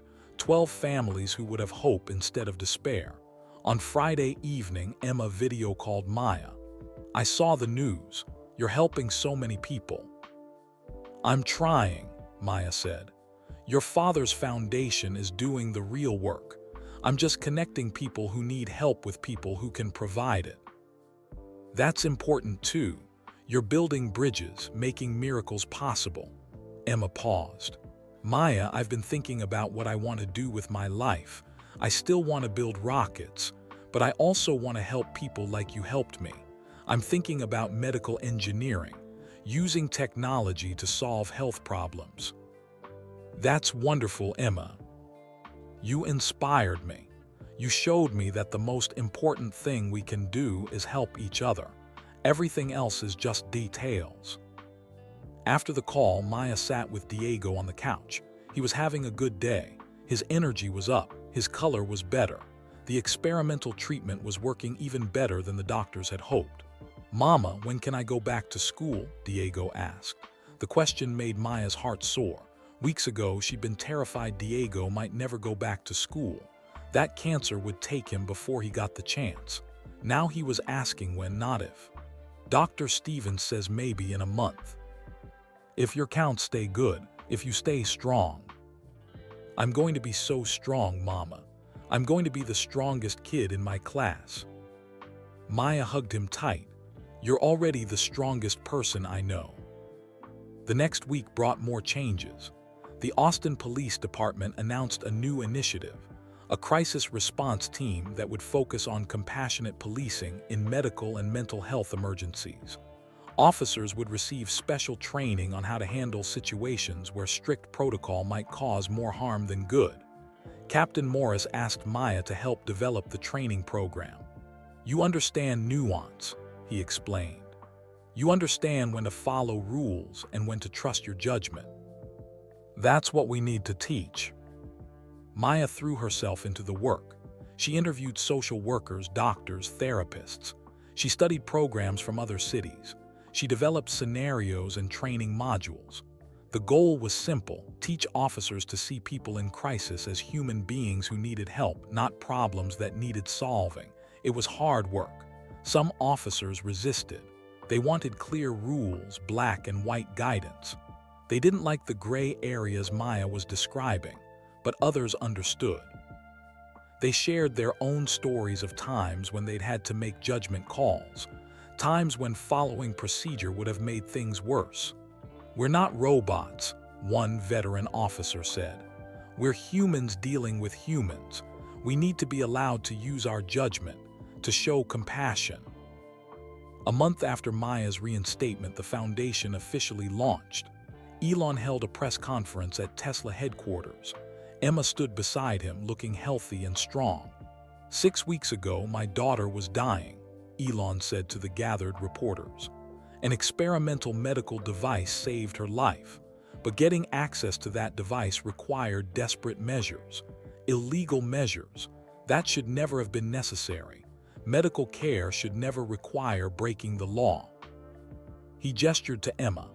"My daughter is alive because people were willing to take risks, to show compassion, to put life above bureaucracy. The Musk Family Medical Foundation will ensure that other families don't have to make those impossible choices. We'll fund experimental treatments, cover medical costs for families who can't afford them, work with the FDA to streamline approval processes for promising therapies." Emma stepped forward. "I'm alive because Officer Maya Rodriguez was brave enough to help a stranger, because she cared more about saving a life than following rules. I want to honor that courage by helping others, by making miracles accessible to everyone, not just the wealthy." The camera panned to Maya, who was sitting in the audience. She hadn't expected to be included, but Elon had insisted she attend. "Officer Rodriguez," a reporter called out, "how do you feel about the foundation?" Maya stood slowly. "I feel grateful. Grateful that something positive came from that difficult night. Grateful that other families will get help. Grateful that Emma is here, healthy and strong, making the world better." "Do you regret your actions that night?" another reporter asked. Maya looked at Emma, at this vibrant, brilliant young woman who was alive because of the choices made that desperate night. "No," Maya said clearly. "I don't regret helping save her life. I never will." The press conference ended. Maya was approached by a woman in her 30s with kind eyes. "Officer Rodriguez, I'm Dr. Elizabeth Kumar. I work with the FDA. I wanted to thank you personally." "Thank me for what?" "For highlighting the problems with our approval system, for showing us that sometimes our caution costs lives. Emma's case, combined with the Neuralink data, has changed how we approach experimental treatments. We're implementing new compassionate use pathways. faster approvals for promising therapies. It's not perfect, but it's progress. And it started with you. Maya was stunned. I didn't mean to change policy. I just meant to help one family. That's how all big changes start, Dr. Kumar said. One person doing the right thing. One act of courage that makes everyone else examine their systems and rules.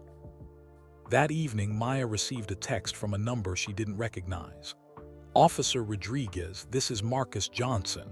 You don't know me, but I was the first person to receive a Neuralink device. My wife sent you a letter. I wanted to reach out personally to thank you. Because of what you did, Emma survived. And because Emma survived, the technology got fast-tracked. Now it's going to be available for others. You saved more than one life that night. You saved thousands of lives that will be saved in the future. Thank you. Maya read the message through tears. She hadn't thought about it that way.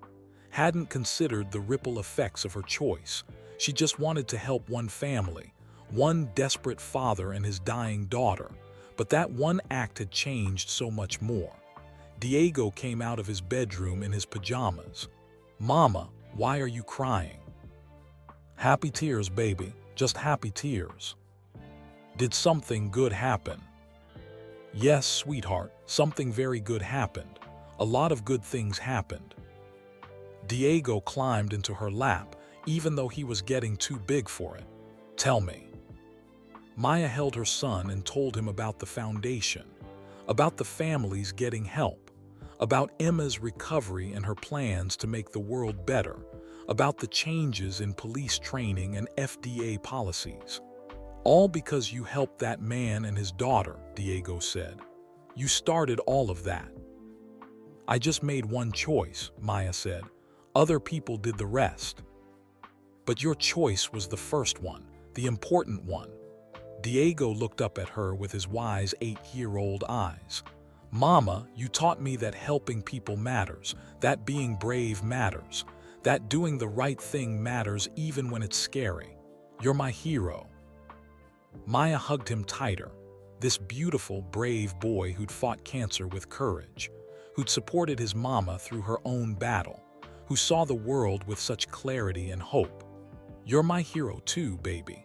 You're the reason I did all of it, because I know what it's like to love someone so much you'd do anything to save them, and I couldn't let another parent lose that fight if I had the power to help. They sat together on the couch, mother and son, survivors of their own battles. Outside, Austin continued its evening rhythm. Cars passing, people living their lives, the world turning. But inside Maya's small apartment, everything had changed. She had her badge back. Diego was getting better. Families were being helped. Policies were changing. Lives were being saved, all because of one traffic stop, one desperate night, one choice to help instead of walking away. Maya thought about all the people who'd told her to follow the rules, to play it safe, to protect herself first. And she thought about Emma, alive and thriving, planning to change the world. About Diego, getting stronger every day, dreaming of watching rocket launches. About families everywhere who would get help because one person had been brave enough to break the rules for compassion. The world needed more rule breakers, Maya decided. More people who understood that sometimes love and humanity mattered more than procedure and protocol. More people who chose courage over compliance. More people who remembered that behind every rule and regulation, there were real people with real lives and real pain. Maya Rodriguez had been that person once, on one desperate night when a stranger needed help. And she would be that person again whenever the moment called for it, because that's what heroes do. They help, no matter the cost. 3 months had passed since the traffic stop that changed everything. It was a warm Saturday afternoon in June, and Maya stood in the parking lot of SpaceX's Starbase facility in South Texas. Diego held her hand tightly, his eyes wide with wonder. Mama, is that it? Is that the rocket? Maya followed his gaze to the massive starship standing on the launch pad. It towered over everything, gleaming silver in the sunlight. It looked impossible, like something from a dream. Yes, baby, that's it. That's the rocket that's going to launch today. Diego bounced with excitement, and we get to watch it with Emma and Mr. Elon. We do. Dr. Stevens had cleared Diego for the trip just last week. His cancer was in remission, full remission.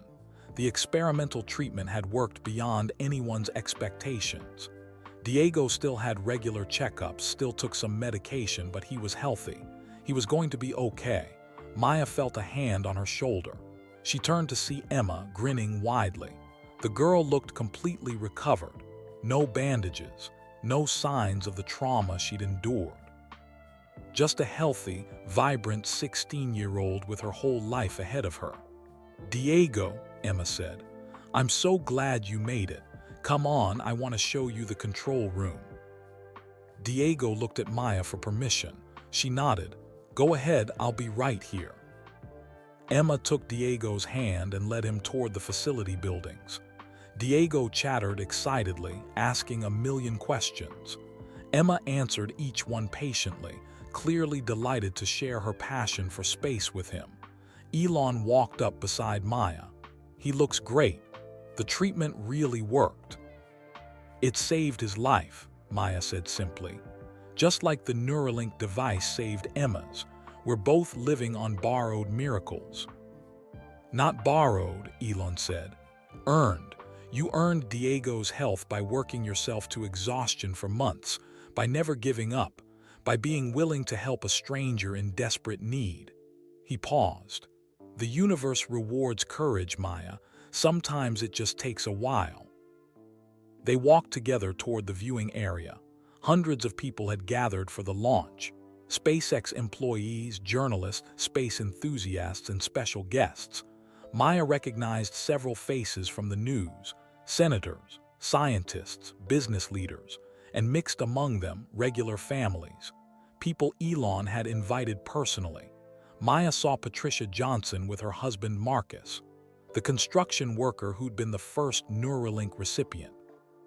He was healthy and strong, holding his wife's hand as they looked at the rocket. She saw the young mother whose daughter Sophia had received treatment through the foundation. Sophia was there too, healthy and laughing, running around with other children. She saw families Maya had connected with the foundation over the past 3 months.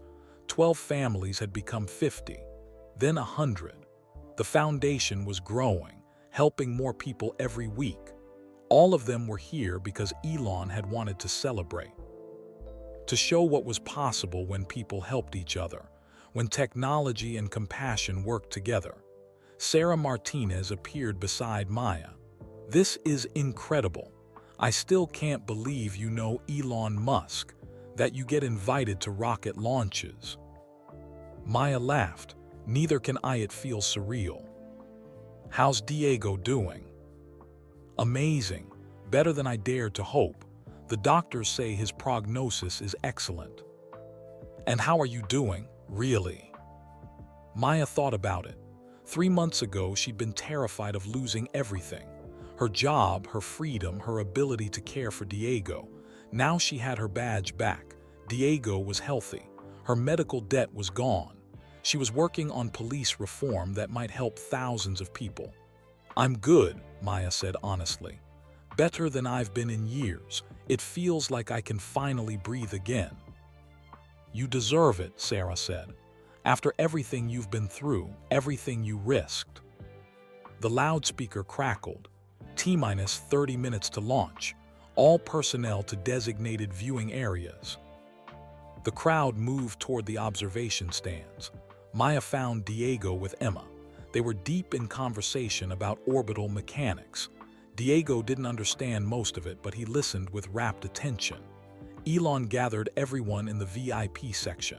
He stood on a small platform and addressed the crowd. Thank you all for being here today. This launch represents years of work, thousands of people contributing their talent and dedication, but it also represents something more. It represents hope, the hope that humanity can reach beyond Earth, that we can become a spacefaring civilization, that we can secure our future among the stars. He paused, looking at Emma. 3 months ago, I almost lost the most important thing in my life. My daughter. Modern medicine had done all it could, but it wasn't enough. An experimental technology gave her a second chance, and a brave police officer made it possible to use that technology when every second counted. Elon gestured to Maya. Officer Maya Rodriguez risked her career, her freedom, everything she'd worked for to help a stranger. She didn't know me. She didn't know Emma. She just knew a father was desperate to save his child, and she chose compassion over protocol, humanity over bureaucracy. The crowd applauded. Maya felt her face flush. But Maya's courage didn't just save Emma, Elon continued. It started something bigger.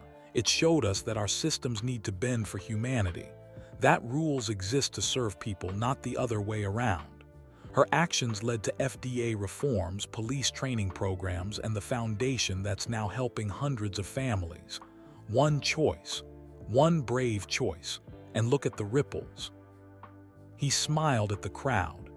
Today's launch is dedicated to that kind of courage, to people who take risks for others, who push boundaries, who refuse to accept that something is impossible just because it's never been done before.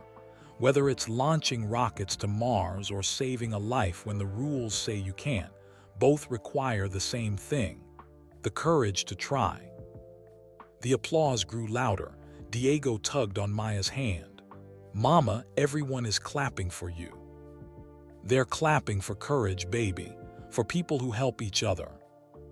T-10 minutes, the loudspeaker announced. The crowd quieted. Everyone's attention turned to the massive rocket on the pad. Steam vented from its sides. Lights blinked across its surface. It was alive with energy, waiting to defy gravity and reach for space. Emma came and stood next to Maya. "Thank you for being here, for bringing Diego. This means everything to me." "Thank you for inviting us. This is a dream come true for him.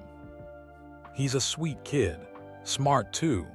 He asked me really good questions about propulsion systems." Maya laughed. "He doesn't understand half of what you tell him, but he loves listening to you talk about space." That's how I was at his age. I didn't understand everything my dad talked about, but I loved the dreams, the possibilities, the idea that we could do impossible things. Emma looked at the rocket. "Now I'm going to spend my life making impossible things possible. Medical technology that saves lives. Engineering that solves problems. I'm going to use my second chance to help others get their second chances." Maya felt tears welling up. "You're going to change the world, Emma." "We both are," Emma said. "In different ways, but both of us making things better." T-5 minutes. Diego pressed against Maya's side. "Mama, I'm scared. What if something goes wrong?" "It might," Maya said honestly. "Rockets are complicated, dangerous. Sometimes they fail, but we try anyway, because the reward is worth the risk." "Like you helped Emma, even though it was risky." "Exactly like that." The countdown continued. 4 minutes, 3 minutes, 2 minutes. The crowd held its collective breath. Maya wrapped her arm around Diego. Emma stood on his other side, holding his hand. Elon stood nearby, watching the rocket that represented years of his dreams. 1 minute. The tension was electric. Everyone was silent now, watching, waiting. 30 seconds. Maya thought about that night 3 months ago. The fear, the uncertainty, the impossible choice. If someone had told her then that it would lead to this moment, standing at a rocket launch with her healthy son, with Emma alive and thriving, with hundreds of families being helped, would she have believed it? 10-9. 8. Probably not. Life didn't usually work out like fairy tales. Good choices didn't always lead to good outcomes. Sometimes you did everything right and still lost. 7, 6, 5. But sometimes miracles happened. Sometimes courage was rewarded. Sometimes love was enough. 4, 3, 2, 1. Lift off. The rocket ignited. Massive flames erupted from its base. The sound was incredible, a roar that shook the ground and rattled Maya's chest. The starship began to rise, slowly at first, then faster and faster. Diego squeezed Maya's hand so hard it hurt. "Mama, it's flying, it's really flying." The rocket climbed into the sky, trailing fire and smoke. It rose higher and higher, defying gravity, reaching for space. The crowd erupted in cheers and applause. Maya watched with tears streaming down her face, not just because the launch was beautiful, though it was, but because of what it represented. Human achievement, impossible dreams made real, people working together to do something extraordinary. Just like that night 3 months ago, people working together, breaking rules when necessary. Choosing compassion and courage. The rocket disappeared into the clouds, but its trail remained, a brilliant line of fire across the blue sky, a path from Earth to the stars. Diego was jumping up and down. "That was the coolest thing I've ever seen. Did you see it, Mama? Did you see how big it was?" "I saw it, baby. It was amazing." Emma was crying too, but she was smiling. "That's where I'm going someday, to space, to Mars, to places we've only dreamed about." "I believe you," Maya said. "You can do anything, Emma." As the crowd celebrated, Elon approached Maya. "Come with me. There's something I want to show you." He led Maya and Diego to a small building near the control center. Inside was a room Maya hadn't seen before. The walls were covered with photos and documents. "This is the Foundation's war room," Elon explained, "where we track all the families we're helping, where we coordinate funding and treatments and support." Maya looked at the walls. Hundreds of names, hundreds of faces, children with cancer, genetic disorders, rare diseases, families who'd been drowning in medical debt, all of them getting help now. "We've helped 347 families so far," Elon said. 347 children who are getting treatments they couldn't afford, lives being saved, futures being secured. He turned to Maya. "This exists because of you. Because you showed me that wealth means nothing if you don't use it to help people." Maya stared at the wall of faces. 347 children, 347 Diegos and Emmas, all getting their chance. "I only helped one family," Maya whispered. "You started the wave," Elon said. "Sometimes that's all it takes. One person being brave enough to act. One person showing others what's possible." Diego was looking at the photos, reading names. "Mama, are all these kids sick?" "They were," Maya said, "but they're getting help now. They're going to be okay, like you." Diego looked at her with those wise 8-year-old eyes. "Because you were brave. Because you helped Emma and her dad helped us, and now they're helping everyone else." "That's right, baby. That's what heroes do," Diego said simply. "They start good things." Later that evening, after the launch celebration had ended, Maya sat with Elon and Emma on a viewing platform overlooking the Gulf of Mexico. The sun was setting, painting the sky in brilliant oranges and purples. Diego had fallen asleep in the car, exhausted from excitement. "I have something for you," Elon said to Maya. He handed her an envelope. "What is this?" "Open it." Inside was a letter on official-looking letterhead. Maya read it carefully, then read it again, not believing what she was seeing. "You're offering me a job. Director of Community Impact for the Musk Family Medical Foundation. Full-time position. Salary 3 times what you make as a police officer. Your job would be to find families in need. Connect them with resources. Help coordinate care. Basically, do what you've been doing for the past 3 months, but officially and with a real budget." Maya stared at the letter. "Elon, I can't. I just got my badge back. The department needs good officers. The community needs." The community needs you doing what you do best, Emma interrupted. Helping people, building bridges, making miracles happen. You're an amazing police officer, Maya, but you could be so much more. Think about it, Elon said. No pressure. The offer stands whenever you're ready. But Maya, you have a gift for connecting with people, for understanding their pain, for knowing how to help. That's rare. That's valuable. And imagine how many more families you could help if you had the resources and time to focus entirely on that work. Maya looked out at the Gulf. The waves rolled steadily onto the shore, constant, unchanging, but the world around them had changed so much. 3 months ago, she'd been a struggling single mother working double shifts, drowning in debt, terrified of losing everything. Now she had choices, real choices, a healthy son, financial security, multiple paths forward. Can I think about it? Maya asked. Take all the time you need, Elon said. The job will be there when you're ready. They sat in comfortable silence, watching the sun sink below the horizon. Emma eventually stood and stretched. I'm going to check on the post-launch data. I'll see you both tomorrow before you head back to Austin. She hugged Maya. Thank you for coming, for bringing Diego, for being in our lives. You're family now, Maya. You know that, right?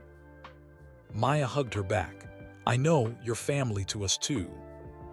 After Emma left, Elon and Maya continued sitting in the gathering darkness. How do you do it? Maya asked suddenly. How do you handle the responsibility? You employ thousands of people. You make decisions that affect millions. How do you know you're making the right choices? Elon was quiet for a long moment. I don't always know. I make mistakes, big ones. I fail more than I succeed. But I try to make decisions based on what will help the most people, what will push humanity forward, what will make the future better than the present. And when the right thing conflicts with the rules. Elon smiled. Then I break the rules like you did, like we both did, because some things are more important than rules. Love is more important. Compassion is more important. Saving lives is more important. But there are consequences, Maya said. Always consequences. Yes, but there are also consequences for not acting, for following rules when they're wrong, for choosing comfort over courage.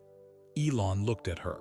You paid a price for helping Emma, but what would the price have been if you'd walked away? Could you have lived with that? Maya thought about it. If she'd followed procedure that night, if she'd arrested Elon or let him drive away while calling for backup, if Emma had died while they waited for bureaucracy to catch up with desperation. No, she said quietly. I couldn't have lived with that. The guilt would have destroyed me. Then you made the right choice. Whatever price you paid, it was worth it. Maya thought about the price, her temporary job loss, the stress and fear, the investigations and hearings, the public scrutiny, and then she thought about Diego healthy and excited about rockets, about Emma alive and planning her future, about 347 families getting help, about policy changes that would help thousands more. Yes, she said. It was worth it, every moment of fear and uncertainty, all of it. Elon stood and offered his hand. That's the mark of a true hero, Maya. Not someone who never faces consequences, but someone who faces them willingly for the right reasons. Someone who counts the cost and pays it anyway. Maya took his hand and stood. I'm not a hero. I'm just a person who helped when help was needed. That's exactly what a hero is. They walked back toward the facility buildings where Diego was sleeping in the car. The stars were coming out now, brilliant in the dark Texas sky. Millions of them, each one a sun, each one possibly surrounded by worlds waiting to be explored. Emma wanted to reach those worlds someday, to push humanity's boundaries, to make the impossible possible. And Maya wanted to help families in crisis, to ease suffering, to make miracles accessible, different dreams, different paths, but both driven by the same thing: love, compassion, the courage to act when action was needed. Maya looked up at the stars and made a silent promise. To Diego, to Emma, to all the families struggling and hoping and fighting, she would keep helping, keep fighting, keep breaking rules when rules needed breaking and people needed saving. Because that's what heroes did. They helped. No matter the cost, no matter the consequences, they helped. And that made all the difference.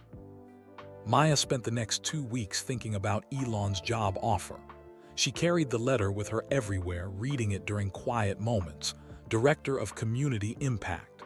It sounded important, meaningful, like something that could change lives. But she was a police officer. That was her identity, her purpose. She'd worked so hard to get her badge back. Could she really walk away from it now? She talked to Diego about it one evening while helping him with homework. His math skills were improving now that he felt better. His teacher said he'd caught up with his classmates in just a few weeks. "Mama, what's wrong?" Diego asked, noticing her distracted expression. "I'm thinking about a big decision, baby. Mr. Elon offered me a job working for his foundation, helping families like the ones we help now, but as my whole job instead of something I do on the side." Diego's eyes lit up. "That sounds cool. Would you still be a police officer?" "No, I'd have to give up my badge. That's what makes it hard." Diego thought about this seriously. "Do you like being a police officer?"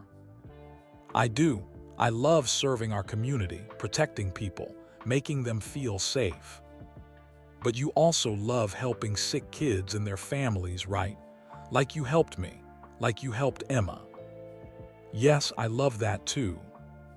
"So which one makes you happier?" Maya paused. It was such a simple question, such a child's way of looking at things, but it cut right to the heart of the matter. When she thought about putting on her uniform and going on patrol, she felt duty, responsibility, pride in serving.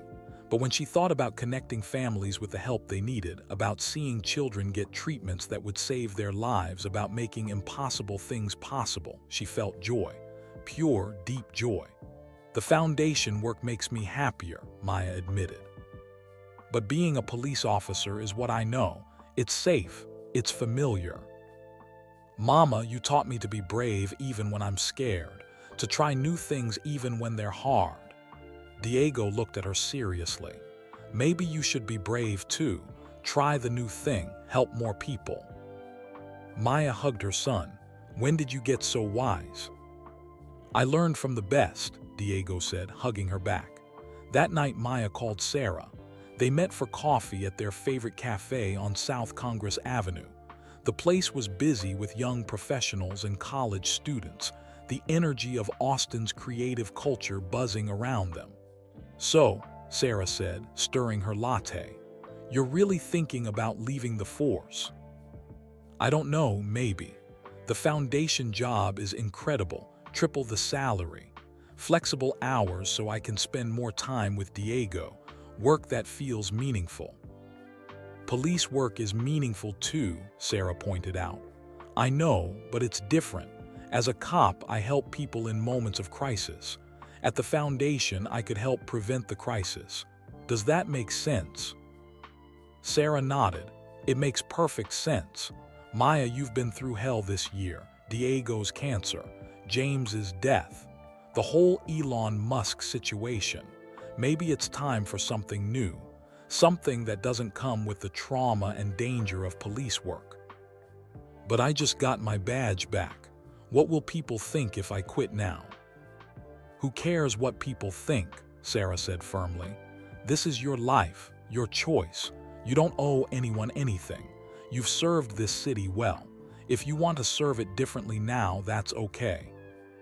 "Would you think less of me if I quit?" Sarah reached across the table and took Maya's hand. "Never. I think you were being brave, following your heart, doing what's best for you and Diego. That takes courage too." Maya felt tears welling up. "I'm scared, Sarah. What if I'm making a mistake? What if I regret giving up my badge?" "Then you can always come back. The department would take you back in a heartbeat. You're Maya Rodriguez. The cop who helped save Elon Musk's daughter. You're a legend now. There will always be a place for you here." That weekend, Maya attended a community event at Diego's school.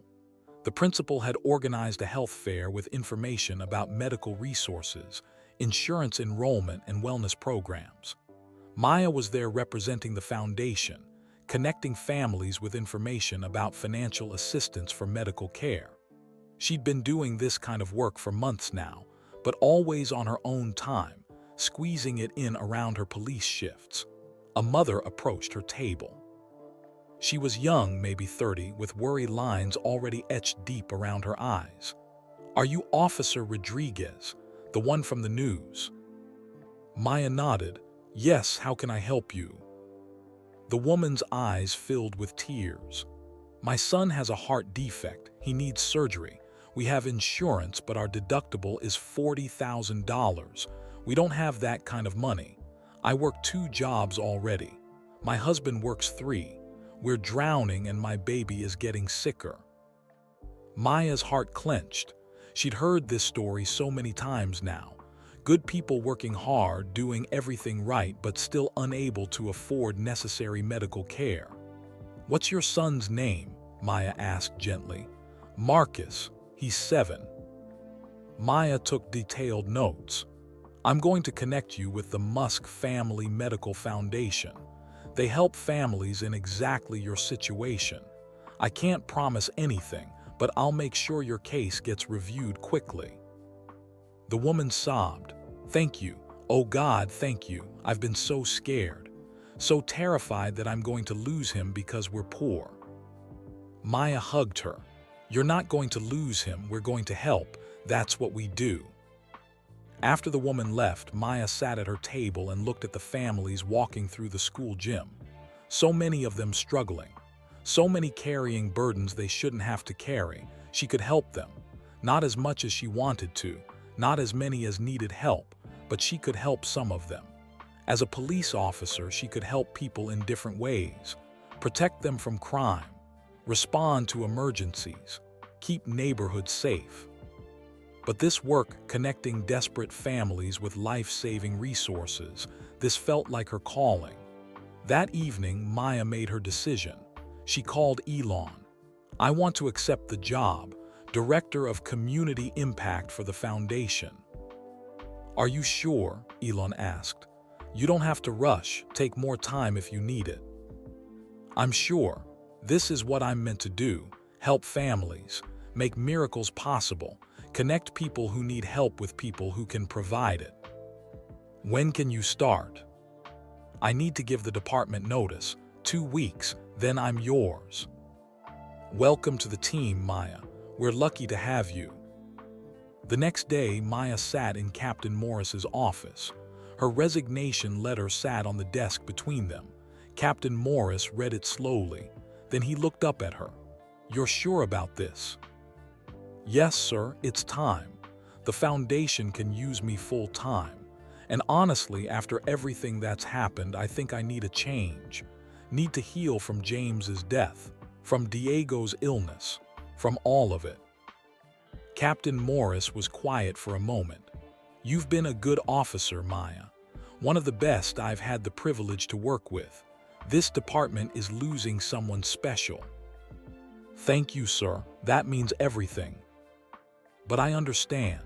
You found something that calls to you, work that feeds your soul. Not everyone gets that chance. Take it, run with it, make a difference." They shook hands. Maya felt tears on her cheeks. "I'm going to miss this place, miss the people." "We'll miss you too, but you're not going far. You'll still be in Austin, still helping this community, just in a different way." Maya cleaned out her locker that afternoon, her uniform, her tactical vest, her nameplate. 12 years of police work packed into 2 boxes. Sarah helped her carry them to the car. They stood in the parking lot, both crying. "You better stay in touch," Sarah said. "Just because you're leaving the force doesn't mean we stop being friends." "Never," Maya promised. "You're stuck with me forever." "Good, because I'm going to need someone to brag to when I make detective." Maya laughed through her tears. "You're going to make an amazing detective, Sarah, the best." They hugged goodbye. Maya drove away from the police station for the last time as an officer. She felt lighter somehow, like she'd been carrying a weight she didn't know she was carrying, and now it was gone. Her phone buzzed. A text from Emma. "My dad told me the news. You're joining the foundation. This is amazing. We're going to change so many lives together." Another text from Diego's teacher. "I heard you're leaving the police force to work with the Musk Foundation. That's wonderful news. The work you're doing is so important. Congratulations." And one from Patricia Johnson, Marcus's wife. "Thank you for choosing this work. Thank you for dedicating yourself to helping families like mine. You're going to save so many people, Maya, so many."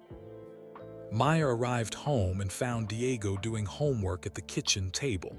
"Mama, how was your day?"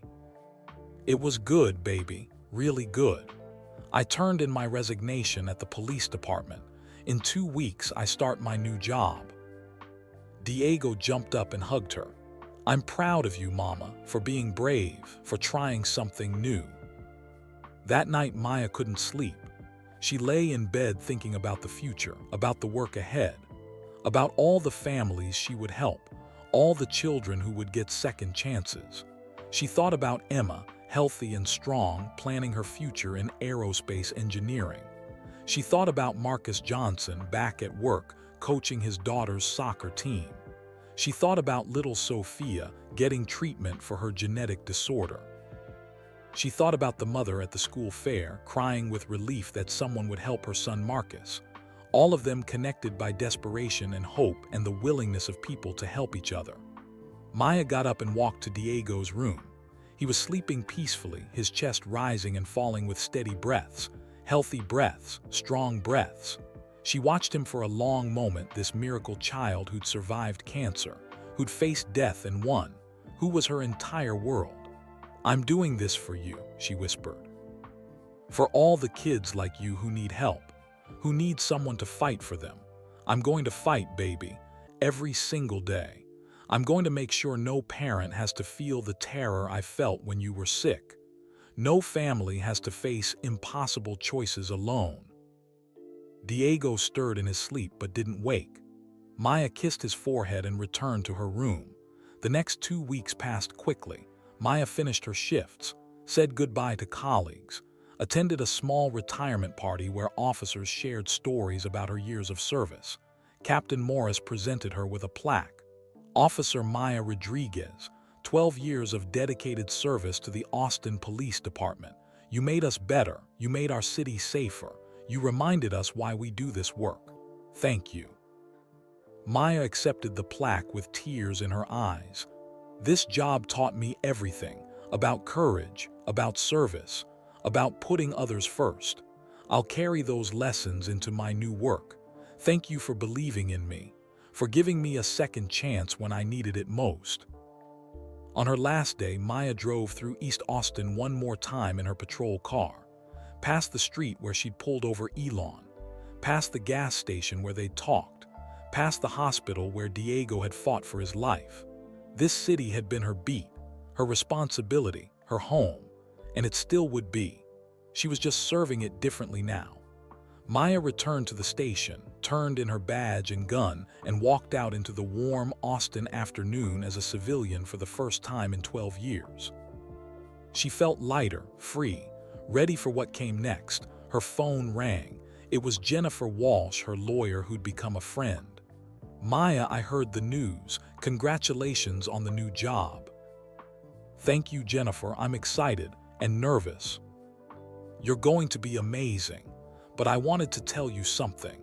Remember how you inspired me during your case? How your courage reminded me why I became a lawyer?" "I remember." "Well, I'm starting a pro bono program at my firm, specifically focused on families facing medical crises, legal help navigating insurance, medical debt, healthcare rights. We're calling it the Rodriguez Initiative." Maya felt her throat tighten. "Jennifer, you don't have to do that. I want to. You showed me that helping people is more important than billable hours. That making a difference matters more than making partner. I'm going to use my skills to help families, just like you're doing with the foundation. That's beautiful, thank you. No, Maya, thank you. You started something. A wave of compassion and action. Now it's spreading. More people helping, more lives being changed. That's your legacy. After the call ended, Maya sat in her car and cried. Happy tears, grateful tears. Tears of relief and hope and joy. She'd been so scared 3 months ago, terrified of losing everything, of failing Diego, of ruining her life with one impulsive choice. But that choice had led to this moment, to new possibilities, to a chance to help thousands of families instead of just her own. Sometimes the scariest decisions led to the most beautiful outcomes. Sometimes breaking the rules created better rules. Sometimes losing everything you thought you wanted led to finding what you actually needed. Maya started her car and drove home. Tomorrow was her first day at the foundation. The first day of her new life. The first day of making miracles happen on a scale she'd never imagined possible. She thought about Elon's words at the rocket launch. One person being brave enough to act. One person showing others what's possible. That had been her. One desperate night. One choice to help. One moment of courage, and look at the ripples, policy changes. A foundation helping hundreds. Legal programs for families in crisis. Diego healthy. Emma thriving. Lives being saved. All because one person chose compassion over compliance. Chose love over rules, chose to help when help was desperately needed. Maya smiled as she drove through her city, her home, the place where everything had changed. Tomorrow she would start changing more lives. But tonight she would celebrate. Celebrate survival, celebrate courage, celebrate the beautiful, complicated, miraculous way that helping one person could change the entire world. Maya's first day at the Musk Family Medical Foundation began in a sleek office building in downtown Austin. The foundation occupied the entire 15th floor with floor-to-ceiling windows overlooking the city she'd served for 12 years. She wore a simple blue dress instead of a uniform. It felt strange. Liberating but strange. A young woman with bright eyes and a warm smile met her at the elevator. Officer Rodriguez, I'm Hannah Chen. I'll be your assistant. We're so excited to have you here. Please call me Maya, and I'm not an officer anymore. Hannah smiled. You'll always be Officer Rodriguez to us. What you did inspired this whole foundation. You're kind of a legend around here. Maya followed Hannah through the office. The space was modern and open, with collaborative work areas and private offices. Photos lined the walls, children receiving treatments, families smiling, doctors performing surgeries. Each one represented a life saved or changed. This is your office, Hannah said, opening a door. The office was spacious with a large desk, comfortable chairs, and that same stunning view of Austin. On the desk sat a framed photo. Maya picked it up and felt tears spring to her eyes. It was from the rocket launch. Diego and Emma standing together, pointing at the sky, their faces full of wonder and joy. Two children who'd both survived impossible odds, both living their second chances. Mr. Musk thought you might like to have that, Hannah said softly. It's perfect, Maya whispered. Hannah showed her around the office, introducing her to the team. There were case managers who reviewed applications for assistance, medical coordinators who worked with hospitals and doctors, financial specialists who arranged payments and funding, legal experts who navigated insurance and healthcare bureaucracy. 23 people, all dedicated to helping families in crisis. We received over 5,000 applications last month, Hannah explained as they reviewed the database. Obviously, we can't help everyone. We focus on cases where we can make the biggest impact. Children with life-threatening conditions. Families who have exhausted all other options. Experimental treatments that show real promise. Maya looked at the screen filled with names and faces. 5,000 families desperate for help. It was overwhelming. How do you choose? Maya asked. Medical urgency, financial need, treatment viability, but honestly, Hannah's expression was pained. Sometimes it feels impossible. Every case breaks your heart. Every child deserves help. Maya understood. She'd felt that same helplessness as a police officer. You couldn't solve every problem, couldn't save everyone. You had to do what you could and trust it was enough. They spent the morning reviewing current cases. A 6-year-old in Houston with a rare brain tumor, a teenager in Dallas with cystic fibrosis who needed a lung transplant, a toddler in San Antonio with a genetic disorder requiring experimental gene therapy. Each case came with medical records, financial statements, letters from doctors, photos from parents. Each one a desperate plea, please help us save our child. By lunchtime, Maya's head was spinning. She stepped out onto the building's rooftop terrace for air. The Austin skyline spread before her. Somewhere in that city, Diego was at school, learning and playing and living the life she'd fought so hard to give him. Her phone rang. It was Dr. Stevens. Maya, I wanted to check in on your first day. How's it going? It's overwhelming. So many families need help. I don't know how to choose who to save. You don't choose who to save, Dr. Stevens said gently. You choose who you can help right now, knowing there will be others tomorrow. You do what you can when you can for as long as you can. That's all anyone can do. But what about the ones we can't help? The ones who don't make the cut? You connect them with other resources, other foundations, clinical trials, fundraising platforms. You don't abandon them, you just can't do everything for everyone. Dr. Stevens paused. Maya, you saved Diego, you saved Emma. You've already helped hundreds of families. That's more than most people do in a lifetime. Don't let the weight of what you can't do overshadow the beauty of what you can. After the call, Maya returned to her office. Hannah had left a stack of files on her desk, urgent cases that needed immediate review. Maya opened the first one. A boy named Jackson, age 9, with a degenerative muscle disorder. His family had been denied insurance coverage for an experimental treatment. The father worked 3 jobs. The mother had quit hers to care for Jackson full-time. They'd sold their house, their car, everything they owned. They had nothing left. Maya read the mother's letter, please help us. Jackson is a fighter, he wants to live. He wants to grow up and be a teacher. He loves books and science and making people laugh. He's more than his disease. He's my son, my heart, my whole world. Please don't let him die just because we're poor. Maya's hands shook as she read. She saw herself in that letter. Saw every desperate parent who'd ever begged the universe for one more day with their child. She picked up the phone and called the medical review team. Jackson Martinez, case number 2847. What's the status? We're reviewing it now, a woman's voice said. The treatment shows promise, but it's expensive. Nearly $500,000. We're trying to determine if it's the best use of foundation resources. Make it happen, Maya said firmly. Whatever it costs, this family has sacrificed everything. It's our turn to help them. Are you sure? That's a significant commitment. I'm sure Jackson deserves his chance. Maya called the family personally.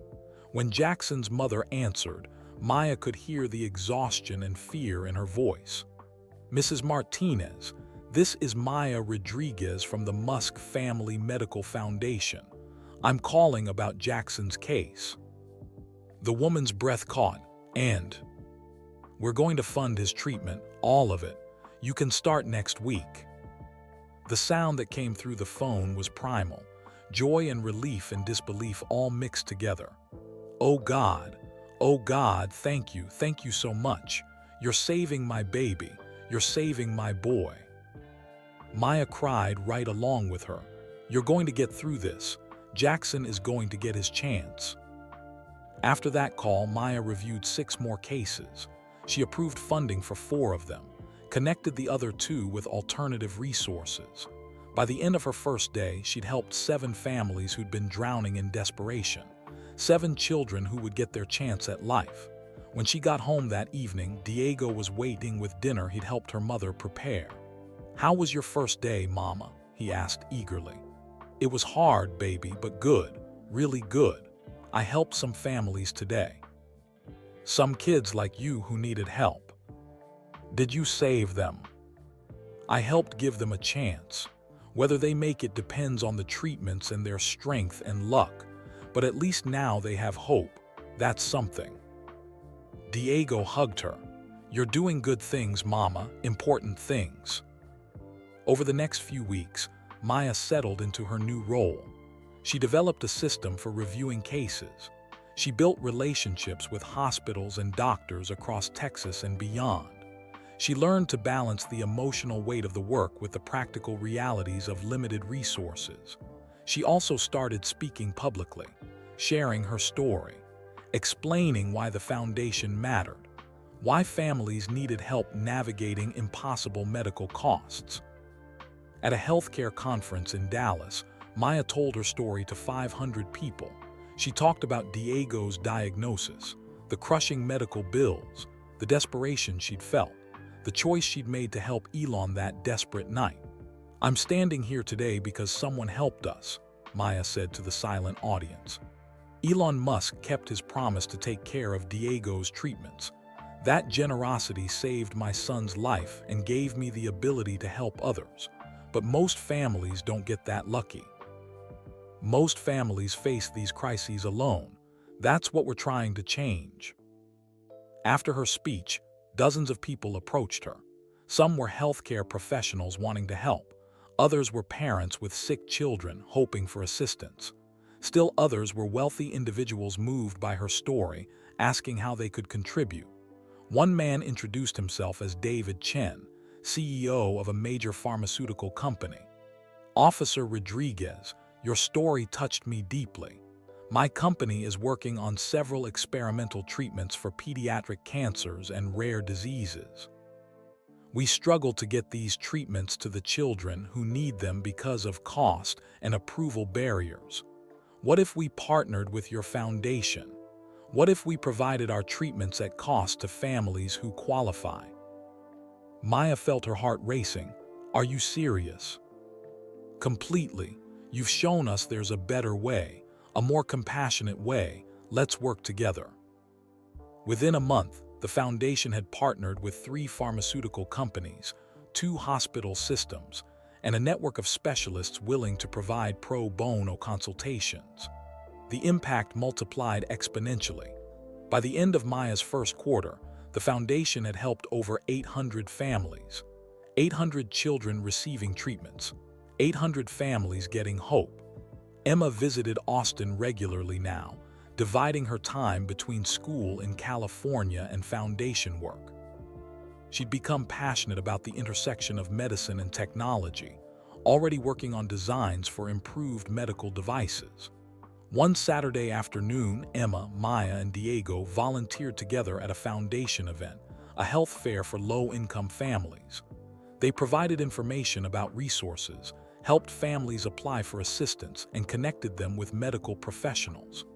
Diego was in his element, talking to other kids who were sick or had been sick, sharing his story, giving them hope. At 10 years old, he'd become a little ambassador for courage and survival. "I had cancer," he told a shy 7-year-old girl with no hair. "It was scary, but I got through it. And look at me now, I'm healthy and strong. You're going to be okay too." The girl smiled for the first time that day. Her mother cried and hugged Diego. Thank you for giving her hope." Maya watched her son and felt overwhelming pride. He'd taken his pain and turned it into purpose. He was helping others just like she was. Emma was equally engaged, talking to teenagers about her own recovery, about the accident and the surgery and the experimental device that had saved her life. "It's okay to be scared," Emma told a 16-year-old boy awaiting a risky surgery. I was terrified, but I'm here now, alive, healthy, planning my future. You're going to get through this too. And when you do, you're going to have this amazing story about survival and strength. At the end of the day, the three of them, Maya, Emma, and Diego, sat on a bench outside the community center, exhausted but happy. "We helped a lot of people today," Diego said. "We did," Emma agreed. "This is what it's all about, using what we've been through to help others get through their struggles." Maya looked at these two children who'd both survived impossible odds, who were now using their second chances to give hope to others. "I'm proud of both of you," Maya said. "You've taken your pain and turned it into purpose. That's the most beautiful thing a person can do." That evening, Maya received a call from Marcus Johnson, the construction worker who'd been the first Neuralink recipient. "Maya, I wanted to update you. My wife and I have been volunteering with the Foundation's mentorship program. We talk to families going through what we went through, share our story, give them hope, and I wanted to thank you." "Thank me for what?" "For showing us that surviving isn't enough, that we have to help others survive too. That's what you did. You survived Diego's cancer, and instead of just being grateful and moving on, you dedicated yourself to helping other families. You inspired us to do the same." After the call, Maya sat on her couch and thought about the ripple effects of that one desperate night. She'd helped Elon save Emma. Elon had helped her save Diego. Together, they'd created a foundation that was helping hundreds of families. Those families were recovering and then helping others. Medical professionals were inspired to provide more compassionate care. Policy makers were reforming healthcare regulations. Pharmaceutical companies were partnering to provide treatments at lower costs. All from one choice, one moment of compassion, one decision to help when help was desperately needed. Her phone buzzed with a text from Elon. Maya wanted to share some news. The FDA has fully approved the Neuralink device for emergency use in traumatic brain injuries. Emma's case, combined with subsequent successes, proved the technology works. Hundreds of people will benefit from this approval. It all started with you helping us that night. Thank you always. Maya read the message 3 times. Hundreds of people. Lives saved because she'd made one courageous choice. She thought about the police officer she'd been serving her community, protecting people, doing her duty. That had been important work, meaningful work. But this, helping families in their darkest moments, creating systems of compassion, building networks of hope, this was her calling, her purpose. She pulled out her phone and scrolled through photos. Diego at the rocket launch, his face full of wonder. Emma graduating high school, healthy and strong. Families at foundation events, smiling with relief and gratitude. Children receiving treatments, fighting their battles with courage. Each photo represented a choice. A moment when someone had decided to help instead of walking away, to break rules instead of following them blindly, to choose compassion over compliance. Maya's phone rang. It was Captain Morris. "Maya, I hope I'm not bothering you." "Never, Captain. How are you?" "Good. I'm calling because I wanted to tell you something. Remember that crisis response training program you helped develop? The one about compassionate policing?" "Yes. It's being implemented department-wide next month, and we've had requests from police departments in Houston, Dallas, San Antonio, even some out-of-state agencies. They all want to implement similar programs. Your work is changing how police respond to medical and mental health crises across the country." Maya felt tears welling up. "That's amazing." "You made a difference, Maya. As an officer and now with the foundation, you're proof that one person really can change the world. I'm proud of you." After they hung up, Maya walked to Diego's room. He was already asleep, curled up with a book about space exploration. She watched his peaceful breathing, this miracle child who was her entire world. She thought about that terrifying night when they'd gotten his diagnosis, the fear that had consumed her, the desperate certainty that she would do anything, to save him. That desperation had made her understand Elon that night, had made her capable of breaking rules she'd sworn to uphold, had transformed her from a by-the-book officer into someone who chose compassion over compliance, and that transformation had changed everything. Maya kissed Diego's forehead and whispered, "I love you, baby. Everything I've done, everything I'll ever do is because you taught me what really matters. Not rules or procedures or playing it safe, but love, always love." She returned to her living room and looked out at the Austin skyline. Somewhere in that city, families were struggling, children were sick, parents were desperate, and tomorrow Maya would help some of them. Not all of them, she couldn't help everyone, but she would help as many as she could for as long as she could with everything she had. She thought about the question that had haunted her 3 months ago. Was it worth it? Was helping Elon worth risking everything? Maya looked at the photo on her phone of Emma and Diego at the rocket launch. 2 survivors, 2 fighters, 2 children living their second chances. She thought about the 800 families the foundation had helped, the policy changes, the partnerships, the ripple effects still spreading. She thought about Marcus Johnson, fully recovered and mentoring others, about Patricia helping families navigate their fears, about Dr. Chen still performing miracles in Dallas, about pharmaceutical companies changing their practices, about police departments reforming their approaches, all of it connected, all of it flowing from one desperate choice on one desperate night. Maya smiled through her tears. Yes, it had been worth it, every moment of fear and uncertainty, every risk and consequence, every rule broken and price paid, all of it had been worth it because love was worth it, compassion was worth it, helping people was worth it, always. 6 months after Maya started at the foundation, she received an unexpected call. It was late October, and Austin was finally cooling down from the brutal Texas summer. Maya was at her desk reviewing a case from El Paso when her phone rang. The caller ID showed a Dallas number she didn't recognize. Maya Rodriguez speaking. "Officer Rodriguez, this is Dr. Patricia Chen from Dallas Medical Center." Maya sat up straight. Dr. Chen, the neurosurgeon who'd performed Emma's surgery, the doctor who'd risked her career to use an unapproved device. "Dr. Chen, it's good to hear from you. And please, I'm not an officer anymore, just Maya." "Right, I heard you left the police force. Congratulations on your work with the foundation. You're helping a lot of families." Dr. Chen paused. "Maya, I'm calling because I have a situation, a young patient who needs help, and I immediately thought of you." Maya grabbed a pen. "Tell me about it." "His name is Carlos Mendoza. He's 12 years old. He was in a skateboarding accident 3 days ago. Severe traumatic brain injury. We've tried conventional treatments, but the swelling isn't responding. His parents are undocumented immigrants. They're terrified to seek help because they fear deportation. They have no insurance, no resources, and their son is dying." Maya's heart clenched. "What does he need?" "A Neuralink device, just like Emma had.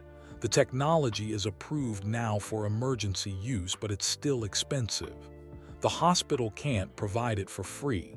The family can't pay, and time is running out." Maya was already pulling up the foundation database. "How much time?" 24 hours, maybe less. The brain swelling is critical. If we don't intervene soon, he'll suffer permanent damage or death." "I'll make it happen," Maya said without hesitation. "Send me the family's information and the medical details. I'll get authorization for funding within the hour." "Maya, there's one more thing. The parents are afraid. They don't trust institutions. They don't trust authorities. They've been in the shadows for years. I think they might refuse the help because they're scared it's a trap." Maya understood immediately. Undocumented families lived in constant fear. The idea of engaging with any official system, even one trying to help, could seem dangerous. "Let me talk to them," Maya said. "In person. Give me the room number. I'll drive to Dallas right now." "You'd do that?" "Dr. Chen, a child is dying. Of course I'd do that." Maya grabbed her keys and headed for the door. She called Hannah as she rushed to her car. "Hannah, I need emergency authorization for a Neuralink device at Dallas Medical Center. Patient name Carlos Mendoza. Send me the forms. I'll sign them from the road." "On it," Hannah said without question. The Foundation team had learned to move fast when lives were at stake. Maya drove north toward Dallas, her mind racing. She thought about undocumented families, living in the shadows, afraid to seek help even in life-or-death situations. How many children had died because their parents were too afraid to take them to hospitals? She called Elon as she drove. "Maya, what's wrong?" He could hear the urgency in her voice. She explained about Carlos, about the family's situation, about the fear keeping them from accepting help. "I'll call the hospital," Elon said immediately. "I'll make it clear that we're funding this completely anonymously. No names, no documentation, no questions about immigration status. The family needs to know they're safe." "Thank you." "And Maya, be careful. These situations are complicated. The parents are scared. They might not trust you." "I know, but I have to try." The drive to Dallas took 2.5 hours. Maya's phone buzzed constantly with updates from Hannah. The funding was approved. Dr. Chen was preparing for surgery. The device was ready. Everything was in place except the parents' consent. Maya arrived at Dallas Medical Center and found Dr. Chen waiting in the lobby. "They're in room 534, Dr. Chen said. "The father speaks some English. The mother speaks very little. I've had a translator with them, but they're still terrified. They think this is some kind of trick." "Let me talk to them alone," Maya said. "Sometimes fewer people is better." Maya took the elevator to the 5th floor. Her heart pounded as she walked down the corridor. She'd helped hundreds of families through the foundation, but this felt different, more personal, more urgent. She knocked softly on the door of room 534. A man's voice called out something in Spanish. Maya pushed the door open slowly. Inside, a couple sat beside a hospital bed. The father was maybe 40, with calloused hands and tired eyes. The mother was younger, her face etched with fear and exhaustion. In the bed lay a small boy, unconscious, his head wrapped in bandages. Machines beeped steadily around him. Maya's chest tightened. Carlos looked so much like Diego had looked in his hospital bed, small, vulnerable, fighting for his life. "Mr. and Mrs. Mendoza," Maya said softly. "My name is Maya Rodriguez. I'm from the Musk Family Medical Foundation. May I come in?" The father stood protectively between Maya and his wife. "We have no money. We cannot pay. Please, we just want to be with our son." "I'm not here about money," Maya said. She stayed by the door, hands visible, non-threatening. "I'm here to help, to offer Carlos a treatment that might save his life." "We are not legal," the father said, his voice shaking. "We know this, but please do not take us away from our son. Not now, please." Maya felt tears burning in her eyes. "I'm not here to hurt you. I'm not immigration. I'm not police. I'm just a mother who understands what you're feeling." She pulled out her phone and showed them a photo of Diego in his hospital bed during his cancer treatment. "This is my son. His name is Diego. He was very sick. I thought I was going to lose him. I know the fear you're feeling right now, the helplessness, the desperation." The mother looked at the photo and started crying. She said something in rapid Spanish to her husband. The father's expression softened slightly. "Your son, he is okay now." "Yes, he's healthy, he survived. And Carlos can survive too, but he needs surgery. Soon. Dr. Chen wants to use a special device that can reduce the swelling in his brain." How much? The father asked. How much does this cost? Nothing. It costs you nothing. My foundation will pay for everything. The father shook his head. Nothing is free. What do you want from us? Maya understood his suspicion. When you'd lived in fear for years, kindness seemed impossible, suspicious. I want Carlos to live, Maya said simply. That's all. I want you to have the same chance I had with my son. She sat down slowly in a chair by the door, making herself smaller, less threatening. Can I tell you a story about why I do this work? The father nodded cautiously. Maya told them everything about Diego's cancer, about that desperate night when she pulled over Elon Musk, about breaking rules to help save Emma, about how Elon had helped save Diego in return, about the foundation they'd created to help other families. I help people now, Maya said. That's my job, that's my purpose. Not because I want something from them, but because someone helped me when I needed it most, and I want to pass that forward. The mother spoke in Spanish. Her husband translated. She asks, what if Carlos cannot be saved? What if the surgery does not work? Then at least you will know you tried everything, Maya said. You will know that Carlos had every chance. That's what matters.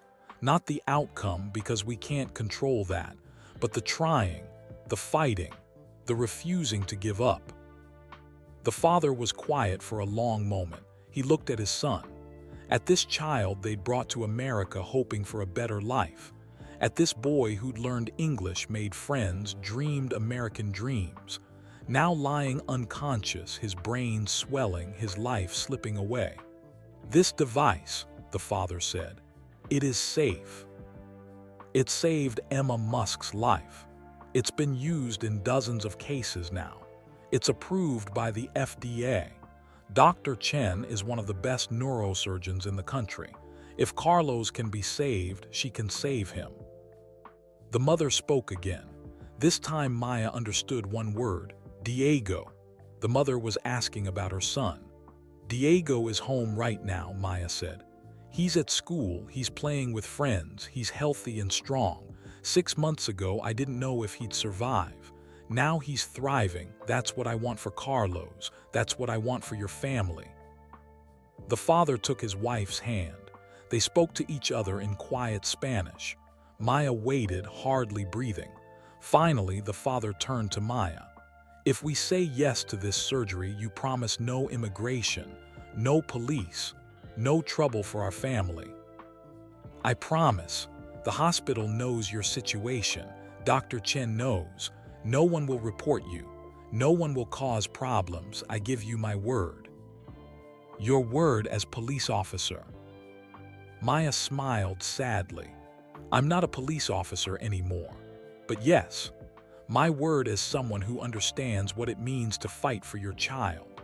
As someone who knows there's nothing more important than saving the life of the person you love most. The father nodded slowly. Okay, we will do the surgery for Carlos. Relief flooded through Maya. Thank you for trusting me. Dr. Chen will be so glad. She stood to leave, but the mother called out. She came around the bed and took Maya's hands.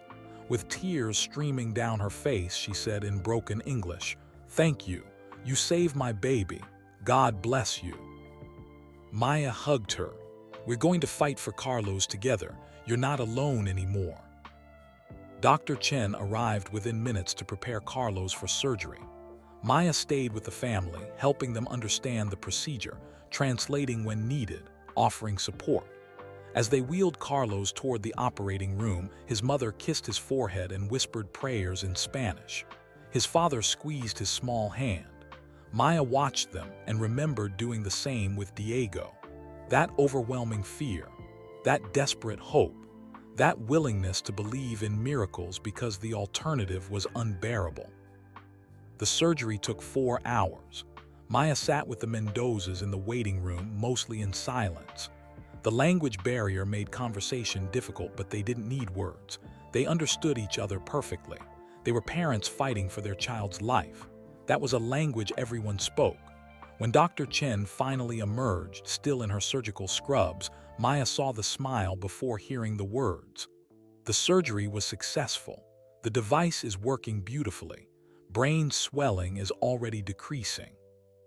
Carlos is stable. He's going to make it. The mother collapsed into her husband's arms, sobbing. The father looked at Maya with tears streaming down his face. Thank you so much. Thank Dr. Chen, Maya said. She's the hero here. No, the father said firmly. You both are heroes. You saved our son.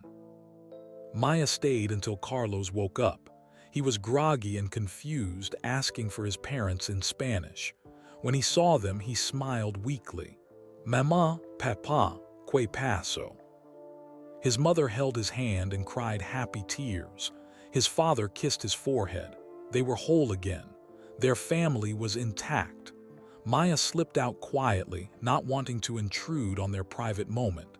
She was walking to the elevator when she heard footsteps behind her. Maya, wait.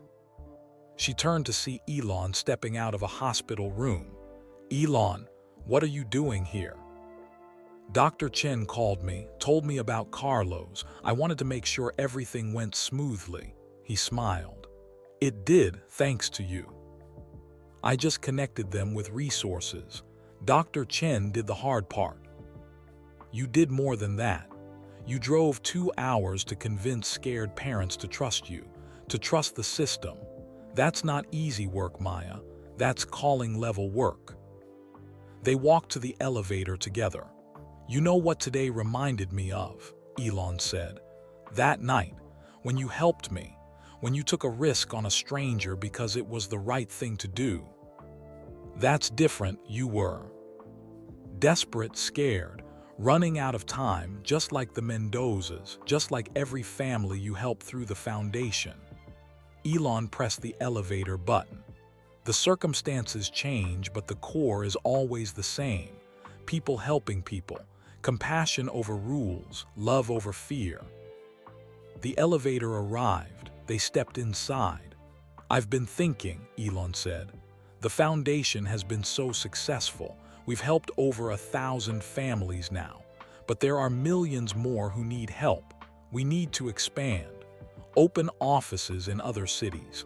Build partnerships across the country. Make this a national movement. Maya's heart raced. Are you serious? Completely. And I want you to lead the expansion. Director of National Operations. You'd oversee everything. Build the network. Train teams. Spread this model of compassionate support to families everywhere. Maya was stunned. Elon, I've only been doing this for 6 months. And in 6 months, you've transformed how the foundation works. You've built relationships with hospitals, doctors, families. You understand this work better than anyone. You are this work, Maya. The elevator reached the lobby. They walked out into the evening air. The sun was setting, painting the Dallas skyline in shades of orange and gold. Can I think about it? Maya asked. Of course. But Maya, think about this. Today you saved Carlos, but if we expand nationally, you could help save thousands of children like Carlos. Thousands of families like the Mendozas. That's your legacy. That's your calling. Maya drove home that night thinking about Elon's offer, about expansion, about helping thousands instead of hundreds. But she also thought about Diego, who would see less of her if she took on national responsibilities, about the personal connection she had with every family she helped, about whether bigger was always better. When she got home, Diego was already asleep. Her mother was watching TV in the living room. How was your day, Mija? Her mother asked. Long, emotional, good. Maya kissed her mother's cheek. Thank you for watching Diego. Always, that's what grandmothers do. Her mother studied Maya's face. Something is bothering you. Maya sat down and told her about Carlos, about the Mendozas, about Elon's offer. Her mother listened quietly. Then she said, You remember when you became a police officer. You came to me excited but scared. You said you wanted to make a difference but worried you were too small to change anything. Maya nodded. I remember. I told you that every life you touched mattered, that you didn't need to save the whole world, just your small part of it. One person at a time, one moment at a time. Her mother took Maya's hand. That's still true, Mija. Whether you help 100 families or 1,000 or 10,000, what matters is that you help with your whole heart, that you see each person, each family as precious and worthy. Don't lose that in the pursuit of bigger numbers. Maya hugged her mother. When did you get so wise? I've always been wise. You just weren't always ready to listen. That night, Maya checked on Diego. He was sleeping peacefully, his face relaxed and healthy. She sat on the edge of his bed and stroked his hair. I met a boy today, she whispered. His name is Carlos. He had an accident like Emma did. We helped save him, baby. His family was so scared, so alone. But now they have hope. Now Carlos is going to be okay. Diego stirred but didn't wake. Maya continued talking, needing to process the day. Mr. Elon wants me to do more, help more families, expand the foundation across the country. It's a good thing, an important thing, but it means less time with you, less time being your mama, and that's the hardest part. She thought about her mother's words, about helping with your whole heart, about not losing the personal connection in pursuit of bigger impact. I don't know what to do, baby. I want to help everyone, but I also want to be here for you, to not miss your childhood while I'm saving the world. Diego's eyes fluttered open. Mama, you're home. I'm home, sweetheart. Go back to sleep. Did you help people today? Yes, I helped a family whose son was hurt. They were scared, but we helped them. Diego smiled sleepily. That's good, Mama.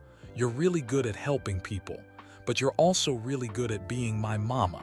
Don't forget that part, okay? Maya felt tears on her cheeks. I won't forget, baby, never. Okay, love you, Mama. Love you too. The next morning, Maya called Elon. I've thought about your offer. I'm honored, truly, but I need to decline. Can I ask why? Because I don't want to lose what makes this work special. The personal connections, the individual attention, the ability to sit with scared parents and hold their hands through the worst moments of their lives. If I'm managing national operations, I become an administrator, a manager. I lose the direct impact that's my calling.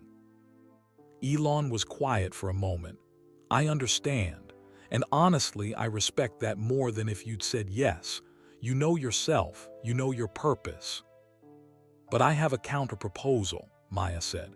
Instead of me leading national expansion, what if we train others to do this work? Create a fellowship program.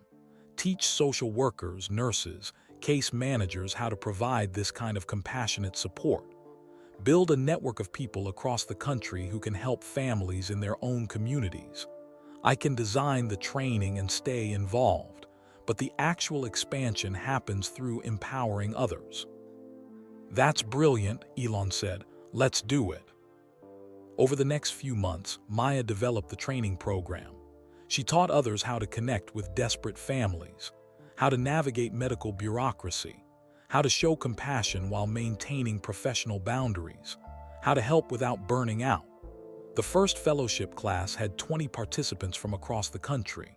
Social workers, nurses, patient advocates, people who wanted to dedicate their careers to helping families in medical crises. Emma spoke at the graduation ceremony. She was 17 now, getting ready to start college in aerospace engineering. But she'd become deeply involved with the foundation, using her story to inspire others. 2 years ago, I was in a car accident, Emma told the fellows. I was dying. Conventional medicine had done all it could, but my father didn't give up. And a police officer named Maya Rodriguez helped him get me to a doctor who tried something experimental, something that saved my life.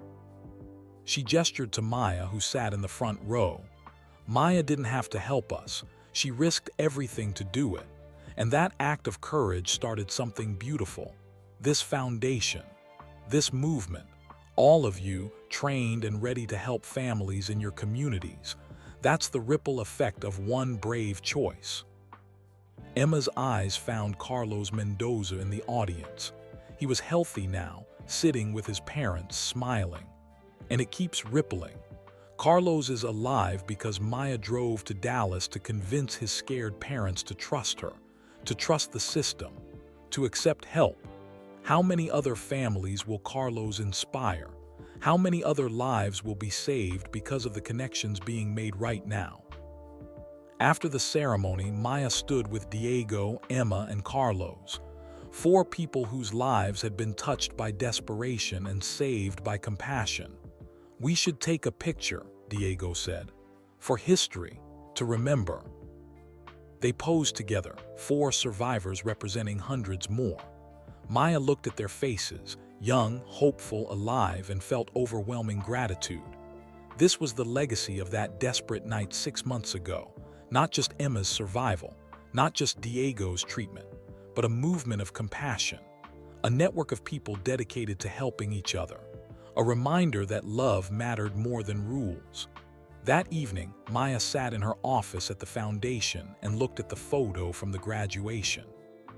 4 children who'd survived impossible odds, who were using their second chances to give hope to others. Her phone buzzed.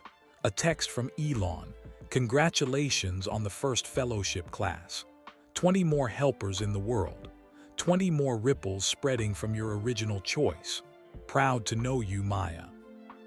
Maya smiled and typed back, "Proud to know you too. Proud of Emma. Proud of what we've built together. Thank you for keeping your promise, for showing me that one person's courage really can change the world." She looked around her office at the photos on the walls. Hundreds of families helped, hundreds of children saved, all of it connected to one desperate night when she'd chosen compassion over compliance. Was it worth it? The fear, the risk, the price she'd paid. Maya thought about Carlos healthy and laughing with his family, about Diego thriving and whole, about Emma planning to reach for the stars, about Marcus Johnson coaching his daughter's soccer team, about the Martinez family celebrating Jackson's recovery. About 800 families helped, 20 fellows trained, thousands more lives that would be touched. Yes, it had been worth it every single moment, and she'd do it again in a heartbeat, because helping people was worth it always. And that was the end of Maya and Elon's incredible story, a reminder that one act of courage can create ripples that change thousands of lives. Before you go, we'd love to know, where are you listening from? Drop your city or country in the comments below. We love hearing from our amazing viewers around the world. If this story touched your heart, please hit that like button and subscribe to our channel for many more inspiring and emotionally engaging stories like this one. Your support helps us continue bringing you content that matters. And here's the most important part. Share this video with your friends and family. Stories like Maya's remind us that compassion, courage, and kindness can change the world. Let's spread that message together. Let's remind each other that helping people is always worth it. Thank you so much for watching.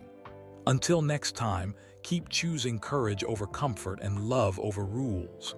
Stay kind, stay brave, and we'll see you in the next story.